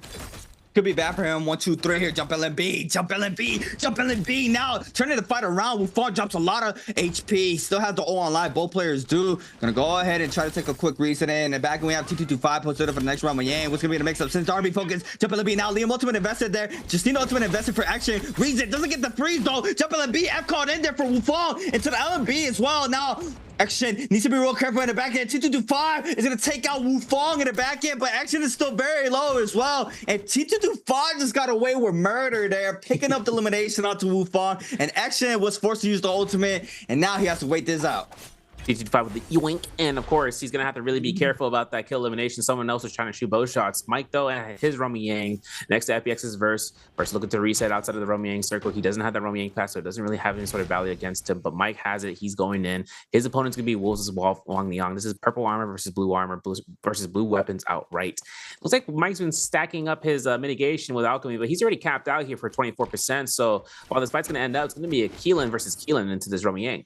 Yeah, this is gonna be very interesting right now. We're gonna wait and see who has the better killing right now. We got Wang Liang on the blue armor, Mike on the purple. He's gonna send RB focus. Click comes in. Both players using those fist blades. Oh, it's a double weave right there. That was disgusting right there. I have never seen that interaction before. Oh, we see purple frame. Mike now sends LB focus, gets a little bit of damage. F caught in there for Mike. Cartel LB feeling ultimate invested there for Wang Liang. Now Mike's gonna wait this out, trying to find an opening here off this ult as well. Both players popping that ultimate at the same time. Who's gonna get the mix up here? Now he sends the clone, does not get the damage. There's gonna be a quick reset in for both of these players as well. Big chances for Mike to get that slash to be invested. Dodges that slash, weaving it, getting the connection he's been looking for. Hopefully he can look to try to burn out the Keelan guard before his ultimate opponent's duration is done, but he finds F1 investment in the stead. Both of the ultimates are now down. Scare Rush to be coming through. No blue focus release. Hopefully to carefully assess the situation. This man just pocket peeked that musket shot. I don't want to think about it. Mike is going crazy out here. He finds that elimination against Wang Yang. All the marbles have been going through. No reroll. He's taking that one home. Said Meek gets the damage across the pillar there. TE Star against Spider. Freeze is not connected for Spider. Oboe holding purple fist blaze in hand for Spider. Since the LB focus gets the damage, Liam F invested it to avoid the full damage there. Gets the freeze into the RB follow up. Does not get the elimination though. F called in now. The LB follow up there from the mid dodge from Star is gonna pick up the elimination there onto Spider. Gold Pulsar does a lot of damage as we know it, and it's gonna be Mike when his Roman Yang as well as Star. We got one more in the mix right now. EWG Arano against Jetty G Shazong, and this could be good here for Shazong. He's able to pick up this elimination on the board for himself. We got Arano with the 2 teleports for Flash. He still has a chance. He gets caught by the whisk. There is nothing he can do here. LMB, uppercut, RMB, 1, 2, 3s, jump LMBs, bow shot, triple headshot. Gets his F2. Arano gets neutral again, but this is going to be a turnaround. If he can make this happen, it's going to be a miracle in the making. He catches LMB. He goes to crouch LMB. He looks for the stagger. Jump LMB from Just Chain to try to look for the lockdown here. Looks for the scare rush. They're going to be going for the contesting. He gets the hit. Arano looking to try to burn out the F1 from Chishang. Chishang throws it. We got 1 second left for the F2. Arano just looking to try to heal out. Look at the backflip. He gets caught as jump LMB for Chishang gets him out from the realm, and that's his victory before we see the next fight to unfold. Oh man, and we do see the bow nerf coming into play right there. I mean, just the triple bow headshots still doesn't give Chazong the elimination there. That was disgusting there with the whisk restand, but now Spider applying tons of pressure here onto FPSDQ's burst. Back-to-back LB prowls at the back end. Now we got another player showing up, and it's Mike get away with murder as well. Just since the RB focus on the burst, and now sending his attention out to Spider with 3 minutes and 8 seconds. Spider is not happy about this one, and Mike is on one now. Yeah, Mike's on 2 eliminations so far. Spider right behind him. Now the multipliers are going to be coming into play. Spider working out his ultimate. Doesn't get a stagger off of the Keelan ultimate for the cast. It's gold weapon Keelan. So if he gets a closed guy position, he finds that slash, the rendering. It could just delete Spider outright. No questions asked. He's got to be holding on to the zone. There it is. Going to catch that horizontal release. There's no F2. Only a 1 dash left for Spider. He gets it. He cancels ultimate hopefully soon-ish. Has F2 to come through and just try to keep the kiting going. Staying himself alive towards the Grizzly Rise, and he exits to the gate, but he kites right back in before Mike decides to look for it. Scare with his occurrence. There's the F1, the holding coming out, the dash LMB, the F2 investment into zone. This is easy for Mike right now, but he catches it, and Spider goes down. 3 eliminations that Mike has, and he's at 2nd place overall. We lost X in here earlier, folks, and now it's going to be up to Mike to try to catch up to those points for this round.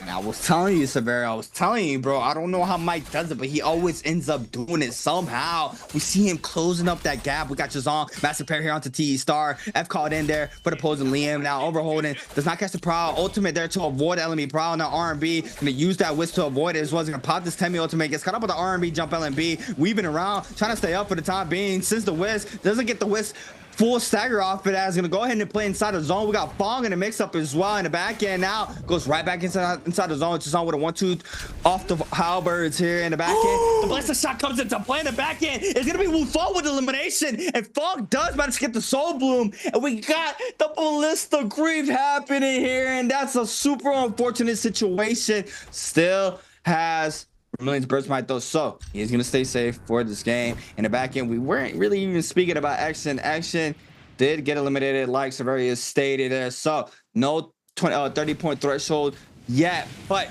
2 players set it up. 3 players, I should say, got Fawn with 26, Mike with 25.3, and Mike filling himself right now. He is going to go ahead and try to contest as well. Mayang against Arano. Big damage off the gold fist blades, and you got to be real careful here. He looks like he's going to pick up this pass as well here, Severio. Yeah, a lot of damage from the fist plates. You saw how fast Arano said, yeet, I'm out of here. Doesn't want to take any chances there against the fist plates. He would rather run back in here at the full reset, because once he notices TT25 wants to take this fight, this is going to be clean opportunity for a clean sweep, like we saw from earlier from Mike taking out the kill against Spider. So now it's up to Mike trying not to die out from TT25. This is going to be the bane of his existence. Ultimate cast preempted towards the Roman pass. He lost it. Now TT25 has the wielding sort of that. We have this ghastly mist to be in effect here, guys. And if you guys don't know, those hands that are on the ground will cause an 8-second sound. Got to be careful about that as Mike launches TT25 off of this cliffside. trying to deny him after the zone from the Romy Yang pass, and of course, just keeps himself on the offensive duty. He goes to heal with the white health. He backs off here, knowing he probably shouldn't take this fight. He's probably going to wait this one out before the second Romy Yang pass might be available for him. 2-5. 3 seconds to try to go in that Romy Yang. Still apply a little bit of pressure down to OUG's Mike. Pistol shots flying on in from 2-5. I mean, he just connecting back to back. I mean, that would be aim lab, and we see him out here just make sure he connects off those pistol shots. 2 on the board currently there for 2-5, as well as Arano. Song with 2, Mike with 3, Fong with 2. Got TE Star still in the mix with 1. Wufong with 2 as well, going all over the scoreboard right now because it's lit right now. We got a second Romy Yang of game number 5. KLA C225 now. Go ahead and play the blue flip. I mean, it's just he had 2 purple weapons in his inventory, and he's opting to play the blue fist blades. That alone can just tell you why you should be playing the fist blades right there, how strong it is. TE Star though, go Hong sword in hand, 1, 2, 3 connects there, and look at the HP going down there. 3 blocks almost gone there off the purple armor. Good for Star. Now F caught in for the Justine, and the mix-up happens here. What's gonna be able to come out to play here for TD25? Star is going to be very careful about using his F ability here. Once Justina finds the dash, it's going to be an even Steven opportunity. There it is. Nice dash roll. He's going to be able to avoid the first freeze. Catches no Auric Sword bind, but he's looking to try to go ahead. He gets caught by that RMB. It's going to be a huge amount of damage. No Auric Sword on the standby, but he finds it. Wait a second. He's going to be possibly getting behind this pillar in time. Looks for the guy to go, getting caught by the slide uppercut, and the freeze with the RMB release drop down, giving T2-5 his elimination. The second Romy Yang is going to have Chisheng with JDG with a gold pair of halberds. He's catching uppercuts against Arana. Arana taking all that damage here. Has ultimate still. Both of these opponents actually have an ultimate, and Chisheng actually ultimating it through, but a parry from Arano comes out of the woodworks. This is going to be a teleportation round or a quick lockdown with the Whisper. Does have the ult to try to take a quick reset, and Arano with half of the white HP left. Zhang almost back to full health, laying down some pressure off the cannon shots, but Arano does have the weapon advantage right now with the gold halberds in hand. Zhang now go ahead and swap on over to the purple dagger. Since that, let me focus. Gets the damage. RMB on the ground. Gets a lot more damage on. Now, the chase is on. Rano catches the F, but no, the F caught in there for the timing. Zhang now needs to be real careful. Trying to pick up this elimination. 41 seconds and counting here to try to pick up the elimination. This Romy Yang. He's going to go ahead and throw down the whisk. The reset off the F cooldown is going to come into play. And the follow-up cannon shot there for the elimination, and Mike is still getting active outside the Romy Yang. TE Star in the mix, and DRG's Fong as well. That's very low. Now it's gonna be able to weave that V2, beautifully showcasing there for Mike. And since the R&B focus, and that's what I was saying. That's a mini pulse sword. You see the damage there off the R&B being completely showcased there from. I'm gonna make mention of this, Mike. Fist blades versus pulse sword, it wins almost every time, theoretically coming through here. But Mike gets caught by the smolder that T225 has been able to proc here from that grapple stagger. Of course, we know Fong is having a detriment. If he had to go up against if he had a nick for every time he got killed by fist blade, to be 2 times in the same match, which is very common. So, you know, it comes at the showcase where that weapon stands. Mike, though, finds a fourth proc ultimate as T25 is getting all the right frames for the staggers. Jump LB comes out here. Mike having only the 2 slashes here for blue, meaning he's not going to invest any HP, but moment that he goes ahead and uses that last slash, it's going to be a lot of chances. There's a freeze. Oh my goodness, the griefening. It's going to be Mike, maybe, hopefully forcing Keelan guard. There's a bind. Oh my gosh, the pressure on Mike right now is hot, and he's going to use that last slash. He's 1 HP. He's almost caught by that Auric Sword knockback. Jump LMB. Can we get that kill steal, please? And there's T225 with the white seconds rounds to get that kill, and he keeps the aggression going as all of these players are looking for the chase down.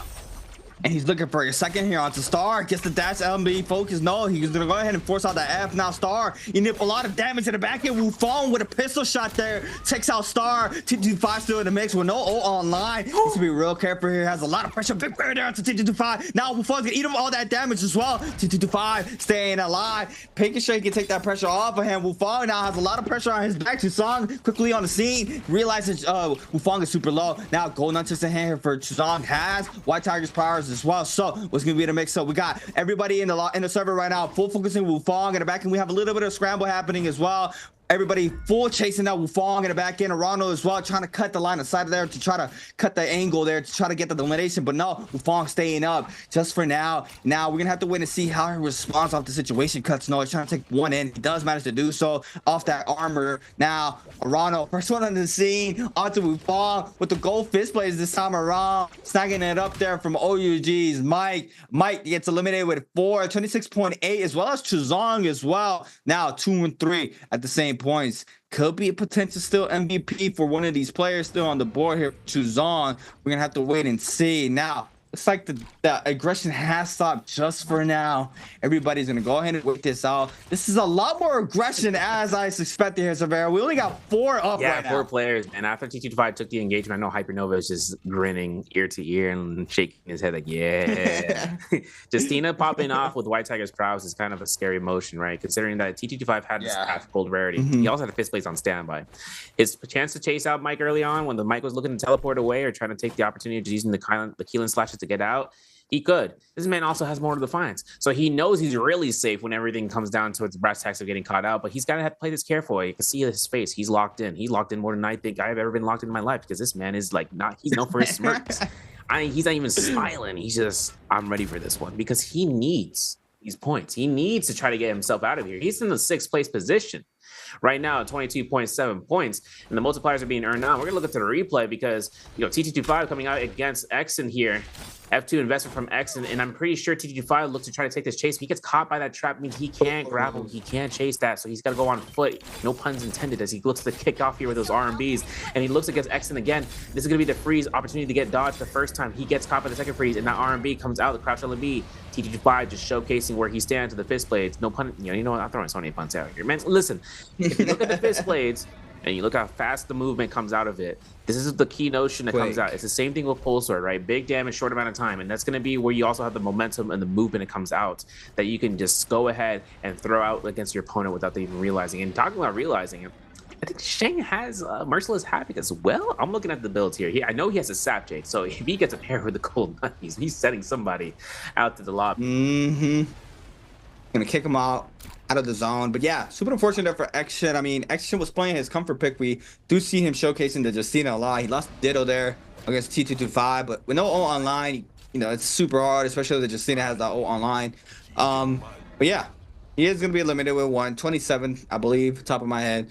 Currently here for this game, and look at the full goal weapon setup there for Arano. I mean, he is posted up. You want to take one, it doesn't matter. He's gonna put another one on the board. He's gonna use another gold weapon. He has the God loadout right now for the remaining time of game number 5. Wufong working with a purple dagger in hand, purple halberds, purple staff, blue fist blades, just for reinsurance there. Spirit Well up now, T225, first one posted up here to try to claim the Spirit Well. In the back end, we got Chazon trying to apply a little bit of pressure, and we see T225 playing the fist blades here to move around this area. Chazon applying lots of pressure there onto T225, and go ahead and swap on over to the staff. We're gonna have to wait and see if he has any J's for the staff as well. Grappling on in, making sure he can try to pick up the Spirit Well. We got a lot of these players now posted up. I mean, everybody posted up, the remaining players of this game. I mean, Chazon with a massive paradox to 2-5, and now he's still trying to claim the Spirit Well. He doesn't even care. He's like, anybody can eat up these damage here. I got hands for everybody. Yeah, and remember, we got Merciless Havoc on hand for Chishang, so he got that gold stack. That's exactly what he needs to zone out. It's kind of crazy, because now he has a Mystic Might buff, so he has all the mitigation, he's got vision on people, he can just preempt the Merciless Havoc one direction, throw him in the other ones, no Harry Styles. And the thing that kind of comes out, too, is that Arano has Stanchion Sky Pillar as well, so he finds a staff himself. It's not that much value, but for a Matari, potentially, right? He can teleport behind somebody, switch out to the weapon, and he can just lock them through. But Chishang, he looks to chase down, pistol shots coming in from Wufong. And then Wufong actually into himself, I mean, he's got Overlord, so if he has a Pole Sword on standby, if he gets a full charge up, he can just go ahead for the release. But the jump parry does not occur here. Chishang backs off. He's going to have to look for that reset as long as someone takes the opportunity of going back into that position. Could look for seeing, investing all his resources down to 6 armor powders. And as it comes down, Arano has to really just slide away from this corner. Chishang keeping that chase going, and these guys are just going to keep kiting and kiting. This is stagnation period, folks. As it comes down, Moonbane drops with no pressure is needed, unless someone wants to run into the Moonbane on accident. Something's happened like that. It occurs. Some goofballs can be it happen, and then all of a sudden, it's like boom, boom, you get Venn diagram, but you can't really do anything about it. But rare case instance of cast accuracy. I'm sorry, T25. Yeah, I remember when this Random Bane first implemented into the game, and we saw in the Pro League. I mean, it was crazy. I remember seeing like 3 people dying to the first Bane, in the first game. Yeah, it was crazy. But Chazon right now, setting up for success right now, has the God loadout. I mean, he picked up a gold cannon. He picked up his purple cannon as well. Picked up the gold staff there from T225. Has Merciless right now. If he's able to play as well as Wang Liang played it in our first Holoroth game of the day, I mean, he is set up for victory right now on the 10. He just has to make sure he doesn't get full focus here But everybody on the field right now is a lone wolf. We have a Temi, a Justina, a Matara, and a Liam currently here for our last and final moments of game number 5. We had a lot of aggression off spawn, obviously due to the Firefly maps, and even towards the mid game, a lot of players getting active. And now towards the end game, the dust has settled just a little bit. Only 4 players staying up. T225 now with 4 on the board, 23.2. Ronald with 2, with Fun with 3, Jazong with 3. Potentially could close up that 30-point threshold now, and we could be having our first player being able to take this one home for themselves. See, I don't want to say anything. I don't want to say anything, man, because I'm looking at this chances of looking back and forth. I'm looking at the points. If T225 gets that eliminations first place, he reaches match point. If Deshaun gets like at least 2 more eliminations, he's closing in. If he gets first place, definitely, because then he takes the extra placement points. It's really between 1 or 2 players to end up in match point here. Potentially, if the aggression is had onto one of the 2, it's over for one or the other. Until the third, like Wu Fong here, he's getting focused down. He's getting cannon down. Chushang's gonna be making sure to investing all of the resources that Wu Fong has. Maybe, hopefully, to the case of him forcing ultimate, but he's backing off. Chushang has this whole grounded by himself, utilizing that staff. He's from the parry that he got from T225 under that spearwell, guys. He's gonna be able to go ahead and just throw this one out back and forth, where no range shots can go his way. No one can enter his vicinity. But if some fair soul wants to jump from the sky and drop down below for a parry for a telegraph moment, that would be absolutely insane. But it's a wild haymaker move. Don't do it. Don't risk it. It would be crazy. It would be insane. And I mean, they're on land, and we've seen some crazy parries. Like, we've seen some crazy aerial parries in the Pro League. Look at Ronald playing that. I don't think anybody noticed that he's up there right now. He's playing this 100% safe right here. That's probably the best spot to be at right now. No one's contesting. Nobody's even looking up. But right now, we're just not a lot of pressure currently right here from anybody. I mean, there's only 4 players up, and the zone is still fairly pretty big.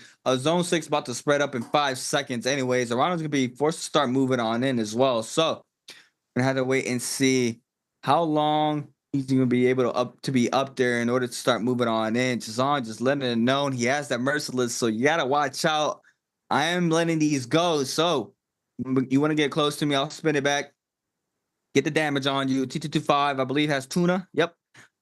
Following up that Tuna in the back end right there. Wu Fong on the purple dagger. Wow, this is a lot more a lot of anticipation right now, just because there's only 4 on the board right now, so we're just waiting this out. As it's bound to happen as well in the Pro League. I mean, a lot of aggression, these Firefly maps. Our first Firefly map of Holoroth. So here we go. Harano, Gold Fist Blades. We got Gold Staff, which is on. We found Purple Dagger, Purple Dual Blades there for T225. And now, Spud's going to start moving on in pretty soon. Zone 5 spreads in 50 seconds here. I'm going to have to ask you, Severio, who are you going to give this to? Which player are you going to give this victory to? I'm literally going to say something out of pocket. I think Arano can snag all these kills. Yeah, I think so too. He's got Gold Fist Blades. A single R&B from Gold Fist Blades with that multiplier just goes absolutely ballistic. Now, T225 wants to contest this rock, and as it comes towards, he can dual blades. He locks Arana out the zone. And I was about to say something next, and it happened. T225, he loves his aggression. He loves taking your fights. He loves taking your spot. He doesn't want you to try to hold off and say, yeah, you're safe. Nah, man, rents due. Take you out, or I'm about to expulsion, take you out of the room. Because Arano is like, man, look at my squatters' rights. I'll stop. He's gonna be looking to try to walk away from these guys. He's looking to try to R&B. But the problem is, dual blades have a better corner grief than anything else because of its multiple hits. And he's also got Octa Slash Blade. I was maybe about to make mention of that too. The J selection that T225 has. He's able to utilize his dual blades even more of a fashion of lock keeping something, and that's gold focus after a certain period of time. So for him to actually have Octa Slash on the dual blades, and that's Justina puts him through. Wu Fong in the sky now as a Liam uses F1 to reposition and doesn't knock back T225 to the sky. Chushang is still looking to the ground level using the Temi circle and just blocking corners off left and right. And there is nothing that can be had here because Arano, he's on the ground level. He's waiting to lurk with those kill steals. Oh, he popped Temi very, very early. No ults were online yet. Now, Rana popping that Matari ultimate, T25 popping Justina ultimate, the back end, Liam ultimate as well. Everybody's starting to scatter on in. Chazong trying to fight right back inside the zone. Wufong shot's very low. Jabbing there for Chazong, picks up another one on the board, sends another one towards Arano. Now on the back end, it looks like it's going to go towards T25 way. He's going to have 4 on the board, and now he is going to take the MVP as well. But I believe Chazong might be getting to that 30-point because he did pick up one there from the last and final moments of game number 5, but still, We are gonna have KLA T225 being our winner here for game number 5, and a massive showcasing here for the young bull here in this game number 5. Very aggressive game here for the day here, Severio. Yeah, I'm waiting for the smirk. My man's about to showcase it. Come on, look at the camera, man. You know, no, he's locked in. He don't even. He can't, no emotion. He's like, not I playing gotta no get this games. stuff, man. I gotta make sure Mike and Spider ain't got a chance. He's not playing no games, dude. It's crazy too because no one reaches match point. You're like, yo, we're definitely going to game 8. I agree because we're entering game 6. Wong gave me the thumbs up. He's like, yeah, I got this stuff because he's there in the end game circle too, playing that Liam to his fullest, especially utilizing the F1 both as a combo breaker and as it can be used offensively as a knockback. So, damn, yo, T25 really locked in. Yeah, he's locked in. He's locked in. He is looking to contemplate. He is running 10,000 thoughts in a second, just like all the blue focuses 1, 2, 3 blues, you know? And he's making sure he can get those released. Man. Oh, man. It would have been very interesting seeing Gigi Shaw in these finals, but today's finals games, man. Oh my goodness, the pressure is on. And now this is where, yeah, I mean, like, if you're like super close to the 30-point threshold, and you know, as soon as someone enters that 30-point threshold, like I was saying earlier, you don't know who it is. You don't know who's the one in that threshold now because it doesn't tell you who you're picking up elimination on or if you die to them. So, you know, now this is where the mix-up happens. Once that first player reaches that 30-point threshold, you got to be real careful. Kind of make sure they don't MVP out and try to slay out for the remainder of the lobby. So, you know, it's going to be very interesting to see how the overall standings are looking right now, currently for our next and final game. Game number 6. About to be loaded up, but you know what a showcasing there from Chazong, T225 as well. T225 staying inside the mix. He got a lot of pressure thrown his way. Manages to be aggression on to Wufong there. Gets a parry after picking up the elimination onto Mike, and just I mean, it's just being able to stay composed in that situation and having those macro decisions in the perfect timing, as we saw that for T225 brought him there into the end game, making sure he picks up the MVP for game number 5. And you know what else is MVP? We have another answer for Treasure for everybody at home. If you're on YouTube, swap on over to Twitch to try to make sure to try to get a random gift here for the summer split. Wow. I mean, what's gonna be the question? Bruh, we were just talking about this, man. I'm throwing my pen on the notepad. Come on, guys. Come on. I just said it. Come on, Chad. Like 5 seconds ago. I guess you guys could say,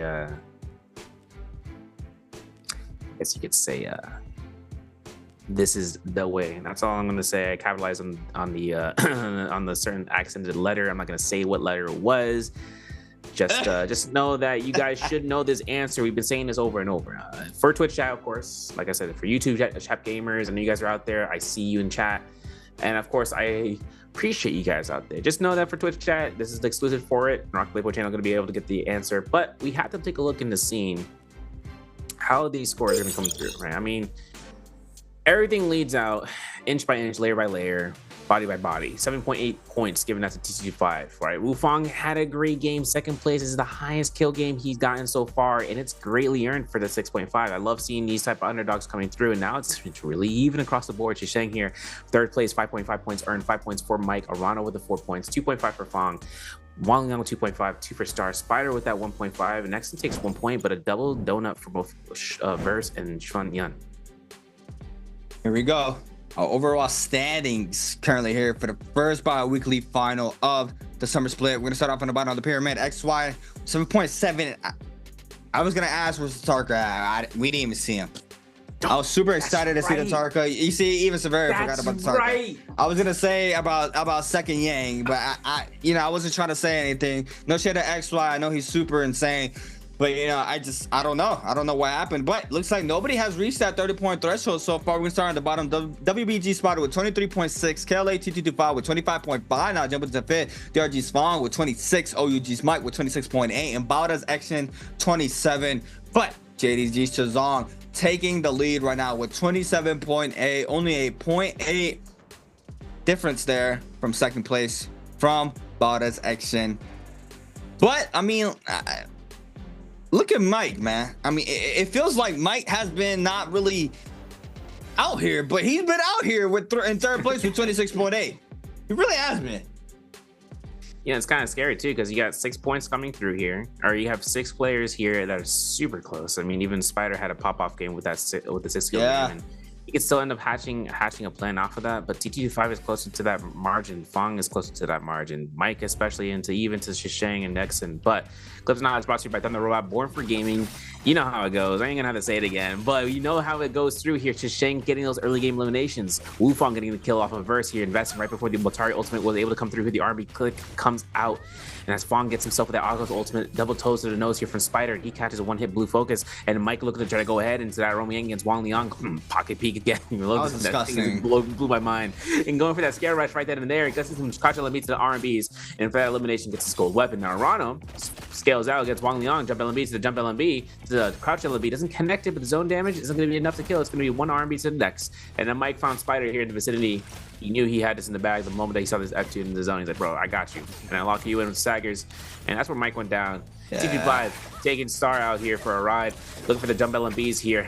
Has himself caught to the Auric Sword. Could have been a conversion here for Star for looking for neutral if he had a long sword in play, but he's not going to be able to catch that. Another freeze, another arm release, another kill for TT5. Now Mike found Fong in the most dire of circumstances and one-click release. RMB, blue vertical focus, and then TT5 into that end game circle, looking for as much dashes as he can muster. He looks to try to get the last hit confirmation. While Chisheng steals that first kill, he looks to try to get that second until the third eliminations, and he finds the first place position for that multiplier, earning himself a little bit of points, but they're gonna go a long way as he's still locked in for top 4. Even with the poison splash hit there onto T25, he still managed to be the last one standing. His third MVP here in the summer split with 17,000 damage, 4 eliminations on the board for game number 5, 6,000 damage on the fifth blades, 4.2 on the staff, 3.8 on the dual blade. Had a Soul Smolder there. Also had the Oxygen Slash blade there for the dual blades. Juggernaut for the tack buff, Tuna, slow shot, some weak shot, the standard damage reduction here on the Justina. Beautiful showcasing here from KLA's T225.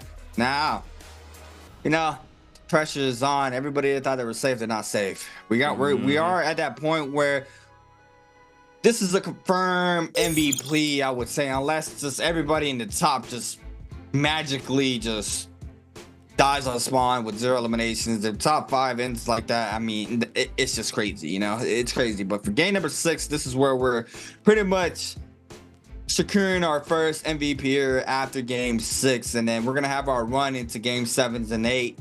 But yeah, I mean, it's still a lot of NARAKA. I mean, it's still a toss up. You can't count any of these players up because all it really takes is that MVP. If you're able to make it to that threshold and that threshold maker doesn't perform and you still have time to make it to the 30 point, you can contest and take it home. We saw Mike do it. I mean, I believe it's the last bi-weekly final of the spring split. It came down to a 1v1 between Mike and Action. So I mean, anything is possible in this new format in the pro league, which has been very, very interesting to watch. I remember the first bi-weekly final of the spring split. Mike was the first one in that 30-point threshold. Fog quickly knew his assignment. I mean, he landed on Mike like 3 times right after that, you know, like, so, you know, it's insane to watch. But you know what else is going to be insane? It's going to be this quick break. Once we come back from this break, we're going to be loading it to our 6th game of the night here for the NARAKA BLADEPOINT Pro League Summer Split. First bi-weekly once again.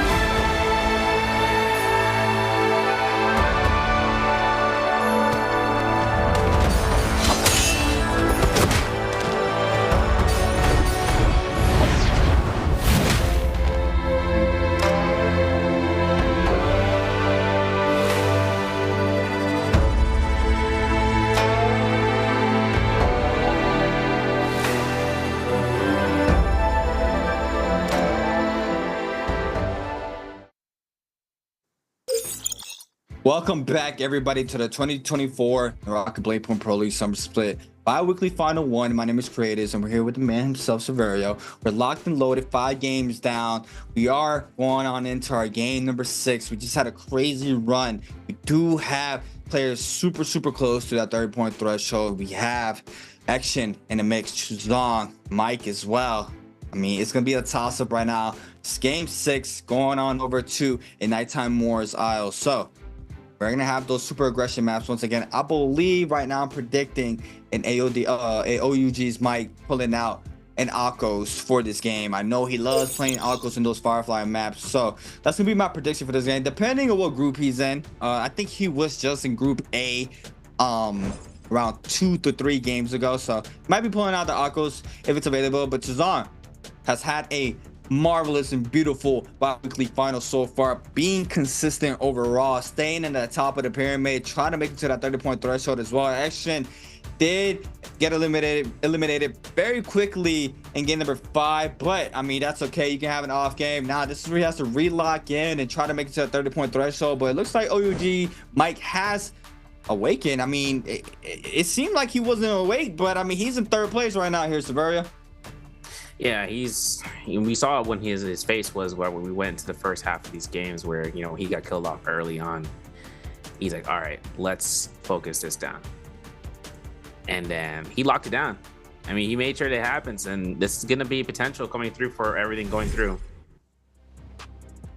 Yes. And if everything comes out of this, right, this is the last round before we actually go into those matches where the power of just like vicinity of who's going to choose something out of pocket is going to happen. You've been wanting to see Akos for Mike, and I'm hoping to see, you know, other picks as well, because this is where we're into the dog days.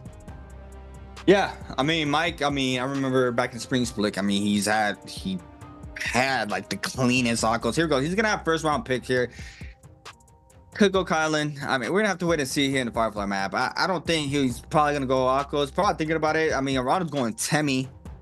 Mike thinking about it. I know you wouldn't do it. I know you wouldn't do it, Mike. Bring out the Akos. I'm telling you, he loves playing that Akos there for the Firefly maps. He is going to be bringing it out, and the 2 Collins are going to be going towards Stars and Juan Leon's way. Wufong and Fong. I believe a little Mutari action here for Fong. No, Hadi still available in the mix here. Looks like Fong is going to be going towards Hadi's way. Wufong is going to be the pick here. Wufong's going to wait this out. We got 2 Liams, 1 Temmie, 1 Akos, 2 Keelans, 1 Matari there for Wufong, 1 Hadi for Fong. Action and Spider, next one's up. It's going to be a Temmie here for Spider, and Action a Temmie as well. So we're going to have 3 Temmies on the field, and this is going to be a very interesting game here, Severia. I mean, I love Temmies in the field. We got 3 of them here for game number 6. You know, the fact that there's 3 Temmies, we're into the scene about whether or not Double Justina might be coming out, because any pocketed picks could be held on here. Just like I was about to say, T25, he could choose to lock in his Akos, and he will go for it. This man put his chair up and it's upright. He's like, I need this.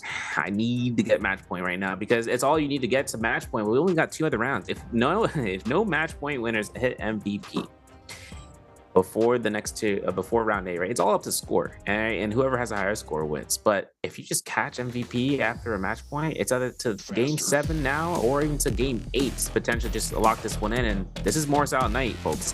This is everyone's favorite map, no contention about it, you know.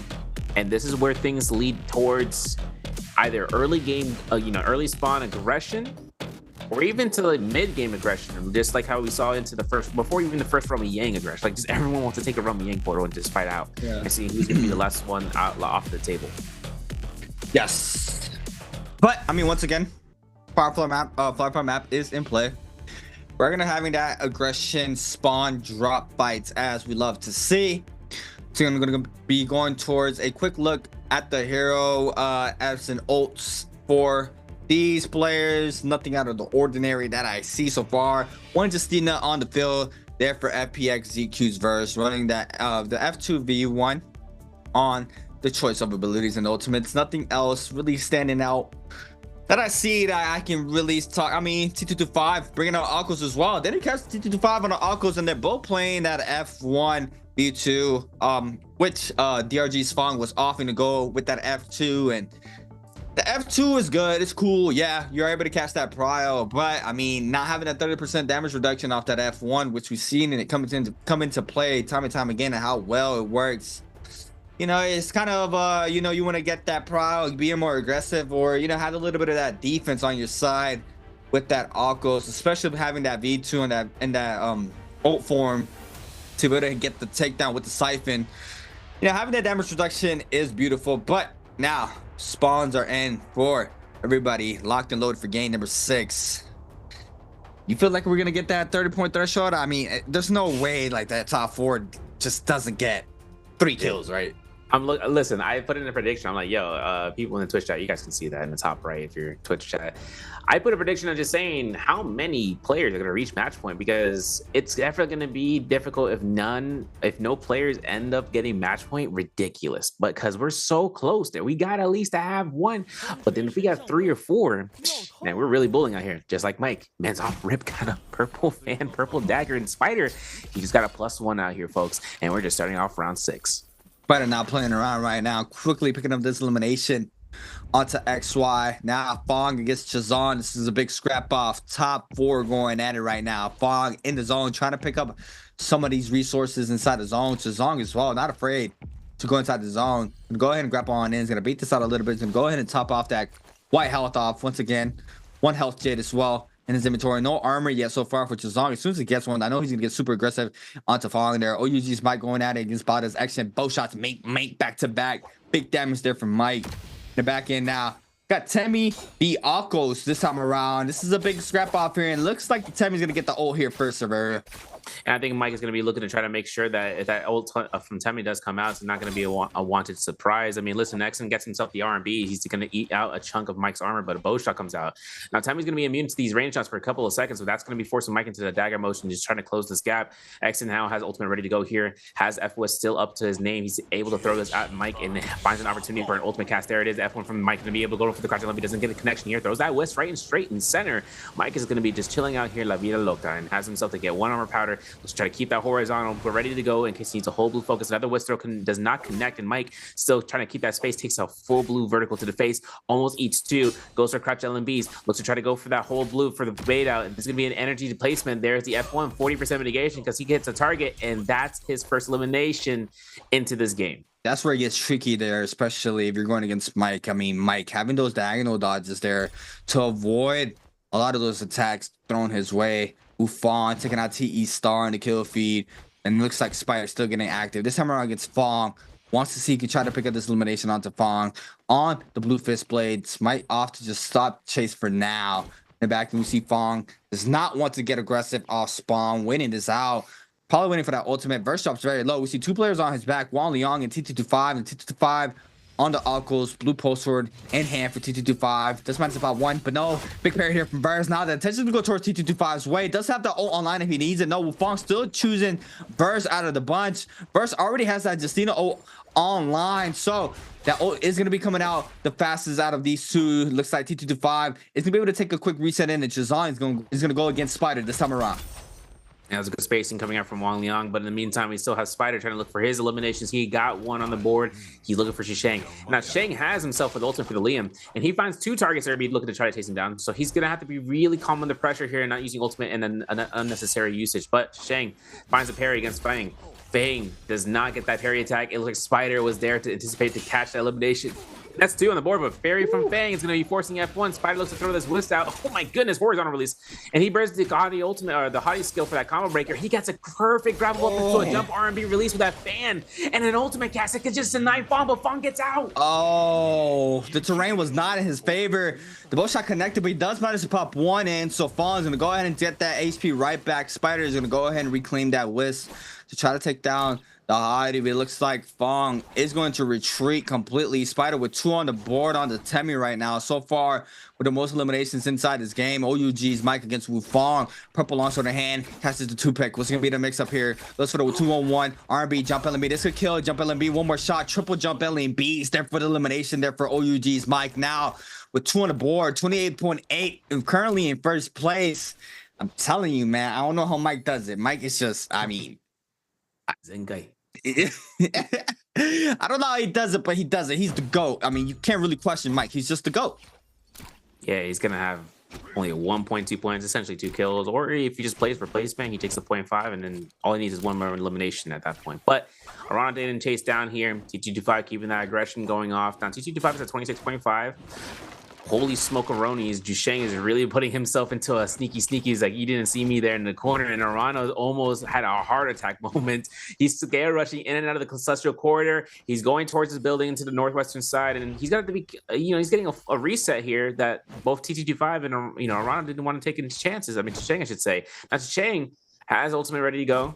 He's got caught in this first set of lives, so this is really close for Jusheng. He's got to make sure he doesn't cause any sort of grief towards himself, and in terms of his resources spent between skills and ultimates. First Roma Yang posted up. T225 looking to take the Roma Yang. OUG's Mike as well. Steve Verse probably going to go ahead and go towards the bottom side of the map.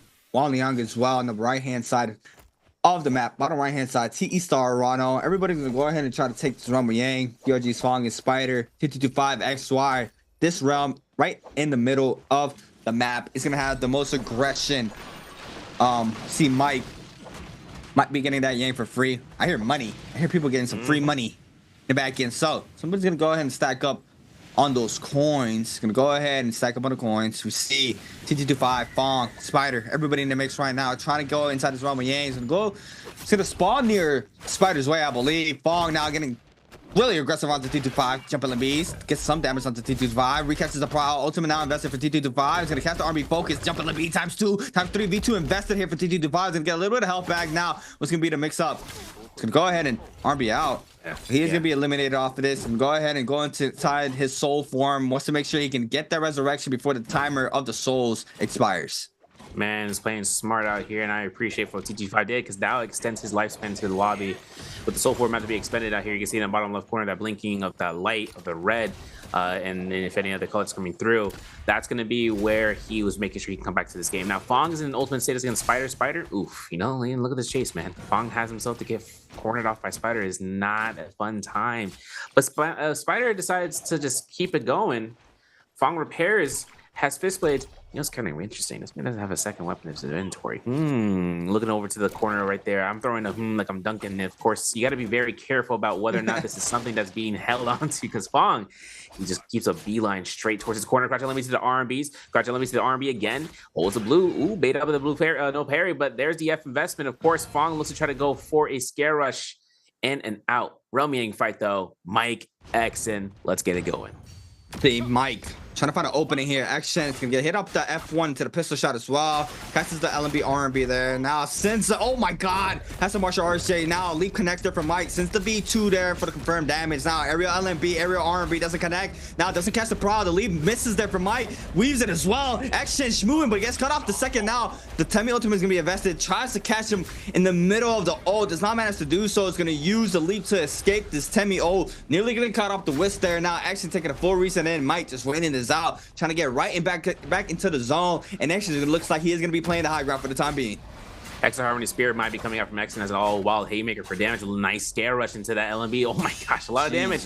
He gets pawned to a parry. F-Wist is not available. Exen does not have an escape out of this carousel. The terrain manipulation. That's going to be exactly what comes out in Mike's favor. And he gets his elimination. He catches his third elimination, and we're closing in, folks. We're so close. I can sense it. I can smell it. He is trying to catch it. He's got himself a gold katana, potentially Hong sword. Whole sword's not picked up. I'm kind of curious about that one. I'm looking at it, bro. Like, you didn't pick up the whole sword, bro? All right, listen. He's going ahead and leaving that one behind, but if he catches himself this gold Hong sword, he's going to keep the katana. I've been seeing him using the katana more so than just using the Hong sword. You saw that earlier, I think, in round 4. So yeah, where he was able to hold off of the using the kept the katana being in use, where you can hold things in place. Meanwhile, kill lead, Wang Liang lost his Roma Yang. Verse found his first victory here. It's going to be his first elimination and gets him the buff, gets him the weapon spike. And it's going to be a cleansing pool where Exen is also Roma Yang depletion mode, as we just saw.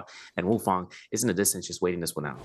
0.2 points here for OUG's Mike to make it to that 30-point threshold. JDG Sazon with 27.8.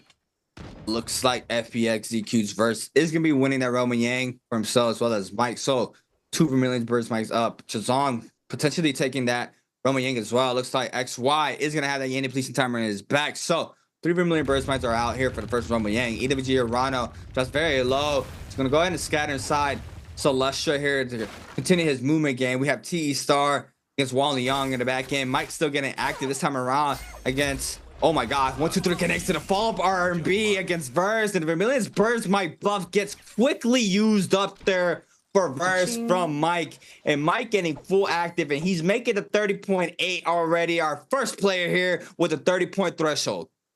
Yeah, and Chusheng also got his victory in the Romy Yang. He being able to kill out and getting his +1 of what as well.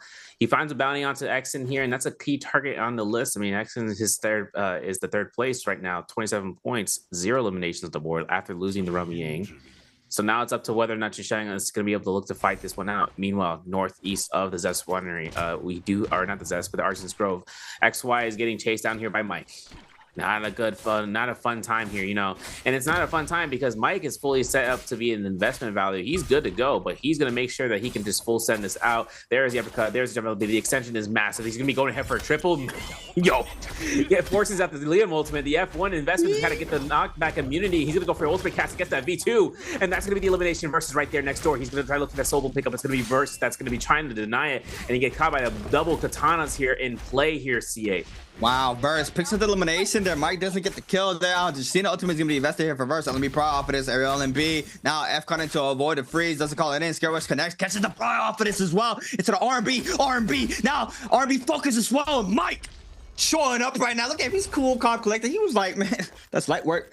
Double R&B into the follow-up there. He doesn't even care. Gold katana in hand. He doesn't even care about the Hong Sword. Zhazong going at it against Action right now. Tell me ultimate investor here for Action. Zhazong needs to be real careful. Gets caught up in the wall. No whisk throw here for Action. Another caught up there from Zhazong. What's going to be the mix-up? Now the whisk connects. No, F invested there to avoid the whisk throw there. Beautiful play there from Zhazong. Pistol into, or grapple into the pistol shot there for Action. Now trying to retreat with 1 minute and 13 seconds in that on that Yang depletion timer. He has to be real careful. Needs to see he can try to pick up this elimination onto Zhazong. He could get a nice little weapon upgrade as well. He does manage to do so. Pistol shots connect into Zong. Needs to be real careful. He's at 28.8. Overhold since the R&B gets the damage. Now Whistle's not connected for Action. In the mix up now, the fallout connects and Zong takes out Action. And it looks like Action now, the pressure is getting to him. He's gonna drop down to 4th. Spider at 3rd now with 27.1. And now the pressure is on. Look at the top 5 right now, Severio.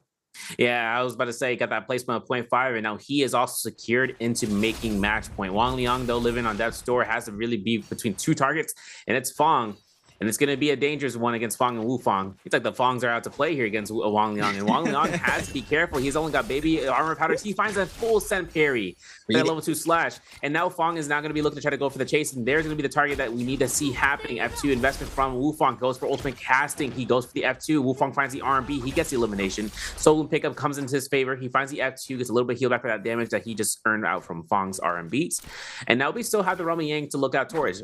JDG Chusheng is going to be closing in through her Spider at 3 eliminations. He has to take Romy Yangs. It's not a question of if, it's when. And he's going to make sure he can do that as a Temi before the seconds start to count down. Got 2 players in that 30-point threshold. Mike, Zhazong, Spider looking to be the 3rd one in as well. TT25 as well. Trying to post up for that 30-point threshold with Fong. Go ahead and play outside of this. Let me proud here for Zhazong. Tries to go for the TOD. Does not manage to catch it though now in the back end. Got another player showing up. Zhazong. Go ahead and use the F here. Now, it's going to be the mix-up here. Throws down the F, catches 1 player. Now, Zhazong still applying the pressure towards Fong's way in the back end, or Fong's way, sorry, Zhazong. A little bit of more time left to try to go inside this Roman Yang. We got Mike against Wu Fong in this Roman Yang. Mike starting up high right now with a gold katana in hand. He's been showcasing beautiful katana work so far. Drops down with the F1. Make sure he avoids anything. Weaves that F as well. Catches the Proc once again. What's going to be the mix-up? Catches that to the 1.0 from the katana. Big damage. Overholding. Proc comes in off the ledge. Lets loose. Oh, he crosses it up. Still gets clipped off the last frame there. And now Wu Fong trying to back on up. And a scrap off. Loses a lot of HP here. It's not looking too good here for Wu Fong, Severio.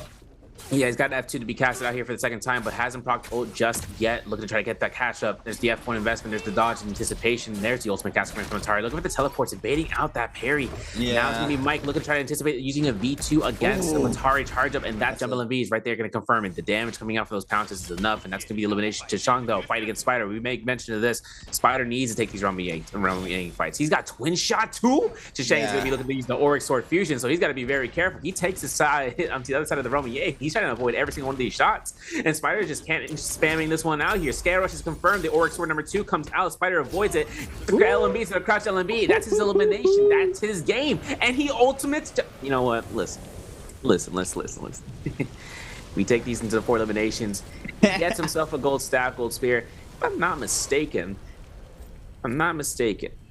with that Starfall, he ain't gonna pick that up. You know, I always look towards Starfall. I always look towards the Starfall. I'm a fan of it, but you know, it's a dime a dozen. Yeah, I don't think I've probably seen Starfall come into play in the Pro League probably about once. It can catch you off guard, but once you find out that you're getting grappled into it, I mean, it's easily avoidable, but it is like one of those things that just catches you off guard. So it can work out, especially in those third-party potential situations where somebody's one shot, you can go into Starfall, but it can also, you know, just backfire on you as well. I mean, Mike right now, he's just in a 0 ban right now. He don't even care. He's just moving around with a katana. I mean, he catches star right here, full aggression, R&B jump LMBs. Now gets hit off a little bit of damage onto the dagger. Gets hit off the LMB focus. Nice scare rush there from Star. Now since on soul break back now overholding what's gonna be the mix up. He has the White Tiger's power, so he's gonna be getting that HP back. R&B LMB in the back end. Zong now showing up to the party. Sees him catching him in the corner here. That's big damage now. Kylan's gonna be forced to try to scatter on out of here. The F invested as well there for Mike. Try to retreat off of this situation. Overholding now. Keelan ultimate invested there for Sar. Looks like he still wants to pull up all the aggression onto Mike, and Mike's gonna eat up the damage off too here. And it looks like this could be a bad off the Sar once his ult goes away, and there it is. Yeah, White Tiger's prowess could be procced out here again. The vicinity damage parries coming out here left and right. The Auric Sword proc coming out to the ultimate, and the kill could be coming out from Shishang. He misses his opportunity to strike. He goes for it, and he gets it. Shishang got to elimination. Now Mike, he's gonna go ahead and full send towards Wufang's direction, making sure nothing's gonna be lasting here for his HP bar. The F2 comes out, the F1. Nice been done. Oh my goodness, this man is locked in. He's seen everything coming through here. He also has Cloud Weaver, folks. So if he finds himself fifth place, he's really gonna make sure. And Spider also has Pride's Fall earned for himself from that Romy Yang. Gonna have to see whether or not he's gonna be able to try to find a chance of being able to activate that, but the kill has been earned by Shishang. Number 2 on the board. He's up to 3. Now I believe up to 4. He's going to be going ahead and taking that solo running through here. 5 players left. We still got 10 minutes on the board. We're going to enter stagnation period very soon here, folks, because listen, T225 is still in the game. He's one of 3 players that are still looking to hit into match point that are still alive.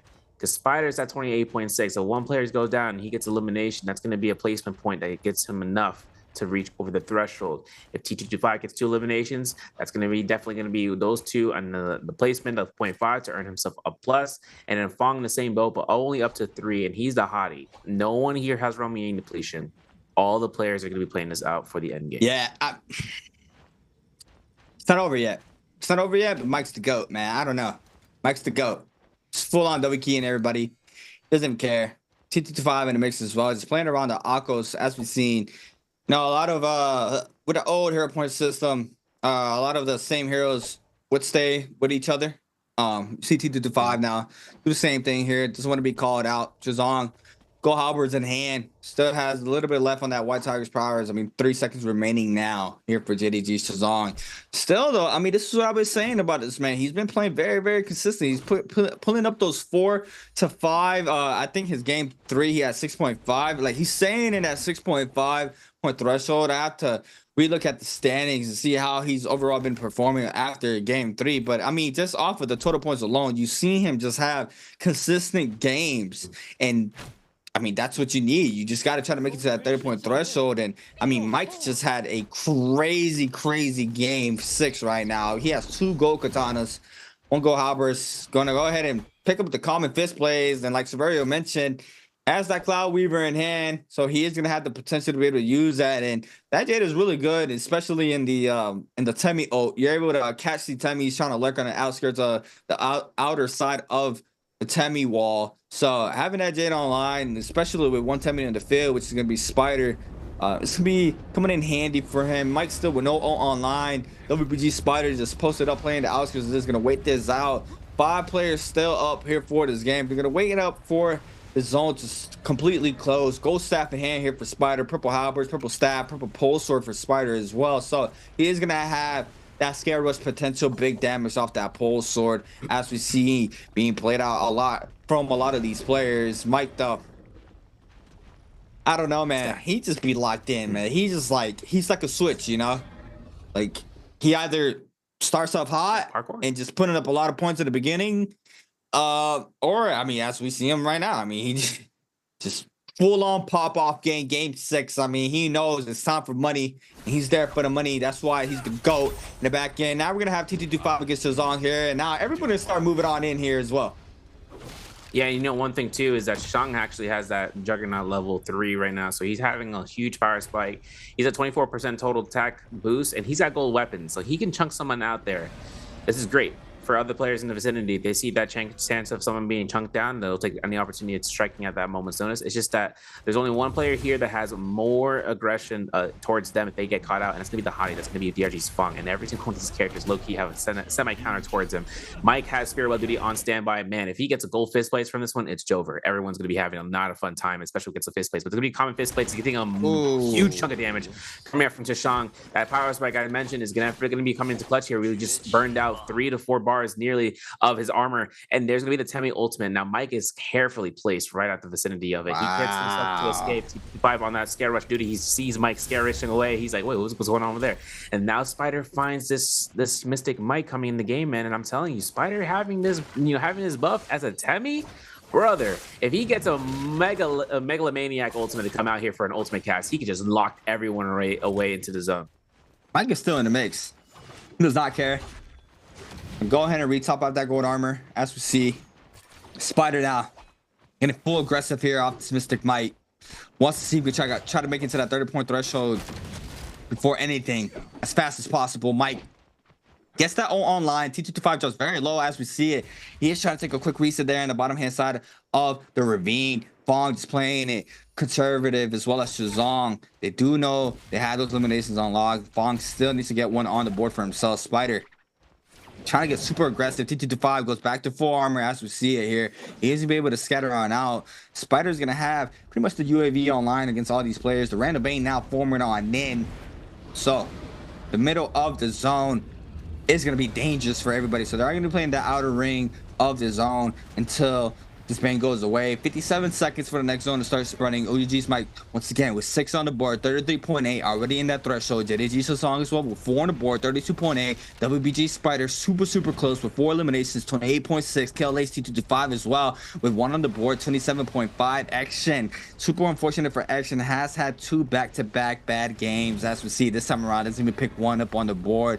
Was the runner upper there for the threshold, but super unfortunate for him. Has not been able to find his fin in the next 2 games after that, but still, now can make it into the MVP off of game 7. T225 juggling this purple armor around. DRG spawn with 27 points overall. No eliminations yet so far, but this all comes down to the last and final moments of this game. We just have to wait and see it unfold pretty soon. And 2 Aquasis, 1 Temi, Liam, and Hottie. I mean, it's gonna be very interesting here, Severia, for real. Yeah, I mean, there's a lot of kiting here too. Yeah. Plus, the Celestia corridor, the bridge between both sides of Celestia, is the main battleground.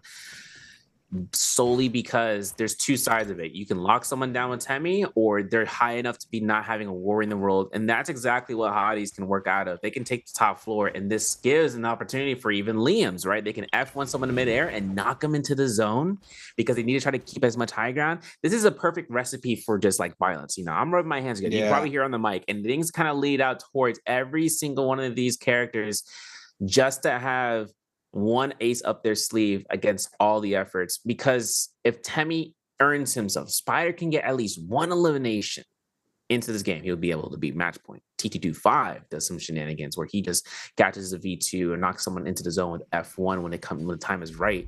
He can also cause himself to get some last hit confirmation hits against any targets. Staff and weapon, this is not even including weapons in mind, right? We're looking at R&B's staff that knock players off of the ends. That's why it's such a valuable tool into the end game circle, and it's going to be a zone control tool, potentially last 3.5 minutes, folks. We're entering into this round 6 and hopefully to see how many other match point games can be earned, or are we just sticking to 2? What TT5 playing around Mike right there. You see it. Akos is trying to stay up as close as possible. Chazong on the Liam. Fong on the Hottie.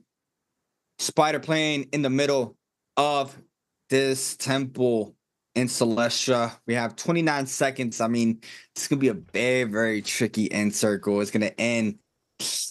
Man, I don't know. It all depends how these old schools way. This Temi can stop a lot of the pressure towards his way. If Spider finds the perfect opportunity to pop that ultimate, I mean, especially stopping the Akos and the Hottie in the mix. Chazong already in the threshold, winning this out. It's going to be very interesting to see how this last final moments of the game unfolds. Now, here goes zone 6, starting to move on, and this player's going to have to start moving on into the next zone pretty soon. We see Fong already posted up on that next zone. Mike, TT25, Chazong, possibly even Spider are going to be pushed out from their location. We see TT25 playing as close as possible as he can on the ring. We see it in the middle ground of the temple. Mike still safe for now. Fong, wait this out here. Has that pole sword in hand. So you got to be real careful. He's up there scared rushing in that tree. Spider, gold staff in hand. Wow. It's just, you know, a lot of pressure right now for a lot of these players trying to wait this out, trying to make it. Yeah, I'm stressing. I'm not even in the server. I'm stressing, bros. Guys, you gotta understand that when it all depends into the zone right now. Zone 7 was the one I was kind of keeping forward. We could have ended up with the bridge. We're on ravine duty. This is gonna force a lot. Yeah, and Mike is just, you know, I don't want to think about it, man. He posted up. He's safe up there. Look at him. He's like, all you mortals. I'm like, what are you talking about? Why, yo, who's talking? Why is it so? What's it, that Sony system? That's crazy. Got everything going through with the surround sound, and Mike is just making sure that he has the high ground onto that zone. And now TT25, I'm careful, man. He's the only one without gold armor. He is the one. Yeah. Here, man, and Mike just dropped down with that Cloud Weaver almost. I felt it. You know, it's going to be interesting because players who can see whether or not he's going to be throwing out Cloud Weaver, if they noticed it or not. I'm not sure. We don't have point of views of the players, but I can only imagine they're going to see that fist plays, and it's like a pool of piranhas. You don't want to drop down there, man. You know, I don't dip my toe in the water until it's necessary. And if everything comes out, that's because someone gets knocked out. Now it's a ranged fight. Hopefully, last 45 seconds here. This is going to be the final moments between whether or not they're going to be last hit confirmations, or we're going to get a multi-way tie. Either way, let's get it going. All right, here we go. Now, it's gonna be the mix up. What's thrown down here for Spider? Doesn't matter to catch anybody. Gets some damage towards his way. Mike to be a big nuisance there with that Cloud Reaver on the low ground. TT25 loses 2 blocks of that purple armor. We do not see more pressure happening until now. We got one player playing the upside of this zone. TT25 now forced to pop this ass. Fong now starting to move on in. How the ultimate invested on the top side to Zong. So has that own online. He needs it. Spider saving onto this Temi O is going to use the whisk to try to stay as high as possible. Throws it down. Now trying to stay up. Look how all these players are layered right now. V2 connects on the outside. Mike eats up a lot of damage. The Temi ultimate is coming to play now. Spider's going to eat up the damage off the V2. Stays up. No, he is going to fall. Now Mike being eliminated to Zong. Mike picking an elimination onto Spider though before he gets eliminated. Now Fong stays up. It's a 2-way tie. Now who's gonna be able to pick up the MVP off this game? It looks like Chazong might be the one taking it, but we're gonna have to wait and see how that unfolds. But wow, that was a crazy game 6, and we potentially have 3 players. No, Dose. be that boy Mike. Dose. I had to make sure. I was like, man, how many kills did we see at the end? And Mike, I think got 7. No tied, no, because it's tied in second place. Because 2 players are still alive. There is no kill multiplier. I'm telling you, man, it is nasty out there. If you don't get first place, right, you're not getting anything. No value of extra except for first placement points. You know, for the second place and beyond. Now, Spider, 29.1. My man is upsetting spaghetti. I understand that threat. It's like 1 elimination is all that he needed to catch into it, man. And now it's up to 2 players to earn match point, but we're entering 7, round 7. This is the last chance that Spider could and potentially have, as well as with T225, just to try to catch a match point game, earning themselves out, or just straight up trying to get into the denial effort for those two gamers at the top of the threshold. Otherwise, they're going to have to really just make their marks between now and then, because we're entering into the first new system of that reshuffle coming out between the players who are at the top versus the players who are at the bottom. Yeah, so if nobody else got to that 30-point threshold opposed from Chazong will be going last with Mike, I believe, because there's only two players in that 30-point threshold. Those two players will be going as last picks in that group. Everybody else with the lowest points will be going first. So we're gonna have to wait and see how the groups looked after this. But I mean, game 6 is done. You had that. Didn't I tell you that Mike with the Oculus and Fireflies? I'm trying to tell you, bro. I'm telling you, his Oculus is disgusting, and he was playing the Katana, which we rarely see Katana being played on the Pro League due to it. Just a lot of other weapons being a lot better. But Mike, it's just straight up like in the zero, man. Popped out the Katana. He gave us a little R&B focus. Man, it's crazy. It's crazy. He can do it with anything. And like I said, it kind of seems like he wasn't even like really, putting up a lot of damage there in a lot of the games. But he's been playing a lot of. He pretty much just had a crazy pop-off game into that threshold quickly. Man, I don't know, man. I feel like Mike's just gonna do it again. Yeah, and we were just talking about, right, match point. It's going to be had for two players coming through. And, one thing I was making mention of about how it kind of earns itself out is that once we see the first players that have reached match point are going to end out into being the last players to be chosen, they're in the dumpster as of choice picks. They could be seen a mile away with their choices comparative to these players. But before we go through that, let's take a look at the question, because I got a question for y'all. I'm looking at you, Twitch chat. I got a question. All right. No, it's no marbles. I'm sorry. But the question comes out here.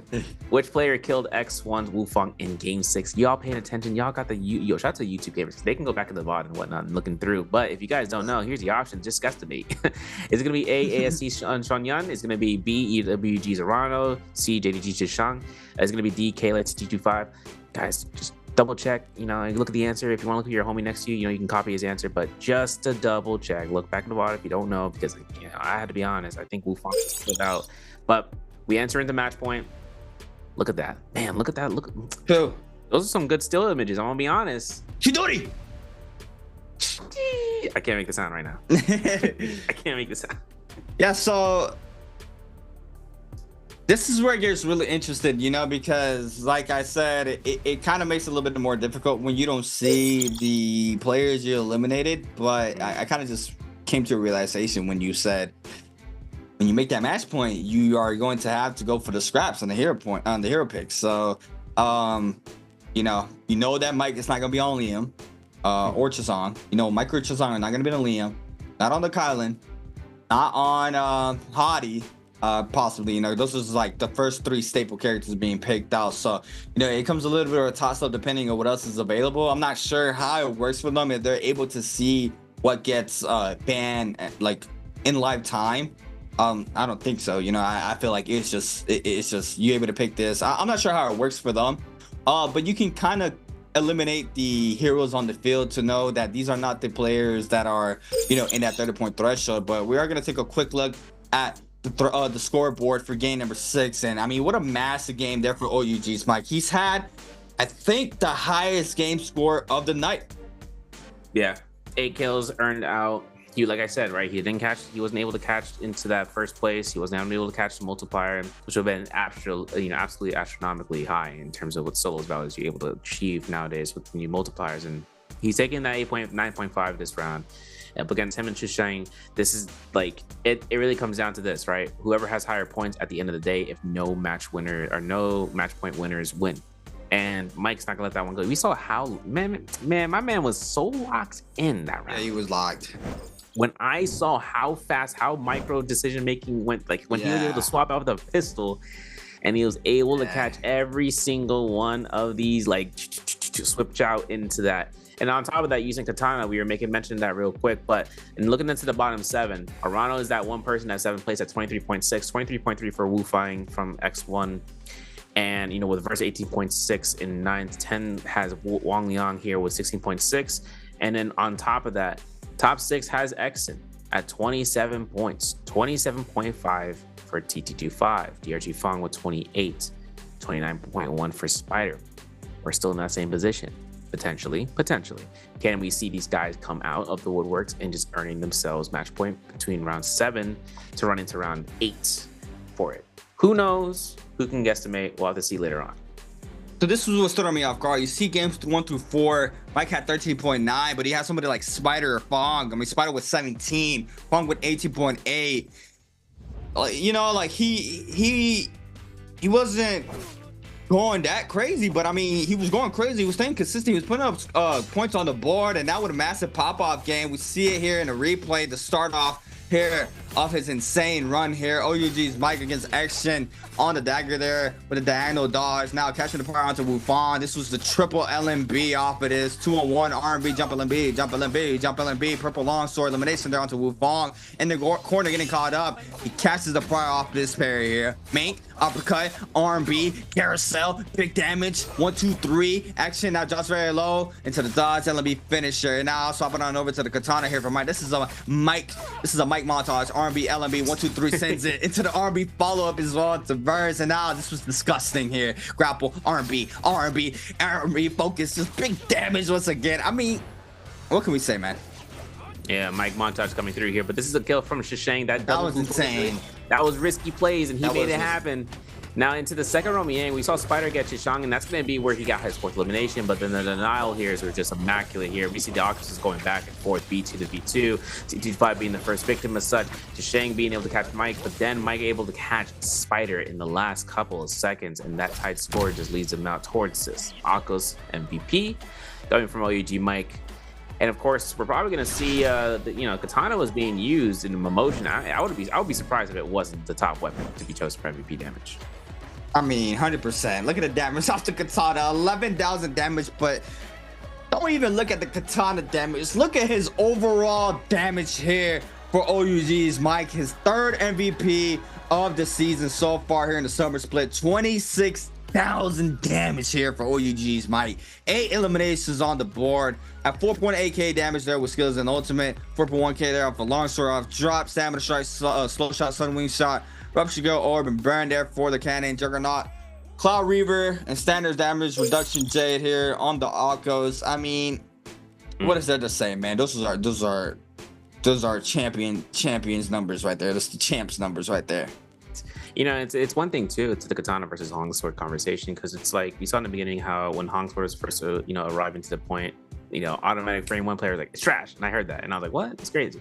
But then longsword started getting used more often just because you're able to psych out, you're able to just move in and out. Exactly. Get quick blue focuses, 1, 2 instead of multiple hits, multiple frames, multiple blue frames, where players could be occurred. But just making sure you guys can take a good chance of seeing between the two. We're going to be right back. We need to take a break. We're entering into the round 7, round 8, the make or break moment. No pun intended. We'll be back in just a moment.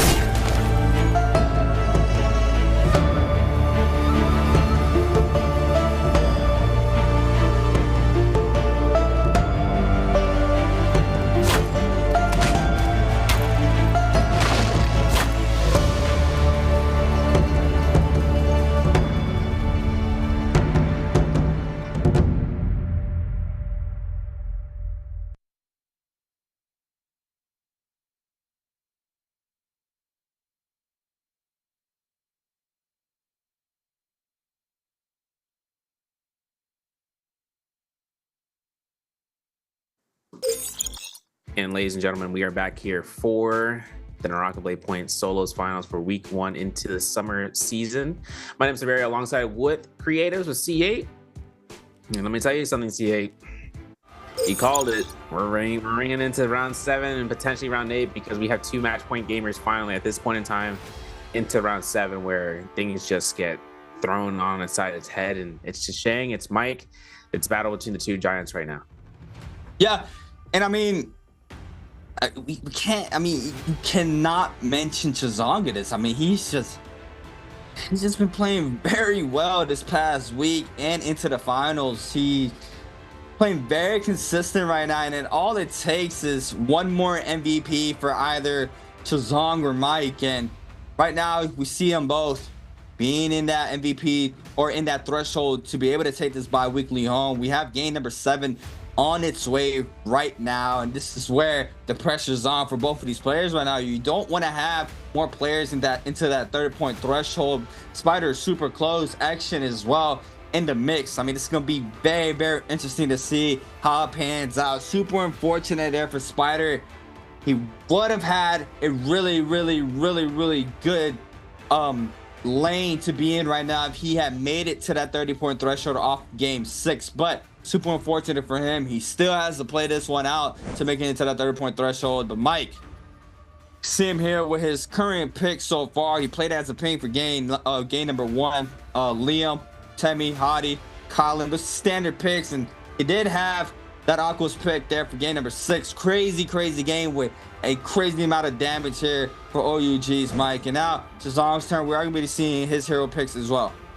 I like how they kept the doors open for any of the heroes on the board, just in case they want to try to pocket through and double pick them into this round. It's kind of the basis for any finals games where you're just making sure you can keep your options selected. Now, obviously, some players have gone through their double picks, most notably with Star, right, choosing on a double Leon game. But now we're into game 7. Lowest of the board goes into the forefront, and Star is in frame 1 chosen position with with XY from ASC. These guys being the lowest scoring team, players. Next up to Wang Liang, to Verse, to Wufang, to Arano, Action, Teach 5. Like we said, we out here for the function. We reverse the choice selects to be the lowest on the board to get first choice, and it's going to be XY choosing Liam. It's going to be Star choosing Justina frame 1. Look at this. Min fan is like, I just stole the Star pick. And I think coming in the spot, Verse has Liam on standby too. This is a make or break now. I think this is the second Liam game. Wang Liang playing his Justina game.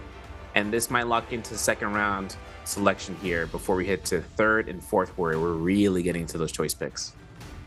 Hear me out. Hear me out. Hear me out. Hit it. I'm feeling another Aquas game from Mike. Okay. Double pick? I'm feeling a double pick Aquas here because it is a Starry Night Holorod, so we are going to be having those Firefly maps, or that Firefly spawns once again here for game number 7. We have a Tesla coming out here for TJ25. Another Tesla coming out for Action as well. Not sure they have to pick solo heroes right now because, I mean, we're going to have to wait and see. DRG Swan, Spider up next right now. What's gonna be the picks here for the 2 players closest to that 30-point threshold? It's gonna be Aquos here for Spider. DRG's Fong already played a Aquos game, I believe. Didn't have the best game, if I remember. He was on the Frog, but I mean, he's smiling, so he might be playing Aquos. No shot, bro. No, you don't. No, you don't. Nah, he's showing. He's showing. He knows. No way. He locked it in. He locked it in. He actually locked it in. That's insane. He actually locked it in. 2 last picks happening right now, and that is insane. We did see Fawn playing Yushan for his first day of the bi-weekly one, so he's gonna go ahead and bring him back out here for game number 6 or 7. Sorry. And then he's picking that Wei Shan through, so this should be this is gonna be interesting. I know a lot of players have been looking out to see about it. I think Mike being able to lock in through with Ahadi is a good option, right? Yeah, it is. It self keeps its insurance on top of insurance policy. I'm not sure how many, I don't know how many option selects he's been thinking about, but the moment he starts seeing these bans, right, seeing what characters he can't choose, right? It would be up to the point where he's like, you know what? I don't see 10s. I'm taking everything I can take.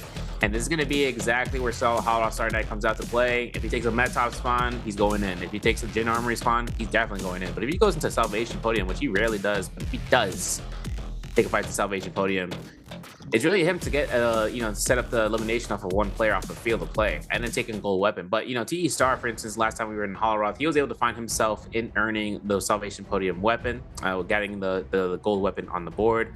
So for right now, all the players, you can see the glowing around their aura of their avatar, their character. It's just going to be notifying you guys that that is the second round choice selection that they've gone through. This is it. That's the second time. That's the last time for choosing that character or even any other characters. The only time they can get a double pick today. Wang Liang, though, he's sticking with the F1 for that Justina. But it's very interesting. Did not know that. That's cool. Do have that indicator then. That's always something to look out for, especially in these long bi-weekly finals where it can go all the way up to 8 games. We do have our drop-off zones here. It's like Wang Liang's gonna be spawning in the outskirts of Puzzle. We have a lot of players landing near Yushan Ruins as well. On the top left-hand side of the map, I think Star, the only one landing on the left-hand side of Bloom Castle. About it as well, a little bit bottom left-hand corner of Bloom Castle, and this is where a lot of the aggression is going to happen on that top left-hand side of the map. See Mike posted up there as well. Spider right next to them. FPXZQ. Everybody's posted up right there on the top left-hand side of the map. But game number 7 on its way. Severio, do you think we are going to be having a winner of this first bi-weekly of the summer split? Really depends on the players taking opposition. Remember, the first time you see the death of the character, if they have that rule or that option selected, that they can just see who that is and notice who that character can be played as. Now, for this area board by the Misty Forest, there's a lot of Fireflies being spotted through by the tower near to the Feather Lake. Parry coming from Versto knocks Mike's armor down to a third. Mike having to keep the kiting going because he's got face plates out to play here, and Versus not stopping this chase.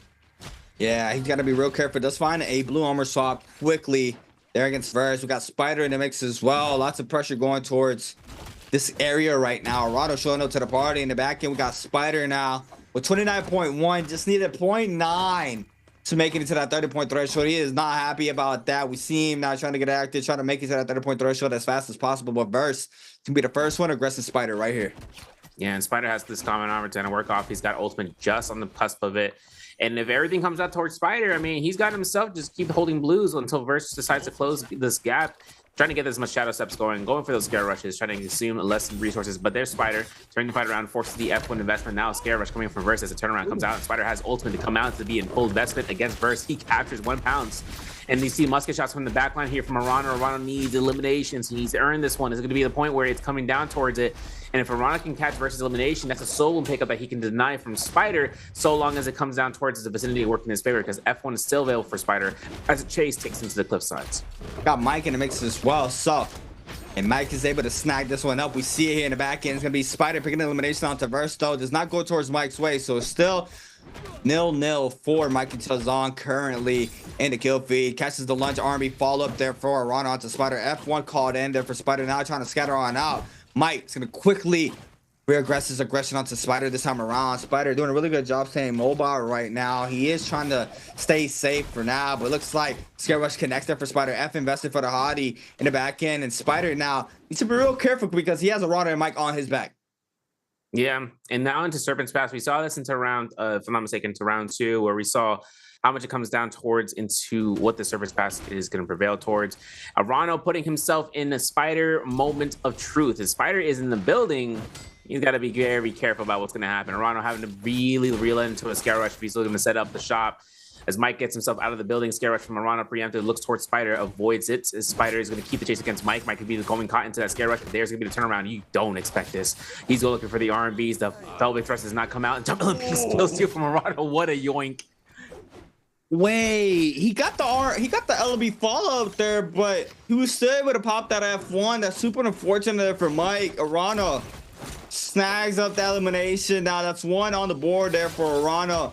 Be a Hottie v Hottie mix up. LB focus there off the dashes there for Mike. Now Hottie ultimate investor here for Arano. Mike's gonna go ahead and take a full reset in. No, Arano applying the pressure really quickly here. Mike might want to pop his ultimate. He's gonna spawn now with the ultimate of his own against Arano, flying up in the skies. What's going to be the mix-up? It's gotta stay near some terrain to not get that ult offline. 40% save there. Wufong picking elimination to kill field against Chazong. Now, the top two still don't have elimination on the board, and Chazong is going to be in that soul form. Arano now trying to cast the Prowl. Be Prowl now. F called in for Arano as well. Now trying to scatter on out in the back end. XY now showing up to the party as well on the Liam. Looks like TE Star is going to eliminate Wufong as well. We still have a three-way scrap off unfolding here in the outskirts of Yushan. Yeah. Sean One is going to be keeping himself company with Arano here and trying to keep that pressure off of this corner. Going to have to keep the 23-minute mark in mind, right? We still got Romy Yangs to keep looking towards, and a lot of players just hanging out towards this Misty Forest / Serpent's Pass line. And the Romy Yang comes in here 90 seconds until the deciding spawn for the location. This could be where we see the disbursement for the players. Since that Firefly cage is still ready to go, players that they need to try to farm out their rage bar to try to be prepared before Romy Yang, contestment. If that happens, we'll have to see. But Mike is, like I said, playing a character that plays it very safe. He's got himself, when he was looking towards chasing Harano, he didn't take too long in making sure that didn't happen.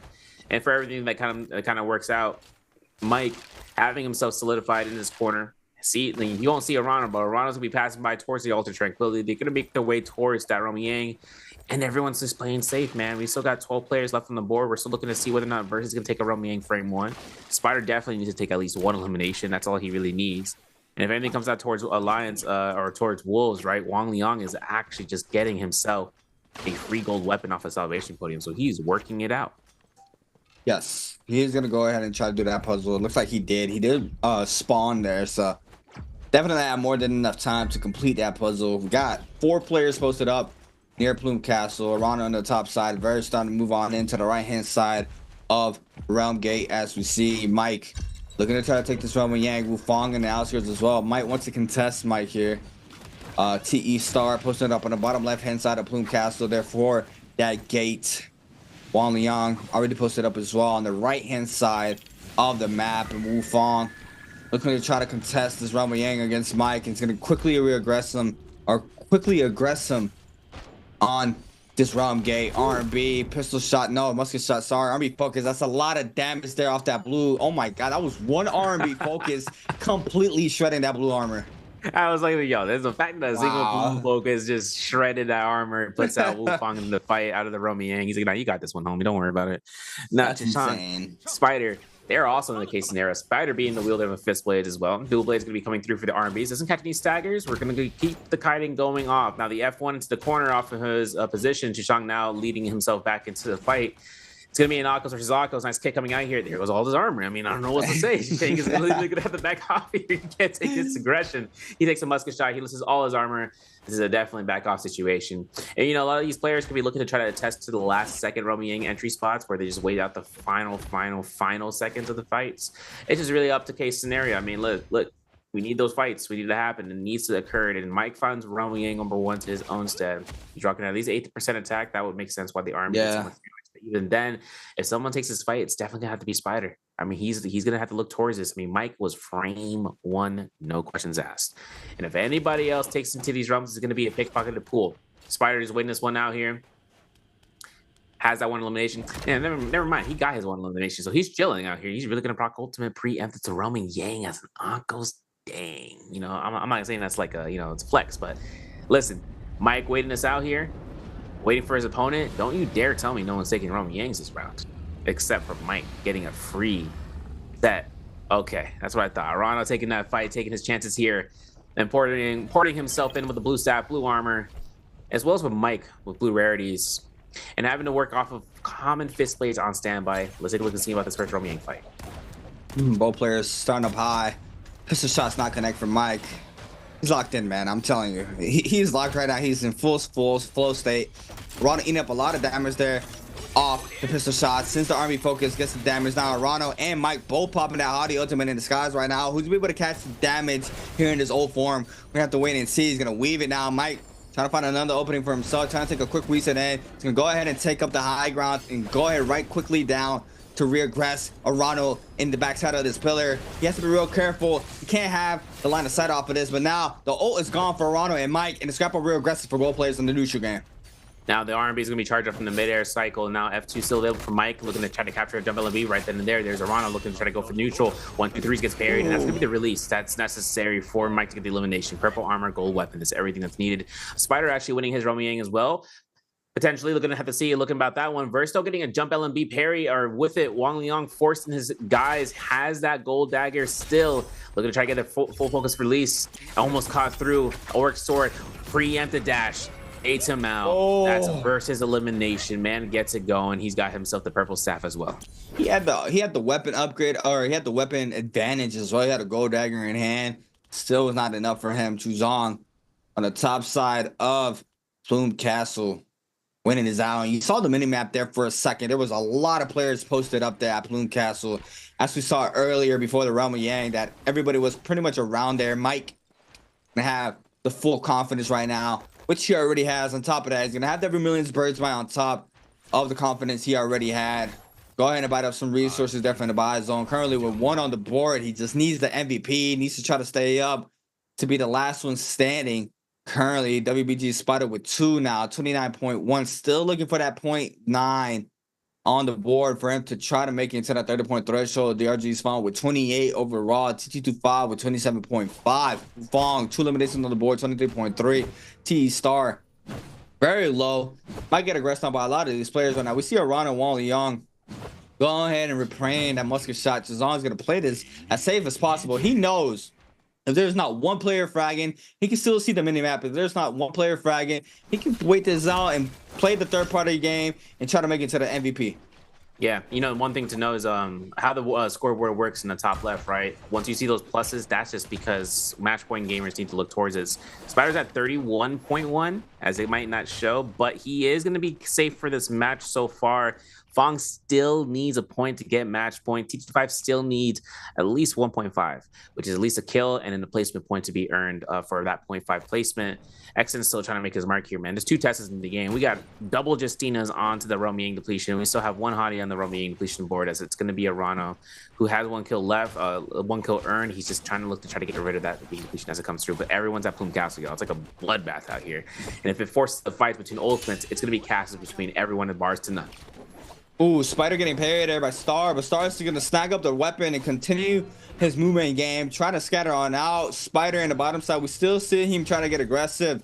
Wang Liang moving on in as well. Now the aggression will go towards Star's way quickly. Hottie F invested there on the bottom side. Now who's gonna be able to pick up this elimination off the Stars? A lot of pressure happening. F caught in there for the Justina, overholding Wang Liang with big damage now burst. And go ahead and invest the Liam ultimate. Spider with the F1 as well. The freeze is not connected onto Star, but it's gonna be Wang Liang with the R&B focus off the gold fan, still sending them towards the body's way as well. Now the Hottie ultimate invested in the backside. We got the Aku's ultimate invested from Spider, and Wang Liang trying to take a quick reset and catches a little bit of damage onto Spider. And Spider now does manage to drop to 1 HP, but it looks like no one's gonna be able to pick up the elimination just yet.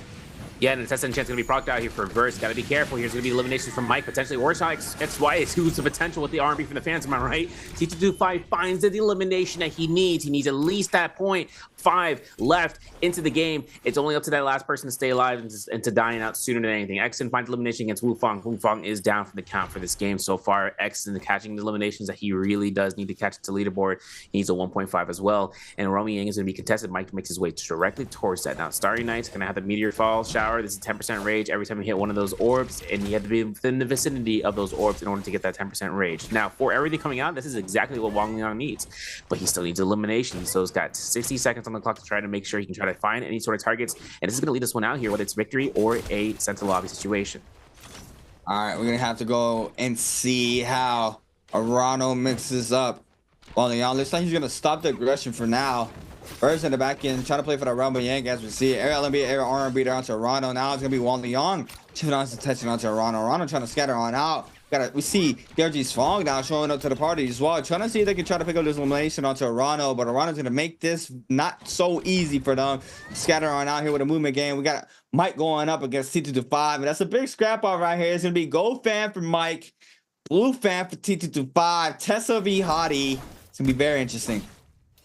Yeah, Mike not going to go in investing those range shots in midair. You love to see it.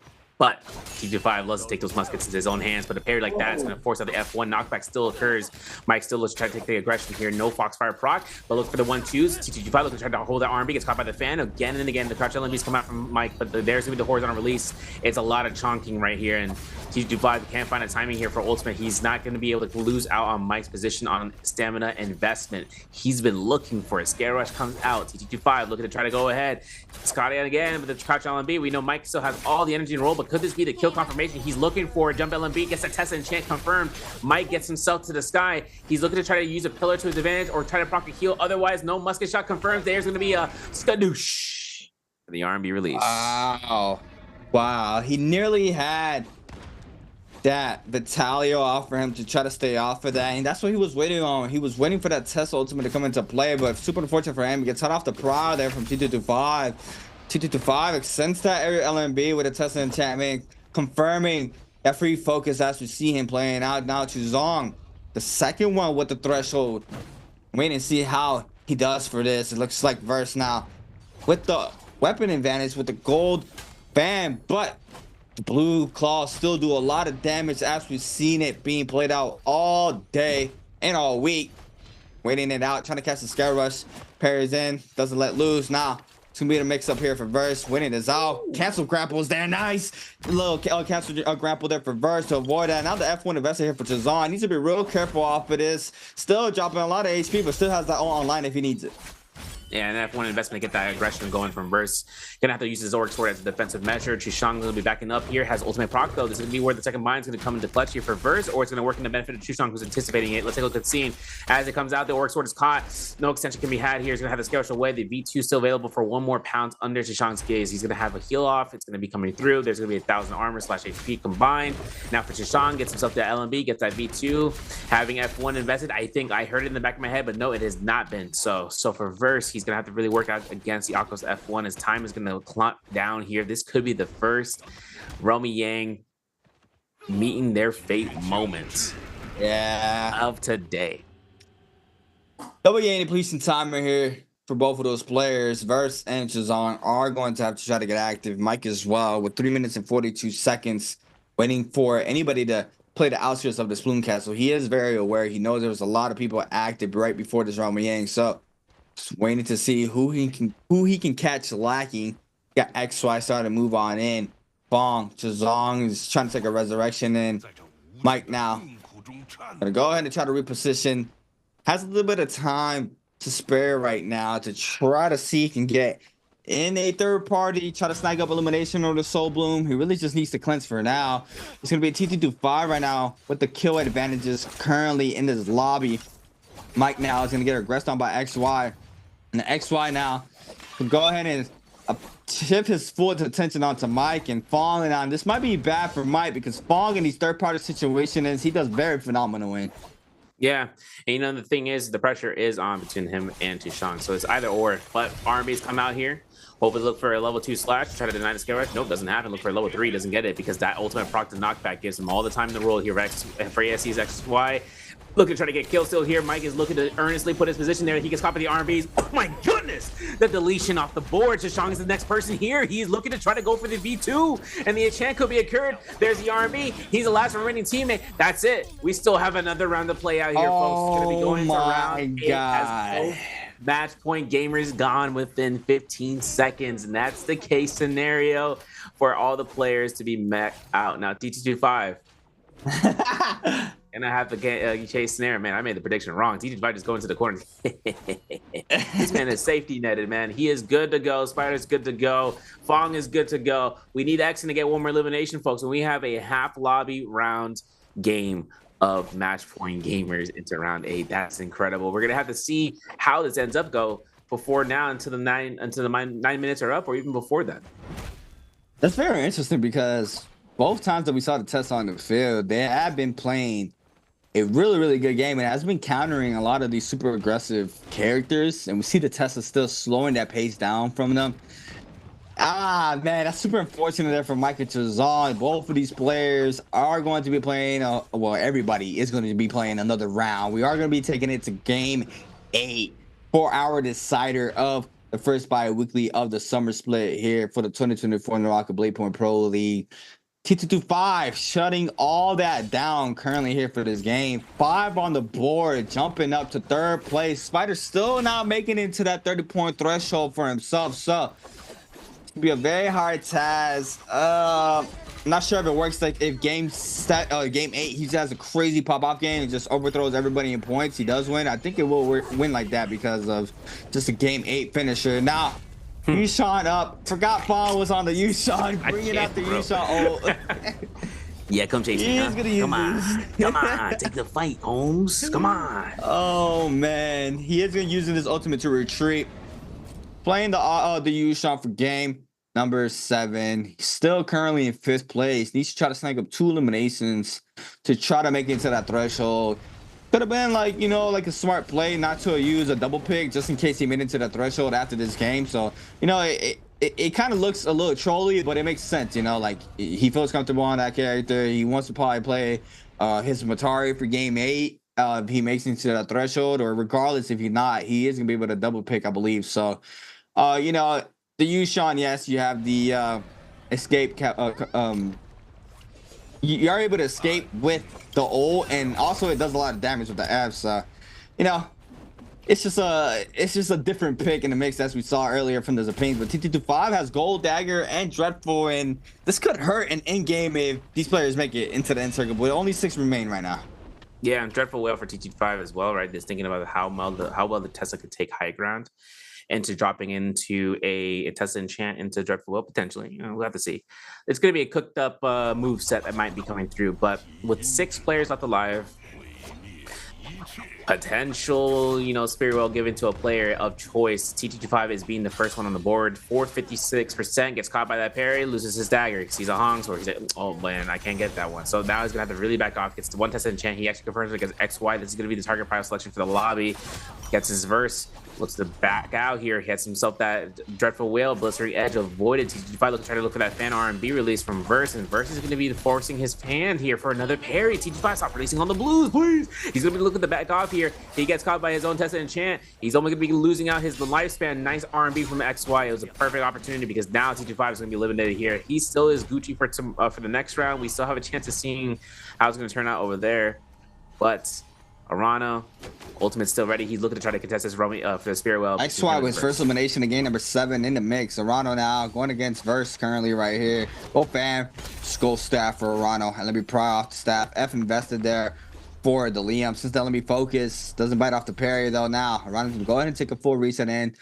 Now, as well as Verse going right back in. Arano's gonna go ahead and invest this ultimate in the Spirit World area. Is gonna knock him out of the zone, trying to play inside the zone. T225 moving on in as well on the Tesla with a Dreadful Well. I believe no, he's out. I'm sorry, he is out of this game. Did get his J stolen. Not locked in, but XY in the mix right now. Picked up the gold dagger plus the Dreadful Well. Arano looks like it is going to go towards Arano's way. He is gonna snag up the gold katana. Is gonna have a gold armor reset as well. So Ball now it's gonna be the one being aggressed on here from Arano on the Yushan. And I can't with that helmet, man. That helmet looks too funny. XY getting aggressed on, nearly getting clipped off the after from the Yushan. Arano now playing inside the bank. Gotta be real careful not to be clipped off of that, because that is going to hurt. Verse now showing up to the party, and they have their eyes onto the Yushan. They do not want to let the Yushan live here for the last and final moments of this game. I got that homie like, I am the warrior who wields the watermelon popsicle. You do fear me. I'm like, man, this man's living the meme. He's crazy. Don't mess with the man with the frozen popsicle, folks, because Fong is making sure that's the case, because it's a dagger. That's, yeah, surprise, huh? So for Fong taking his chances, kiting throughout the Moonbane, hoping to be careful about it. Arano making sure he can backline through. Whether or not Exon gets his test and chance going to be confirmed. Was the lobby going to be taking their tides towards the hottie? Who knows? Because Exon first to the scene, can't do anything about it. He sees Verse, and Verse wants to take the spike behind him. The horizontal parry, first back, his third one coming out here. The elimination for Verse is occurred. He got it. No one stole it. He's able to catch the elimination. He's catching eliminations back and forth. Now it's up to the lobby, where you can see the points to be earned out here. Looks like Verse looks to try to throw this down. He catches that. Looks for the Auric Sword, backs away, nicely done, but Arano looks to take the pressure onto his own. So now that the Sustain comes out and taken into placement for that hottie ultimate, Arano will take the chase against the Liam inside the building. So we got 5 players in the 30-point threshold. As we see, Mike and Chasong with the first 2 up. T225 makes it. Spider as well. DRG's falling now in that threshold. Action does not make it there with a 29. So It's gonna be super unfortunate there for Action. What's the first one closest to that 30-point threshold and has not yet made it? So that's super unfortunate for him. Game 7, 1 elimination on the board. Game 6, 0, and I believe only with 1 on the board for game 5 as well. Has slowed down on his pace, and that is going to hurt him now as we see it. Vaughn trying to take a quick reset in near the zone. Looks like XY has his eyes onto him. He's gonna pull on aggress Fong on the outskirts of the zone. Oh my god, he catches the dreadful well there, cancels it to the 1-2, follow up to the 1-2 on the ground, and that was some beautiful showcasing there off the dreadful well there from XY on to the man who loves the fan slash dagger, Fong. Now 3 players up, Arano, XY, and Verse. Currently closest one to the 30-point threshold is going to be Arano with the gold staff in hand, playing that hardy in the backside. We still got XY with the dreadful well in hand, but no ult online here for Arano. He needs to be real careful and try to farm this ult here onto Verse, because Verse is still trying to take a quick reset on the top side of this cliff as we see him trying to play the terrain there with the fan. It's going to be very, very hard to try to catch him there with that weapon of choice and the terrain at the disposal here for these players. 1 second here for everybody to start moving out of the top side of this cliff to start moving down to the next zone. Verse still very weak. Just for what connects there. Oh my god, he still gets the damage there on the side of the terrain, and now still tons of pressure happening towards his way. Back to back Dreadful Wells, and XY's gonna pick up another one on the board. And if we take Arano to the lead here, 4 points threshold, he could end up being pointed out for being the 7th player to reach to the point of match point. Unfortunately, actually no, 6. I just realized X did not reach it, man. That's unfortunate, because now it's up to Arano trying to hold on to this guys. He's trying to look for it. Gets no comp for that into teleport frame. XY making sure he can make his moves here. The dagger gets parried. There's going to be no F1 investment, but the Orc Sword's going to be coming in through here. He's going to lose out the dagger. Who knows? He picks it back up. There's going to be another teleportation in place again. Arano gets caught by stagger. F2 investment, 85% on rage. Got to be paying out here for time, man, because now it's going to be up to the total of the taxi drive towards the lobby, because it looks like it might be XY with these blue focuses back and back. Trying to say up, eats up the damage off the LMB focus there from the dagger. 1 last hit is all he needs. Now the ultimate is coming to play. No, it's not. XY with a massive scare rush there for the elimination. And XY now shutting everybody down here in the last and final moments of game number 7. Getting his first MVP of the night here for his 7th game of the night. But now we got a lot more players in that 30-point threshold. It's gonna be a toss-up here. This is gonna be very, very interesting to see who's gonna be able to take this bi-weekly final home. Man, it's crazy. It's crazy. Lots of pressure going towards Mike's way to Zonga as well. Both of them pretty much fall back to back, one back right behind another. Oh man, it's super, super rough for Action, man. I keep thinking about Action because Action was playing very, very consistent. Has not made it to that 30-point threshold so far. I believe he's 1 point off still off of this game. But now, you know, it's just rough. It's just rough not being able to close out once you made it that close. But, you know, big congratulations to XY winning this MVP for himself here in game number 7. It's going to be a lot to look forward to in game number 8. We have our last and final game still about to happen here in the first bi-weekly final of the summer split. Very, very, very exciting times right now. I can't wait to see how the hero picks are going to go, because I didn't even know they had a limit onto who's able to get a double pick. But you know, I don't know. I don't know how it's going to go. I don't even want to predict anybody. I don't want to cast a curse anybody, but I mean, yeah, I don't know. Yeah, I mean, in terms of the hero pick selection pool, you're right. We have to take a look at the scene about what they got to go chances of choosing who they really want to hold on to. But before we answer that question, I got a question for y'all. This is probably one of the definite questions in the board. Which player usually in the game 7? Is it going to be A? Man, I don't even want to say it. ASE XY. We know who it is. If you guys don't know, B TE Star, C FPX Verse, or D DRG Fong. Keep in mind, we were just watching this player work it out into the end game circle. He was throwing it on the dance floor, left and right, dreadful wailing. That's all the hints I'm going to give you y'all. We just saw it happening. we just saw the scrap off. It just happened, bros. It just happened. Y'all probably you'll probably walked away, you know, and had a boba run. You know what I'm saying? I'll stop. No references out here. Who you calling out right now? I ain't calling nobody out. Shout out to the Moxie. We had a good chance of seeing you guys being here through all the predictions and everything of the sorts. It's unfortunate that Shang or Mike didn't get themselves into this value of a match for themselves to catch an MVP and then the dub, right, for the first week finals. But we still have to see what the other, you know, with them included, now total 5. And I mean 5. No Brady, all rings on hand. Everyone has to be prepared for what comes next, because game 8, match points. This is the gamers going out. We got Mike here at 37.8, 35.3 for Tishang, 33.5 to TT25. Spider has reached the threshold of 31.1, and the Weishan gamer with a, you know, watermelon popsicle, her chief fucking 30.5. And we gotta take a look. I don't know if Fong's gonna troll pick. He can't. He knew all he needed was a match point, so that's why he played the Weishan. I feel it. I felt it alongside, you know, with that helmet. But this is where he's gonna be serious mode enabled. He's gonna have to really hold on to who he wants to rock in here. We're going to look at the hero points. We're going to look at that in the pre-selection process of seeing who has what left, if they can double pick, if they have any double picks left. If they don't, are we going to see some out-of-pocket selections? You've been waiting to see what Spire's going to be bringing out here, if his points for values of heroes are in contention, because when we have the shuffling to be had, man, everyone's going to be able to spot out who's going to be the ones coming out here, like the scoreboard shows. Here we go. Scoreboard here for game number 7. XY now finally confirming that MVP for himself with 7.8 game score off of this game alone. 4 eliminations on the board there for XY. Kelly C225. And this is what I was saying.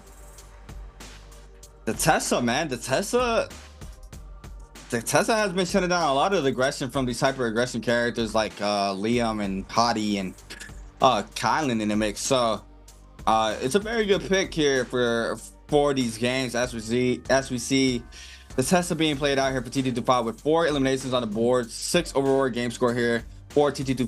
EWG Arano with overall 4 points for the game score. FPSDQ's Verse with 3.5, Wang Liang with 2.5, the RG's Fawn with 2.5, Wu Fong, Spider, Star, Action, all with 2 overall game scores. And it's gonna be Mike and Chuzong at the bottom of the pyramid. And we see how different now it is with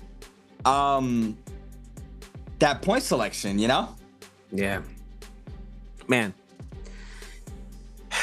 I mean, game 8 happened last season too, right? We were able to go through games, you know, through 3 through 8, and into solos. We didn't really have much. Oh, we had, I think, what, two days that were 6 to 8 or 3 to 8, like that actually ended on game 8, or even to the majority of game 7. Now that we head into game 8, man, let me tell you something. I'm like Shane from The Walking. Let me tell you something, man. The fact that the point threshold is this closing in with this new multiplier, and we still have 5 players to actually reach through, even with the new multiplier changes. The aggression that comes out, it just feels like it's a whole new, you know, play style that comes through. I mean, some players lock in and then they just go ham like crazy. We saw that game 6. We saw Mike do some workout in Morrisville nighttime. This next map is definitely going to be putting through into the works, because if we hit into match point where they don't have the hero that they want to take it to end game, it's just a cause of the issue. But then again, this is because once we hit into game 7 and 8, the shifting of positions for the players come through. But before we go into seeing about how that role selection is going to be going through, we got some clips on how it's sponsored by Thunder Robot, born for gaming.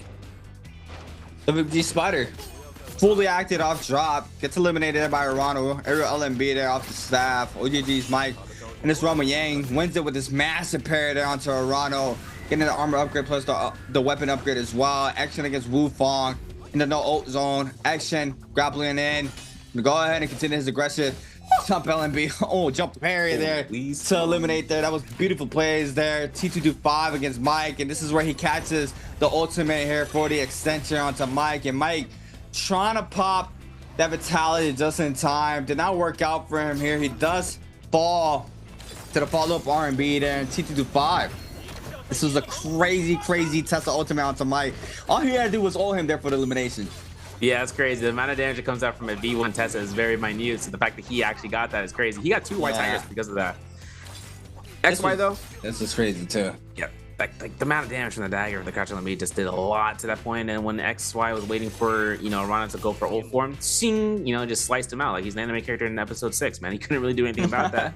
And we're gonna see about the reactions of these players, because that round was like really set through, and Fong's like, wow, damage, and T25, I'm chilling. I'm out here. Yes. He's vibing. Maybe he's having a little bit more fun now because he's now qualified for match play. You know, maybe we'll see some smirks coming out from him as the MVP. You know, I ain't categorizing. I'm just hoping. XY is going to take his third MVP of the summer split here with 19,000 damage on the Liam. 4 kills for this game, 9.6 damage there on the dagger. And I believe he picked up that dagger. He picked it up towards that end game, so he put up a lot of damage on the board there at the last and final moments of game number 7. Had Overcomer as well for a pulsar, but was running that dreadful well that he snagged up from, I believe, T225, Juggernaut plus Advanced Hill, Blistering Edge, and Sap there for XY on the Liam. 19,000 damage once again, 4 eliminations on the board. Oh man, super unfortunate here for XY because he's had a really good bi-weekly qualifier. He just could not find his fitting throughout all these games. I mean, all the way up to game 7 is where, you know, he shows up with his MVP and getting those eliminations on the boards. And, you know, it's just, it hurts. Yes, it hurts, but you got to keep in mind, he is fresh in the league. This is his first bi-weekly final in the league. We did see him compete in Koi Cup, so he still has time to evolve as a player. I mean, starting off and getting inside the league and being able to qualify for the bi-weekly final is more than a very big accomplishment. Yeah, you know, and then hoping to take the experience that comes out of this, because then it leads towards, you know, the own deciphering of what are the top players doing, right? What are these guys doing differently? Like, and that's the motion that we've seen studying over and over. We watch over the matches. The players study each and every evolving sense over the course of each match of their play style, hoping to see if any sort of minute changes that they can take into their stead to work themselves into that placement. I mean, hoping to see where the players, even in the ones that aren't playing today, the ones that are the bottom 6 of the 18, they're studying these matches and seeing how their peers are working against one another. And obviously, when it comes down towards the point of views of the players, that's their best study session between themselves and their coaches, because it's always up to the bar of like, I caught that, I'm gonna see if I can try to use that in my own stead and then make it seem like, you know, when it comes down to it, who's gonna be the better option select. Yes, talking about option select, we do have a big little mix-up right now. We have 6 players who are not in that 30-point threshold, so to be 3 groups posted up there for those players who have not made it to that threshold. So they are going to be having that first pick, starting off on the bottom of the pyramid, all the way up to that 6th place spot. Then in group 4, we are going to have Mike and Shazam being the first 2 players in that 30-point threshold. They are going to be having 4th pick. So this is where, you know, Mike and Shazam could bounce back off of this, having the hero pick advantage as opposed from going last game 7 now into game 8, being in 4th pick. You know, it could be a decider, but now that, you know, you can't double pick, because I believe Mike and Shazam both have a double pick. One hottie there for Mike being a double pick, and the Akos being for Shazam. We're gonna have to wait and see what characters are going to be coming out. I'm hoping a Takeda, but you know, it's kind of a long shot. Maybe, I don't know. What do you think is going to come out here for those players in the top 6 who are not able to pick who they want? I mean, look at the pool right now and think about it. Dangerous selection would be V2 Valda. 15 seconds ult duration is not Valda. To work with. It's only for you working into endgame circle of the 9 a match point winner, so that way you can take as much multiplier points. And if we look into seeing about other options, I mean, we could choose to say Tarka, but the problem with Tarka, right, it's like you can get aggressed on very quickly with the hyperactive ultimates of other sites. Zai. That's it. Zai. Yes. That's it. Zai. That's what we're missing. That's what we're missing. Zai. How do we forget about the Zai, man? Zai is very strong. I don't know how I just did not think about Zai, but yeah, the Zai is definitely going to be coming out for sure, possibly for Mike and Jason, being able to have that first round of picks. But well, no. Shy, if they really want to bring Shail in, they could, but that's like she's insurance policy for multi-lane fights with V1. If they want to bring V1 out, if they do, because I've been seeing if a chance comes out for the players for Shail, it's just she's high risk, high reward now. She used to be safe with the V2 back in the day, you know, and catching fights into Rummy Yings, catching fights outside of Rummy Yings, and then into endgame circles, you would see V1 Shios to try to counter Shios with V2, but that was during the 3-round selection pool process. Now we're looking at 6 rounds of the selection pool process, and then not only that, after her changes, really doesn't really have much value in terms of that. But like I said, if she is used to counteract any sort of character selections like Zybe, just because when that ensnared soul gets released, that's when we see the V1 shield throw comes through. They can lock him in the zone if it comes down towards it, because even through Zy's F, I think she could still get caught. And that's just a pocket pick for all these characters. It's high aggressiveness. The Zai option hasn't been showcased in a good long while, but between her, between Volta, between Shayo, like there's a lot of potential for that. So long then is if we could see a hyperactive glass cannon like Takeda and showcase with the skill set of the player, that's really where it counts. You see, this is what I was talking about. Even for Spider, look, even for Spider not having a double pick, he has a good threshold of players though. I mean, he didn't really play anybody off meta as we see currently right here. So if any of those characters are still up, he is going to be able to snag one of those characters up. The double pick are already used up there for Mike and Chazong. Wow. Also, that's what I was gonna say for Fong. I mean, he played the Yushan for game number 7, but still, like it kind of, you know, it kind of sounds a little trolly, but it makes sense, you know. Like even right now, he has a more range versatility to who he's able to play in that group. I believe he might be in group. He might be 5th or 6th pick. We're gonna have to wait and see. But XY and Star picking the Akos. What's gonna be the pick here for XY? He is gonna be playing Hadi for his last and final game of the day. First and Wang Liang. Now, Wang Liang had a very consistent run his 2nd day of the bi-weekly final. Super unfortunate for him. He is close to the lower side of the pyramid right now. He is going to be playing that Tessa verse, locking in that Akos as well. So Akos pick is going to be locked out, as well as Tessa now for Arana. Yeah, we also have to keep in mind Zipping Yings. I forgot to make mention of that. She's still available for a lot of the players. She's been running into rotation twice so far. Tarka with the Wufang, you know, for the people. And of course, you have to see whether or not Exen will try to swap in here. He's going to choose out Justina's safety net double pick. Mike, this is the moment of truth right now for Mike. He's looking and deciding who's going to choose. And I think that's where he's going to be choosing Hamatari. Word? Yo, we out here. Because if Mike goes ahead with that, he's going to swatch over. Yeah, I was going to say. I was like, he's going to forfeit his points. I'll stop. So he's going to be choosing out Justina and overcome the odds, hopefully with Exton with it. Liam is still in the pool for both Shisheng and TT25. These man's got coaches for the hero point selections. This man he's ready to smirk. I see it. I sense it. And then Hadi coming up from Spider. Fong gonna have to really choose and lock in what his choices are. Hopefully opportunity strikes and gold for him. Don't you dare smile, dog. I know when you smile, you better come up with something goofy. Nope, he's locked in. All right, listen, Matari it is. And this is a character that I always wanted to see from him. Okay, never mind. You know what? Yeah, you smiling right there because you had Keelan the whole time pocketed for that double pick. I have to double check and seeing what's gonna happen because he's the only Keelan in the lobby. And that end game circle has got to be volatile before everything comes down towards it in this map. Yeah, it's gonna be very interesting here for our last and final game of the day.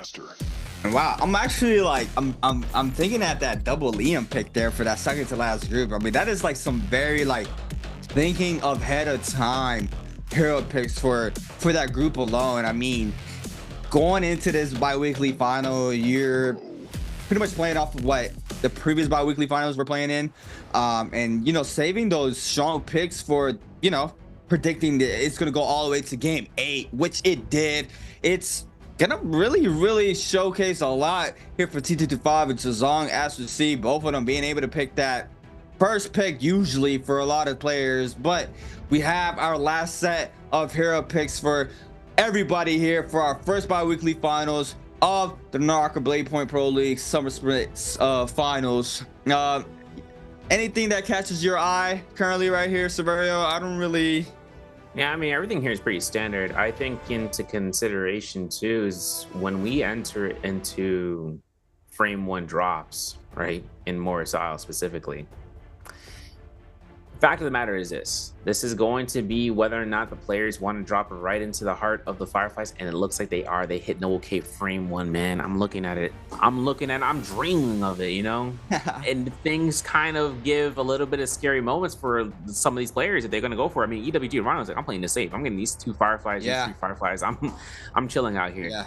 But when it comes down towards JDG, Shang, and DRG Fong, they're over by Crow's Nest. There's only like, you know, there's a few Fireflies for them to fight out, but it's gonna be a fight for the thickest, because Tessa's out there would be loving to take at least 1 Firefly, and that's it. And they can work with 1. That's all they really need. If they get enough rage to earn out 10%, then they'll get to 60%. They'll cast it. But ladies and gentlemen, my name is Severio, alongside Creatives, we are here for round 8, final round, 4 Biweekly 1 finals, and this is gonna be who can take first place with the match point, or are we just gonna have to go by score alone? Right now, got 5 players in the threshold. We got Spider against Wu Fong, Nbpl, and it's gonna be elimination here for Spider. Quickly going up here for game number 8. Chizong against Fong. Now Fong trying to scatter on out. Chizong on the Liam, big damage, about to get this ultimate pretty soon as well. Aerial LMB over the railing there, and that's beautiful showcase in there for Chizong. Now does manage to get a blue armor swap. Now the pressure's on towards Chizong's way.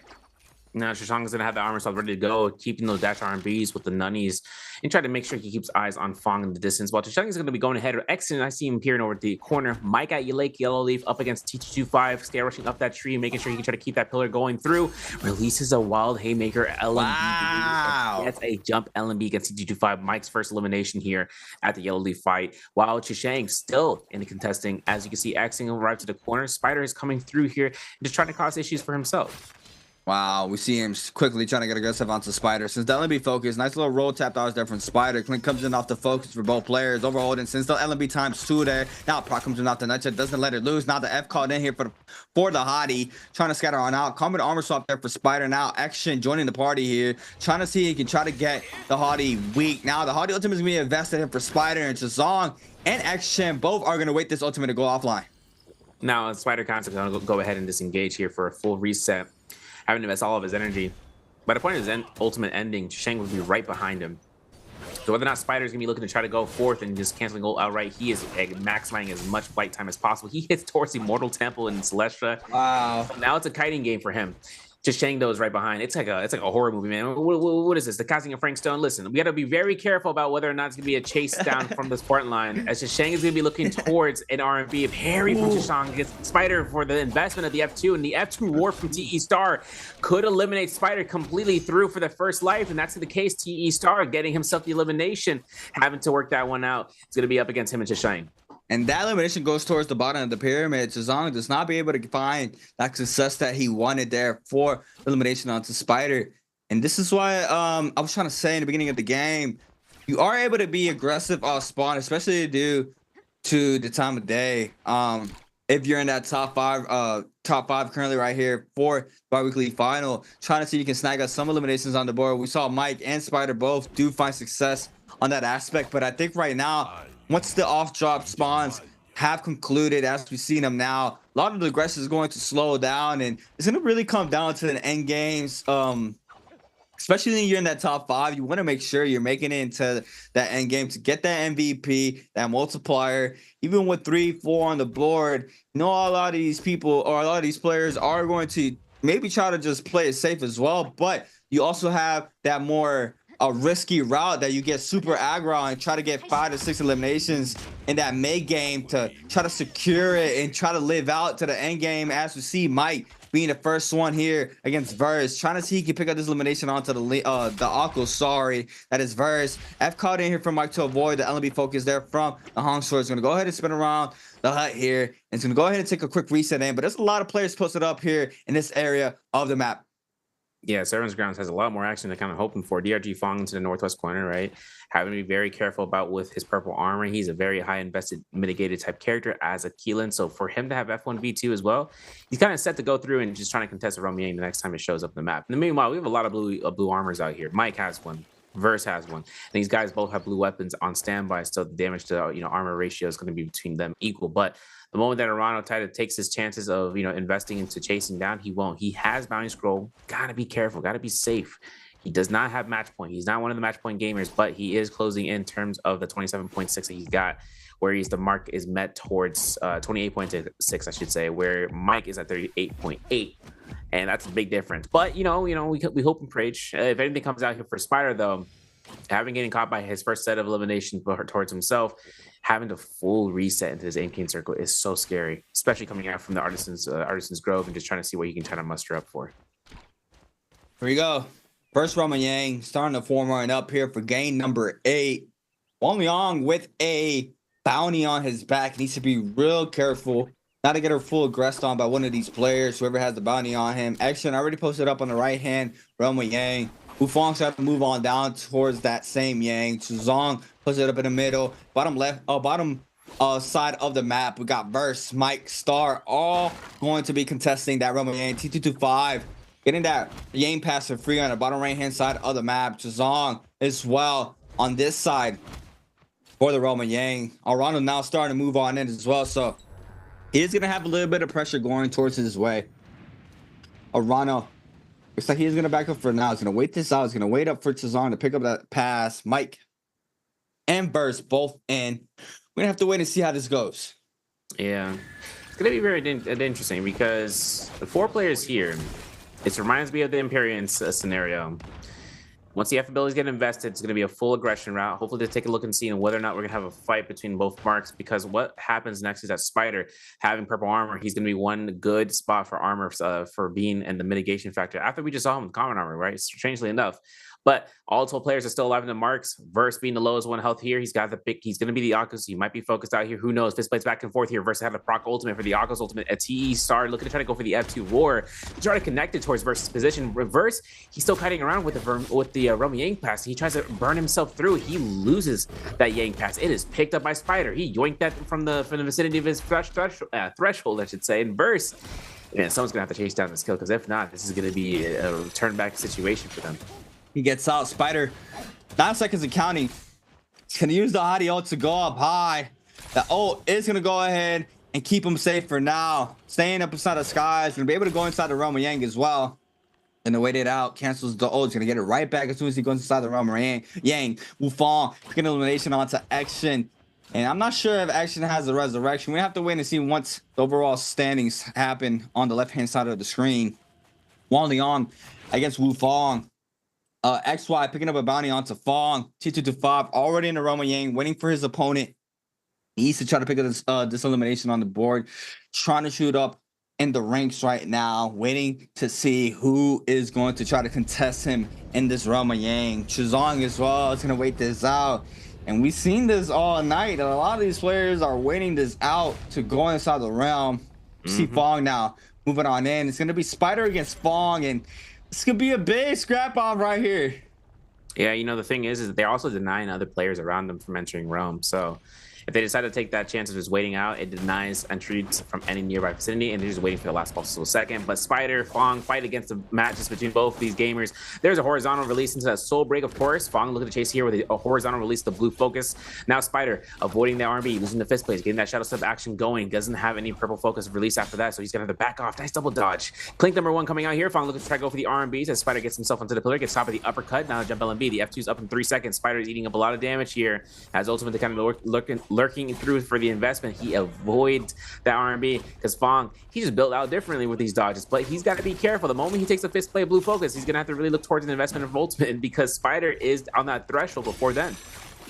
Yeah, we see the chase now still happening, and Fong applying tons of pressure onto Spider, forcing up that ultimate, and he still has the Kylan online. T225 is gonna fall to Chazon. Chazon's gonna pick one up on the board, and that's exactly what he needs. Spider now trying to see if he can weave around, trying to put up some damage onto Fong. Once this ult goes down, the pressure's gonna go towards this way once this Kylan ult comes online as well. No pistol shot connects there. Since that'll be focused now, the Kylan ultimate is still not online. Each of the damage, pistol shot ×2. Fong not popping his ultimate so far. He goes right back in. Now he's gonna invest the ultimate. He is gonna stay safe for the time being now, once this ult is online, but Spider's still fairly healthy, and this could be bad for Fong here. Fong really take the time of his necessary aptitude of just being able to release the ultimate at the last possible second, or activating Keelan Guard off frame rip. We got 15 seconds before Roman Yang depletion. We got to be careful because F1 is still available for Fong here in just a couple of seconds. Maybe not. Gets himself into parry mode. He avoids it, but not going to be the case. Pistol shot right to the back of the dome. Wow, that was disgusting. The grapple blunt to the LMB pistol shot finisher there. Mike sends the R&B focus. He's gonna get punished right there onto XY, and XY is gonna eliminate Mike. And Mike is out. Mike is gone with 37.8. Shazong has the opportunity he needs to overthrow the GOAT. Oh my God, this could be insane. Shazong with 35.3. It's gonna be super close here. I mean, Shazong, it's either you go full aggressive and try to close out a distance, but you got T225 in the back as well. But he has a Yang depletion on his back as well. Spider is also at the lead, the most lead in terms of points for the threshold peeps. So for everything coming out here, Spider looking to try to get his third elimination against Verse would be something else. However, Verse is the Akos. Scare rushes from Spider to try to connect any sort of staggers. Oh, Fist Blades does not connect between both of these targets. Now Spider looks to try to go for it, gets the staggered sidelines, waits out the F1, very nicely done, but we got to be careful here because now Arano joins the party here. He might be looking to try to instigate a third party. Yeah, Verse trying to scatter on out. Spider still trying to see if he can try to pick up an elimination on the board. Has the Vermilion's Burst Knight buff right now to stay safe. He does get eliminated. Chazong with another one. Picks up another one onto Wang Liang right there. Chazong now with 2 on the board. Nice LMB Pride here for T225 onto Wufang. What's going to be the mix-up? Tarko Ultimate is going to be invested here for Wufang. Liam Ultimate to rear aggressive as well. Catches the Pride 1-2. F call it in to avoid the people's elbow. Now Wufang trying to back on up. And he's swapping on over to the goal poster here on this Tarko. Yeah, now Wufang though has F1 out. T25 White to wait it out here. He could be target file selection here from XY from ASE. Now, of course, he looks for the armor swap again. He finds it, gets caught into the parry. No F1. He uses the last possible second. Wufang looking to try to get the LMB. No stone form proc. No nothing. Uppercut confirms. Doesn't hit the target he's looking for. T25 eats an army to the back and a lethal jab confirmed for XY. T225 goes down for this round. Now it's up to XY up against Wufang. Who's going to be coming out here on top? Hadi has no issues, no rolled here as he catches that grapple on blue. But there's going to be the LMBs. Again, Clink number 2. Clink number 3. We're just chipping his health down to the minimum. And that's going to be a brilliant bird smite he takes on. Bong against Shazong. This time around, Shazong could fall if he does get eliminated here, and he is. He does have a million's bird smite though, so he is going to stay safe. And man, where's XY been out with his aggression since game 7? I mean, this is exactly what he needed to do in the beginning of the day. Now with some nice showcasing here, picking up some good amount of eliminations, especially in game 7, and now in game 8. Real aggressive here is going to be Arano against Verse. Big damage there against Verse. Arano now is going to go ahead and scatter on out. Oh, this could be very close here. I don't want to say we are going to have another champion, but I mean, I'm gonna wait it out. You know, I don't want to cast curse anybody. I'm gonna wait this out. Second Roman Yang start spawning on in here for WG Spider already posted up. First, trying to contest Wufang as well. XY. We have to wait and see who aggressive Spider here with the gold fist blades, and this is gonna hurt with 22 seconds on the timer here for it to be able to go inside the Roman Yang. I don't know. I don't want to say anything. I'm just going to wait out and see because we still have the lower half here still up for this lobby. Yeah, and you know, considering that XY has the highest points right now at 3.5, he's still holding down the MVP quote unquote title so far as being the highest point lead into the game. So for right now, I can't believe the Spirit World starts on what? Right on the realm. Bro, you gotta be kidding me. You just gave him a free low. Now everything comes out here for Arano. The gear is in check. Here's a horizontal release until Soul Break is going to invest the F2 for Spider. Spider in midair looking to try to go for that bait out for the parries if it's going to come out, and he finds it. Going to be Bean, of course, no armor for Arano here, has to back away. If the Romy Yang pass gets depleted, that's an easy peasy lemon squeezing moment for Arano. Just goes in there to yoink it. But this is a Romy Yang fight. Star to Shane, guys. This is the last Romy Yang fight, and this is going to be the last one for today. Yes. That's Eddie G. Shazong. If he picks up this elimination, he can close out that distance that Spider has right now against T-Star right now. Nice F2. Tries to go for the R&B focus. He's going to use that F to avoid that damage there from that focus attack now. R&B focus does not connect there for Star. Tries to go for the raw uppercut. Clint comes in off the scare rush there for Star. Overholding. Go ahead and let it loose. Catches the purple frame as well. Bullshot does not connect there for Chazong. Go ahead and swap on over. Not sure to what weapon he swapped on over there for his second weapon. He's gonna go ahead and overhold, trying to find an opportunity here to try to get aggressive off of this Star. Trying to find another F2. Does not manage to do so this time around. He's gonna go ahead and try to cast the scare rush. Does manage to do so. Goes right back into the LB Pro. F called in there for Chazong. And now the chase is on. And Star has a little bit of a health advantage currently this far. I was really looking towards that jump LMB from Jishang, but they're going to be keeping that moment of scare rush to scare rush. Star still has ultimate, has F2. He can throw that F2 through walls, but he's going to go in ultimate status preemptive. No insurance policy combo breaker ultimate. He's going for it. He forces the first Auric Sword. Now Jishang is going to be able to heal out here. He uses his teleport. He gets a little bit of knockback, but Star still has armor here to work with. He's going to have to be careful. Jishang is looking to try to go for the second Auric Sword. There's the V2, but this is going to be easy peasy lemon squeezy for Jishang to go ahead for that bind, and there it is into the corner, uppercut extension. Maybe there's going to be the R&B potentially for the Great Sword. Big damage for that neutral hit release. F2 roar, but we get the F1 investment. Dash R&B, dash LMB, whichever the case is. Jishang is going for a scare rush instead. He doesn't hit it. He sees it. He jump R&Bs, and that's the elimination he's been looking for. He gets the elimination now. Fong gets Spider. It's a big scrap off here. Top side of the pyramid going at it in the second round with Yang. We got fist plays out for Fong. Spider. I believe that was Spider's fist play, so Spider does lose it there. Now it's gonna be the mix up. We got Kylo Ultimate already invested. Spider eating up a lot of damage. LMB R&B on the ground there. Sends it. Oh my god, gets the damage. Gets the R&B Pro. LMB confidence. LMB on the ground. Jump LMB. Baits him out. The pistol shot does not connect so far. Still trying to find it. He does manage to do so. And Spider picking an elimination against Fong there. That's a nice elimination there for Spider. I believe now drops up to 3. He's gonna get that gold dagger upgrade. Wow. I think man, I don't want to call it because we still have the bottom side of the pyramid still in the mix, because I mean, yeah, Mike does have a lot of points right now, but the top side of the pyramid is still alive, and all they need to do is secure that MVP and it's over. And Mike would not be our winner.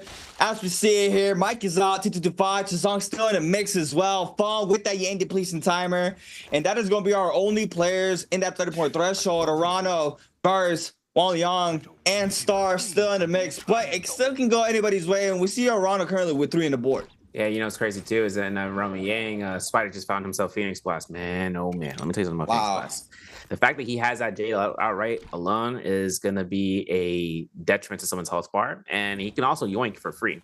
He is Hadi, of course. So for now, if he's able to try to drop down there, he could enable it. Who knows? Spider has to be careful though. 4 points. That's between Jishang. That's between Spider. That's between Arano. Got to be very careful about this one because it's literally 2 match point gamers versus 1 non-match point gamer, and it's going to go to the points threshold right now, where Mike is at 37.8. And so for everything coming out here, as long as someone doesn't grief, the match point gamers get knocked out early on, and there's no coming back from that, where he's going to go for scores, and that's going to be where the points are going to be thresholded out. Yeah, you got to look at every possible solution right now. I mean, yes, Chazon currently still in this game with 35.3, but he does not get the MVP, and another player does. Oh my god, wait, big damage here from Star onto Arano. F caught in here for the Tessa. Responds with a bow shot as well onto Star. Star drops very low. Raw uppercut connects to the R&B focus there from the Halberds. Big damage now. Arano trying to go ahead and invest his Tessa ultimate. Tries to go for the Scarecrows now. Aqua's ultimate invested. Gonna wait this out. V2 connects. There goes the enchantment now. The follow bit there. Big damage off the gold pulsar. He's gonna hit like a truck. And that's another one on the board. And we got a 3-way scrap off, 4-way scrap off of folding here. We got Fong eating up a lot of damage in the back end. He was probably the one aggressing a lot of these players because he had that Yang depletion timer on his back. And he has 3 minutes and 50 seconds to do so. Yeah, and he was trying not to invest his ultimate at all, right? It's more of an insurance policy for Keelan, but for now, it's going to have to be used to defend himself in the last possible moment. But the chase is still on. We're going to Sunvale Dwelling. JD Chishisheng, healthy as can be. He's got 4 points to be on standby, but we still have 5 points given towards Arano, and Arano is in the vicinity, folks. We have to take a look and see, because FPX's verse, he's looking to be the one Akkas at the team lobby. He's going to be looking to try to go ahead and making sure they can target Prio select him out of the game. And he's got that gold dagger. He's going to be good to go for a couple more seconds. As long as he doesn't get focused out by 1 or 2 players, he can take the time to reset. He takes himself off of the board. Shishang is ready for those parries, for those horizontal releases. You've seen it happen before. Shishang still keeping the chase out here to this northernmost corner, and as Verse gets caught by that stagger, that's all that's needed. The F1 gives him at least double target hit. That's half the damage he's taking, half the damage received. He finds a common armor swap on the fly, and he keeps this kiting path to be in the mind of the beholder. No one can be ready more so than himself, and they're trying to catch him, but they just can't get him through. Wow, we're gonna have to wait and see how this unfolds. Verse does manage to catch a common armor swap.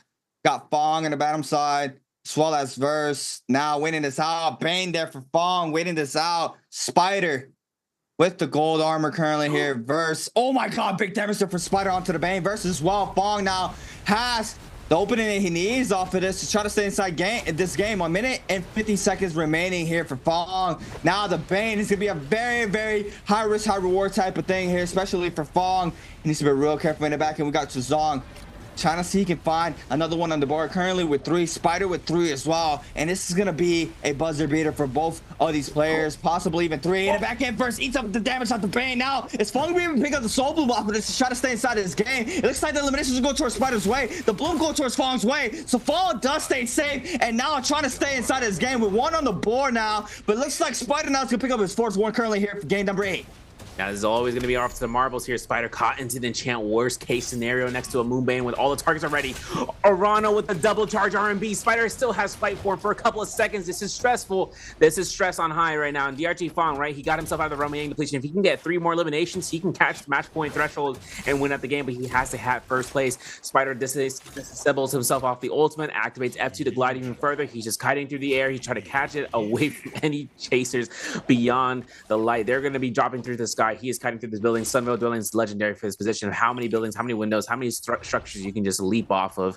Now, Spider, of course, has F2 back up again. He's getting sustained as slowly as surely, but Fong is on chase. He's got Violent Challenger. He knows where the position is of the players every 15 seconds. He's got to have to be very careful about it. Tessa Enchant in the backline. It's like we're watching a movie, and just all of a sudden, as you see a Tarantino film reference. So Fong has always been that player that who's always able to get someone to focus, but right now Fong needs to try to pick up these eliminations currently here to try to make it to that MVP. Currently with 1 on the board. This could be bad for Spider with no online. Fong has that ultimate online. Everybody else, I believe, as well. We're gonna have to wait and see how this pans out. Chazong in the back end. Just very low. Now the Tesla ultimate is gonna go towards his way. Has the Liam ult if he needs it. Big scare rush there. Does connect. Gonna go ahead and invest this Liam ultimate. Gonna be able to go ahead and stop it. No, Arano with elimination. That's 4.5. Right now, Spider is in the lead off the MVP 1v1v1. Bro. Fong. I mean, I'm scared, bro. Oh my goodness. because Arano doesn't have 30 points, right? He has 5 on the board. He can't take this home, and if he takes this home, Mike wins. If Arano clutches this up right now, Mike got eliminated, I believe, around this 8 to 7 place mark right now. You know, it's crazy. I look at the calculations. Chisheng actually wins this out for 39.8 versus Mike's 38.8. So the literally point difference that Chisheng was able to come through. So it would be Chisheng's game. This is good for him, right? It depends on Fong looking to hopefully take himself through here. Double hits, double confirms. Goes for level 3 slashes. He's all for the health bars to be lost here. Fong looking to try to go ahead. Has F1 still available. Arano making Tessa make it look easy into his endgame. Last Moonbane. We got no buff to be accrued just yet. I think I have to double triple check that one because it looks like with this loot pattern coming through, Fong looks to try to take some supplies off that body. 48 ratio right now from healing berries to armor powder. He looks to try to avoid that pulse sword, man. That pulse sword is scary from Arano, man. I'm being serious. You got to be very careful about this one. But there's the Moonbane strike coming down here. He's avoiding every single one of those in the vicinity. Doesn't take any pursuers along the way. And, you know, I'm looking at towards the scores as well. I'm trying to calculate this, man. If Arano gets 7 eliminations, I mean, I'm trying to think about the math coming out here. I think if Arano takes 7 kills Plus the multiplier. Plus the multiplier, right? So we're looking at 7. We're looking at 8.4 plus the 3. You know, to come through. I think with the 8.4, he should have enough to possibly actually outpace. Nice parry. Nice R&B too. You know, we don't have an F1 investment so far, but this is close. CA. He whiffed the Tesla ult, but now Fong is on the run. Spider in the backside, waiting for that perfect opportunity to try to stay in. Currently with 4 eliminations on the board. I have to wait and see. He's able to take this one home for himself. And Arano still full chasing down Fong. We see no type of aggression from Spider. Spider is just waiting this out. He's not even trying to give anybody the chance to eliminate him. Currently with no ult. So he's playing it safe. He's playing it safe as well. Fong as well with 38% on that rage timer. And now, I mean, I don't know. I actually don't know who can take this one home. I mean, man, I don't know. I don't know because, like you said, Chazong does overtake Mike. So regardless of what happens, Mike is not the winner, correct? Yeah, no, Chisheng wins outright actually. Even if the 7 points, I was doing the math. It looks like it's going to be a 0.8 difference that Chisheng wins and beats out Arano. Arano will definitely take second place though if he finds 2 extra eliminations to this bar. And that's only if it comes down to that because we still have Spider. We got Arano with the Aurora Burst. This is zone control. difficult position right now. Spider, like you said, he's chilling out. And we know they were both escaping the Mystic Might Chaser because they know they won't deal as much damage coming through. With Spider, risky play, gets the R&B for burns F1. This is his high aggression position that he's taking, and he's going to be making it work out here. Nice bow shot. The amount of aggression coming from Spider. No test and chance. This is tough for Arano. This is a weave that you do not want to see here. Doesn't even have the second ult online. So just have that ground to cover there from the Aurora Burst and Spider as well, taking a full reset. Now he has ult. Look at him now trying to get aggressive off of this. It's all he needed. Try to get some sorts of damage onto one of these players. And Arano is going to be the one that's going to get focused here from Spider so far. Fong trying to lay down some pressure there onto Spider. And it looks like the damage is going to go towards Spider's way. Fong has to know. He has to know. Since the R&B follow-up, F caught in now. Nbpl. Oh, tries to go for the 2-1-1, but they're back into 3 charge there from Arano. Sending in now the follow-up as well. Reads the F. Beautifully played there from Spider now. What's going to be the mix-up here for Spider? Go ahead. Doesn't let loose of the blistering edge. Winning this out. Since the follow-up does not get the damage, though. And the top side, yeah, they definitely know this is Spider. Yeah, you're going to have to take an observation 100%. tactic here. Toes to the nose coming out here from Fong. He's going to be trying to get him an elimination. Nice parry. Into the opposite direction, straight towards Arano. The target prio selection. It's peak. Wow. Since the LB focus gets it towards Spider, and Spider's going to fall off of this. He is going to die. And Fong now, he knows, man. He always knows. Somehow he always knows, man. I swear, I swear he always knows. Now Arano against Fong. We're a burst here for Arano. What's the mix-up? Man, it's going to be tough. Is it Shazam? If Arano wins, it's Shazam, right? Oh, no, you say he can win. No, that's only if he got that kill on the Spider, but even then, there's still plenty of difference. Oh, we catch that, huh? Oh, we do. Wait, we do that, huh? Oh, we burning Keelan guard like that? Nice little slide uppercut down to Rain. Now the dash connects there, but the Test ultimate invested here into the Aurora Burst. Now, G, I believe. No, it's going to be staying safe because of the Colin ultimate. Catches the Scare Rush damage there, and the top side doesn't get the full damage. Now the Colin ultimate still online. First dash connects, and now the F invested, but Arano's very low as well. Yeah, getting a shot though, quick to confirm it. Arano looking to try to get caught, and that's going to be the elimination. I think what this case scenario is, 1 HP in a dream of Aurora Burst. You can't do anything about that. Pistol shot to the pistol shot. He's looking for the line of sight for a secondary pistol. That's all he needs. Arano is closing in piece by piece, layer by layer, scale rush into it. He's looking to try to get one R&B off, and I think right then and there, Fong. I think Fong might have gotten himself close, but I don't think he took MVP. We'll have to... Whoa. We have a new winner on the block. The winner is gonna be KDG Shazam. Look, woo! Finds out he is the winner. He is going to be taking the first bi-weekly final here for the summer split. Wow. And now, Nbpl 夏季赛的第一周的单排周决冠 Let's 军， surprise everyone. 京东 Gaming 出征。 Everyone's surprised, but we would like to say congratulations, Chu Zheng. 今天的比赛啊，可以说是战至终 We 章 know 也是 you 鏖 are 战到 the 最后一场 first 最终的话呢 bi-weekly championship 我们也是 of the 再度 summer 恭 split, 喜 and we would 京 like 东 to 的 say 主征 congratulations 王者归来 again. 再次站到 Now 这个 here 熟悉 you came 但 to 是 the 获胜 center of the 掌声 stage 送给 again. 哇 The 先问一下 place 主 you're 征吧 really 今天其 familiar 实 with. 尤其最后一场比赛 I know, 在 like 自 the 己 latest 只能坐在这 matches 里 for you, 双手 and 离开 for 主办键 you, 盘的时候 you have 当 nothing 时 to 心 do 里是如此 anymore, 的 and you can just sit there. Anything you wanna say? 有点懊悔。 I think I feel really pity at that time, and I think because I don't have chance to get this championship. That's why I think it's really pity. And you know, I'm be parried, and I really feel pity. 这就是电子竞技的魅力，也是 But 属于 we would like to say, NBPL 的一个魅力 this 同样 is 也是 the 全新赛 this 制 is the 带来的一个 surprise for the 全新的一个夏 esport 季赛 and 的一个不 also 同点 the amazing surprise for the Nbpl, because we changed the rule for this summer split, and finally we have the new king for the solo game. And I would like to know, so for this new season, the first bi-weekly final championship, what meaning it for you? 其实 I think 一直以来啊，我们 it 从联赛 find 的 the 开端 confidence 阶 for 段 me 呢，包括是 again. 关注楚征的所有的玩家们 We 都 know 知道 that from 其实 the 这个舞台 start of the 非 Nbpl, 常的熟悉， and we 自己 know 也 that 经 you 历 are 过 really 算是 familiar to this 多的荣 stage, 耀时刻。 and also you have got a lot of the honor time in the past. 回归到这里， But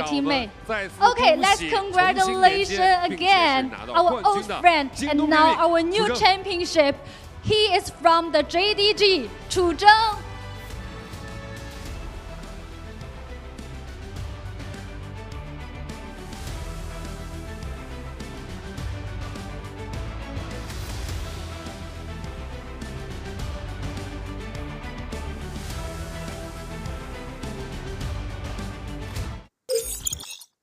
What a showcase in here for Jazon. Big congratulations here for JDG. They do manage to take a chip home here for the solo games. And, you know, if you start thinking about it, I mean, right before Mike was in the league, Spider was running a lot of the scene for a very long time. Mike stepped on in, started winning a lot of the bi-weekly finals as well. And, you know, I think I'm pretty sure this is the first time that we, you know, have the the two GOATs overthrown right now by another player. It's been a very, very long time if it hasn't happened. I know all split last spring split. It's been nothing but Mike and Spider. I believe Spider took 2 and everything else went towards Mike's way. So big congratulations here for JDG. Been a crazy showcasing, and I see a lot of confusion in the chat. I know you guys still think that we have more games being played out, but for the bi-weekly finals we have 8 games in total. And then at the final game of the night, at the 8th game, if no one has claimed that MVP and that 30-point threshold, it's going to go towards whoever has the most amount of points. We do not continue the games after that. There is a system, so you guys are a little bit confused about that. Yeah, there's only 8 games being played out, but it could still have gone anybody's way. That right there, scrap off there from Spider, super unfortunate. That right there knocked him out. If he would have got the elimination there onto Fong and potentially even Arano, he could have taken the MVP, especially with only first place taking the multiplier. So, you know, there's a lot of aspects and a lot of scenarios that you got to play out in your head once it's super close, as we saw. That's why I wasn't sure personally how who was gonna be able to take that one home. And you always got to keep in consideration the bottom side of the pyramid as well. If they're able to take the MVP home, you got to always look at the numbers on the left hand side and see who has the overall most points, and that's what the decider goes to here for the bi-weekly finals. And you know, the oppositions to come through and trying to find the right person to look to lock down. You know, the moment that Arano had Tessa Enchant to be readily available on his stand was his biggest trump card, and he was able to kind of contort a lot of players that were in the Sunbelt dwelling and eliminate them, right? Like when he found the Shishang, he took him out and man eliminated him from the match, and there was nothing that could really be done about that except for him to earn more points to try to pass Shishang for points. Now, like I said, if Shishang had gone through, or if Arano had gone through with an extra point or 2 at the end, he would have potentially got himself through. But since the multiplier led out towards the victory of Shishang to have the higher points at the very end, where no match point winners were actually able to secure MVP, that's where the case was.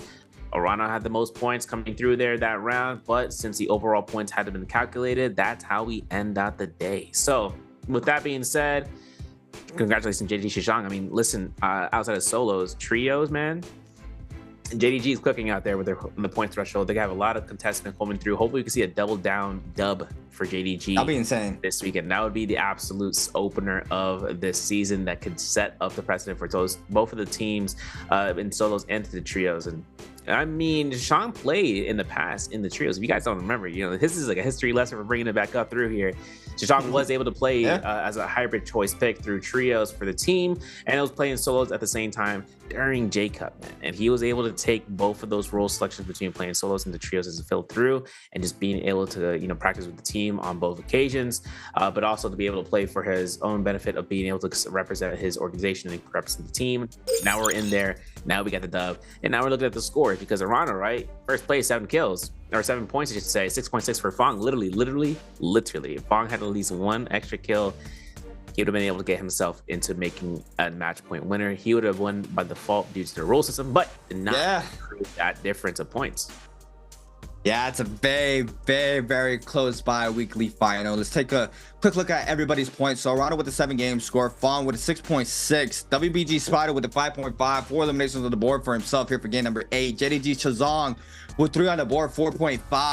X1's Wufang with 3.5 overall game score. XY with 3.5 as well. Starting to heat it up towards the end of the night with a good showcasing in game 7, and you know, was playing a lot of pressure in game 8 as well. Verse with 2 game score start as well. Wang Liang and Mike with 1. Super unfortunate there for Mike. Gets eliminated on Justina. Did not go towards his way. Does get, oh man, that's super rough for Mike. But regardless, I mean, like I was just mentioning earlier, he has been winning the majority of the bi-weekly finals. I mean, it's like I said, you can't count that man out. I mean, he made it super close regardless. He's the GOAT, man. He's the GOAT, and as you see it, even in game 8, he did not have the best game for game number 8, but still, that doesn't knock off what high caliber of player OUG's Mike is. And KLA2225 getting eliminated with no eliminations on the board, 0.5, and Action as well. Super unfortunate for Action, man. Super unfortunate for Action, just getting right towards the light and not being able to touch, if you want to say. I mean, it's just super rough being super close. But we are going to be taking a quick look at the replays here for game number 8. Yeah, and we have Spider rocking into the beginning of the round. The first set of eliminations, 1, 2, 3, jump LMB. That's going to be the case. Going to be fine Wufong after that game. Jishang is going to be up against 2-5 here in that Rumble Yang fight into the first rum. And it was really a fist play to action, man. RMB comes out, knocks back into that kill potential. And there it was, XY though from ASE against Mike. Hoping to see what's going to happen here. Parry right then and there. Looks for the lethal jab, and he gets it. The kill steal did not get thrown off from the backline. And Jishang gets Wang Liang. Look at that, man. Swoosh. He swiped out his spinal cord just like that, man. That shit was great. That was insane. 2-2-5. Being eliminated there. Gets sent back to the lobby. Zazan getting cut off that LMB prior. Fong with the elimination on to Zazan. Had that million burst by Stone Form there. Tries to stay up, but the follow-up R&B eliminates Zazan. Spider against Fong. Since the 1-2-3 R&B LMB casts the reply off. It is big spams. Jump LMB. Massive mix-ups there from WBG Spider into the pistol shot finisher. And this was our last and final moments of game number 8. This was Arano. This was Song with a massive test enchantment there, and Spider getting caught up in the zone. Super unfortunate for him. Fong against Arano for a last fight of the night. And this was the winning moments there for JDG Sazong. And this is the overall standings. And this is where you got to keep your eyes out on how close it was on the top of the pyramid. Yeah, and we have TE Star, right? First time going through here under, for today. But it's great that the top 12 players made it through to finals. It's a tough feat, especially considering how you're fighting against the best of the best. And then to the CN side, we have to see what's going to be the case for the next following week and how the rotation is going to be earned out. But Star in 12th, ASC's XY here in 11th, Wolves' Wang Liang here in 10th, FPX's Verse in 9th, X1 and Wufong in 8th, Bauda's Exen in 7th. And it's going to be the overall 29, but then the 34 plus coming in here from TT25 in 6th, EWG Arano with 34.6 in 5th, WBG Spider with 36.6 in 4th, DRT Fong here 37.1, WBG Mike 38.8 with a 1 point difference between him and Jishang. It was a 1 point difference. I'm telling you, like you can't count out Mike, man. He literally lost by 1 point. 1 point difference between Shazang and Mike, and then the follow-upper is going to be Fong, which usually we see Fong around the 5th to 6th place, but this was pretty much the overall kills or a damage, you should say. The first place damage here is going to go towards T225 and then Mike, but the most eliminations is going to go towards Spider's way with 24 kills on the board. Very, very similar damage between Mike and Spider. T225 has a little bit more damage, 5k give or take more damage than Mike and Spider. Chazong in the mix there with 21 kills overall, same amount of elimination as Mike, but this is a crazy stat sheet right here with how much damage these players output in 8 games, with how high of a lobby these is. Chazong, big congratulations here to JDG Chazong. He is going to be our winner of the first bi-weekly finals here for the summer split for the NARAKA BLADEPOINT Pro League. Like I said, he has been playing very, very consistent in his first bi-weekly games of the week. So, you see him really putting in the time, as we've seen how much he has improved. And off of this win today, he's definitely going to be super happy after this. Yeah, and taking the top dub for the team there too. And one thing that leads out towards the next is we run into the potential. This patch has been the 8.15 patch. I'm not sure if we're actually going to enter into 8.29 patch. By that I mean the dates, where August 15th patch had everything kind of working through. Fist Blades, they showed their dominance today, man. Yeah, they really did. They in solos, especially considering how much pressure comes out from holding, shadow stepping, all the move sets coming from majority of the weapons, and just shadow weaving throughout blues into attacks in general. And then having the opportunity to changes for the 29th patch to come through, it really does kind of, see about whether or not these teams have themselves, or these players, I should say, have themselves situated with that new patch to be in mind if we ever convert towards the 29th patch. I'm kind of curious in seeing what it's going to end up going through for next week, if that's the case. Otherwise, it might be after week 2. It might not even happen until week 3. Who knows? I'm really curious until what happens next, because weapon balancing and balancing adjustments for characters alone can set up a tone for a choice pick pool of changes that can just flip it upside down on its head. Yeah, I'm thinking of the Realm of Yang. It was 2 players running Fist Blades, They had the crazy dodge interaction. I don't know who. I forgot. I gotta go back and watch that later. I really have to see that interaction slow down because I've never seen. I have seen the weave there from the fist blaze.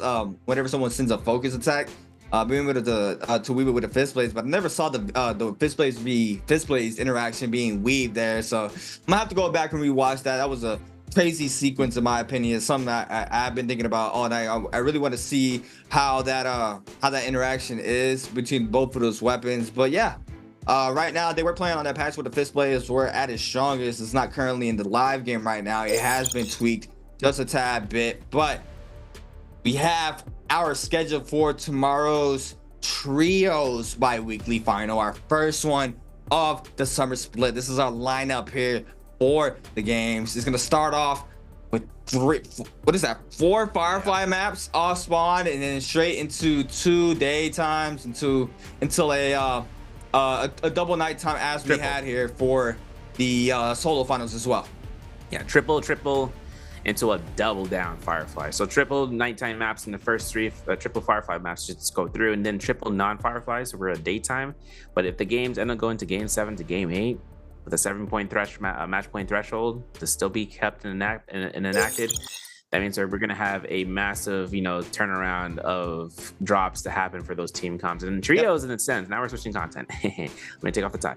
Now we're going into the trios tomorrow. I'm excited to see what's going to happen between teams. GG being a fiend, and it's crazy to think that even with the point change system with the multipliers, that they were able to accrue a 115-point day in one day, and I was able to see that. White Tiger's prowess in the end game circle, the menace, especially in trios. And then once I start stacking over, every single player in the vicinity just starts getting deleted by the second control. I'll delete the keyboard. Everything that you see coming through, hold the power button on the console. Like, that's how fast things go down when the White Tiger's prowess gets its full effect into trios, and that's what GG was able to showcase. Now, contesting it is not going to be on the minds of all the players if that buff does make its appearance. Otherwise, it's just like we saw yesterday in the trios comp, with different comps being formulated from if I'm not mistaken, from WBG, making a comp out of thin air, man, with a Tianhai, Valda, Matari, If we see it tomorrow, we'll see it. But for tonight, for this morning, for this afternoon, I want to appreciate you guys for being here. My name is Severio, alongside with Creatives. But like I always say, gamers united, because we're still going to be here for a little bit longer. We got to take a look at the scene about something going through here, but I don't know, C8. What do you think is going to happen tomorrow in trios? Who do you think is taking the dub? I know it's gonna be very toss up, but we're gonna have to wait and see that for tomorrow. Hope everybody has a good night. We had very exciting games. My name is Creatives. You're here with the man, So Severio. Hope everybody has a good remaining of the day. Take care, everybody.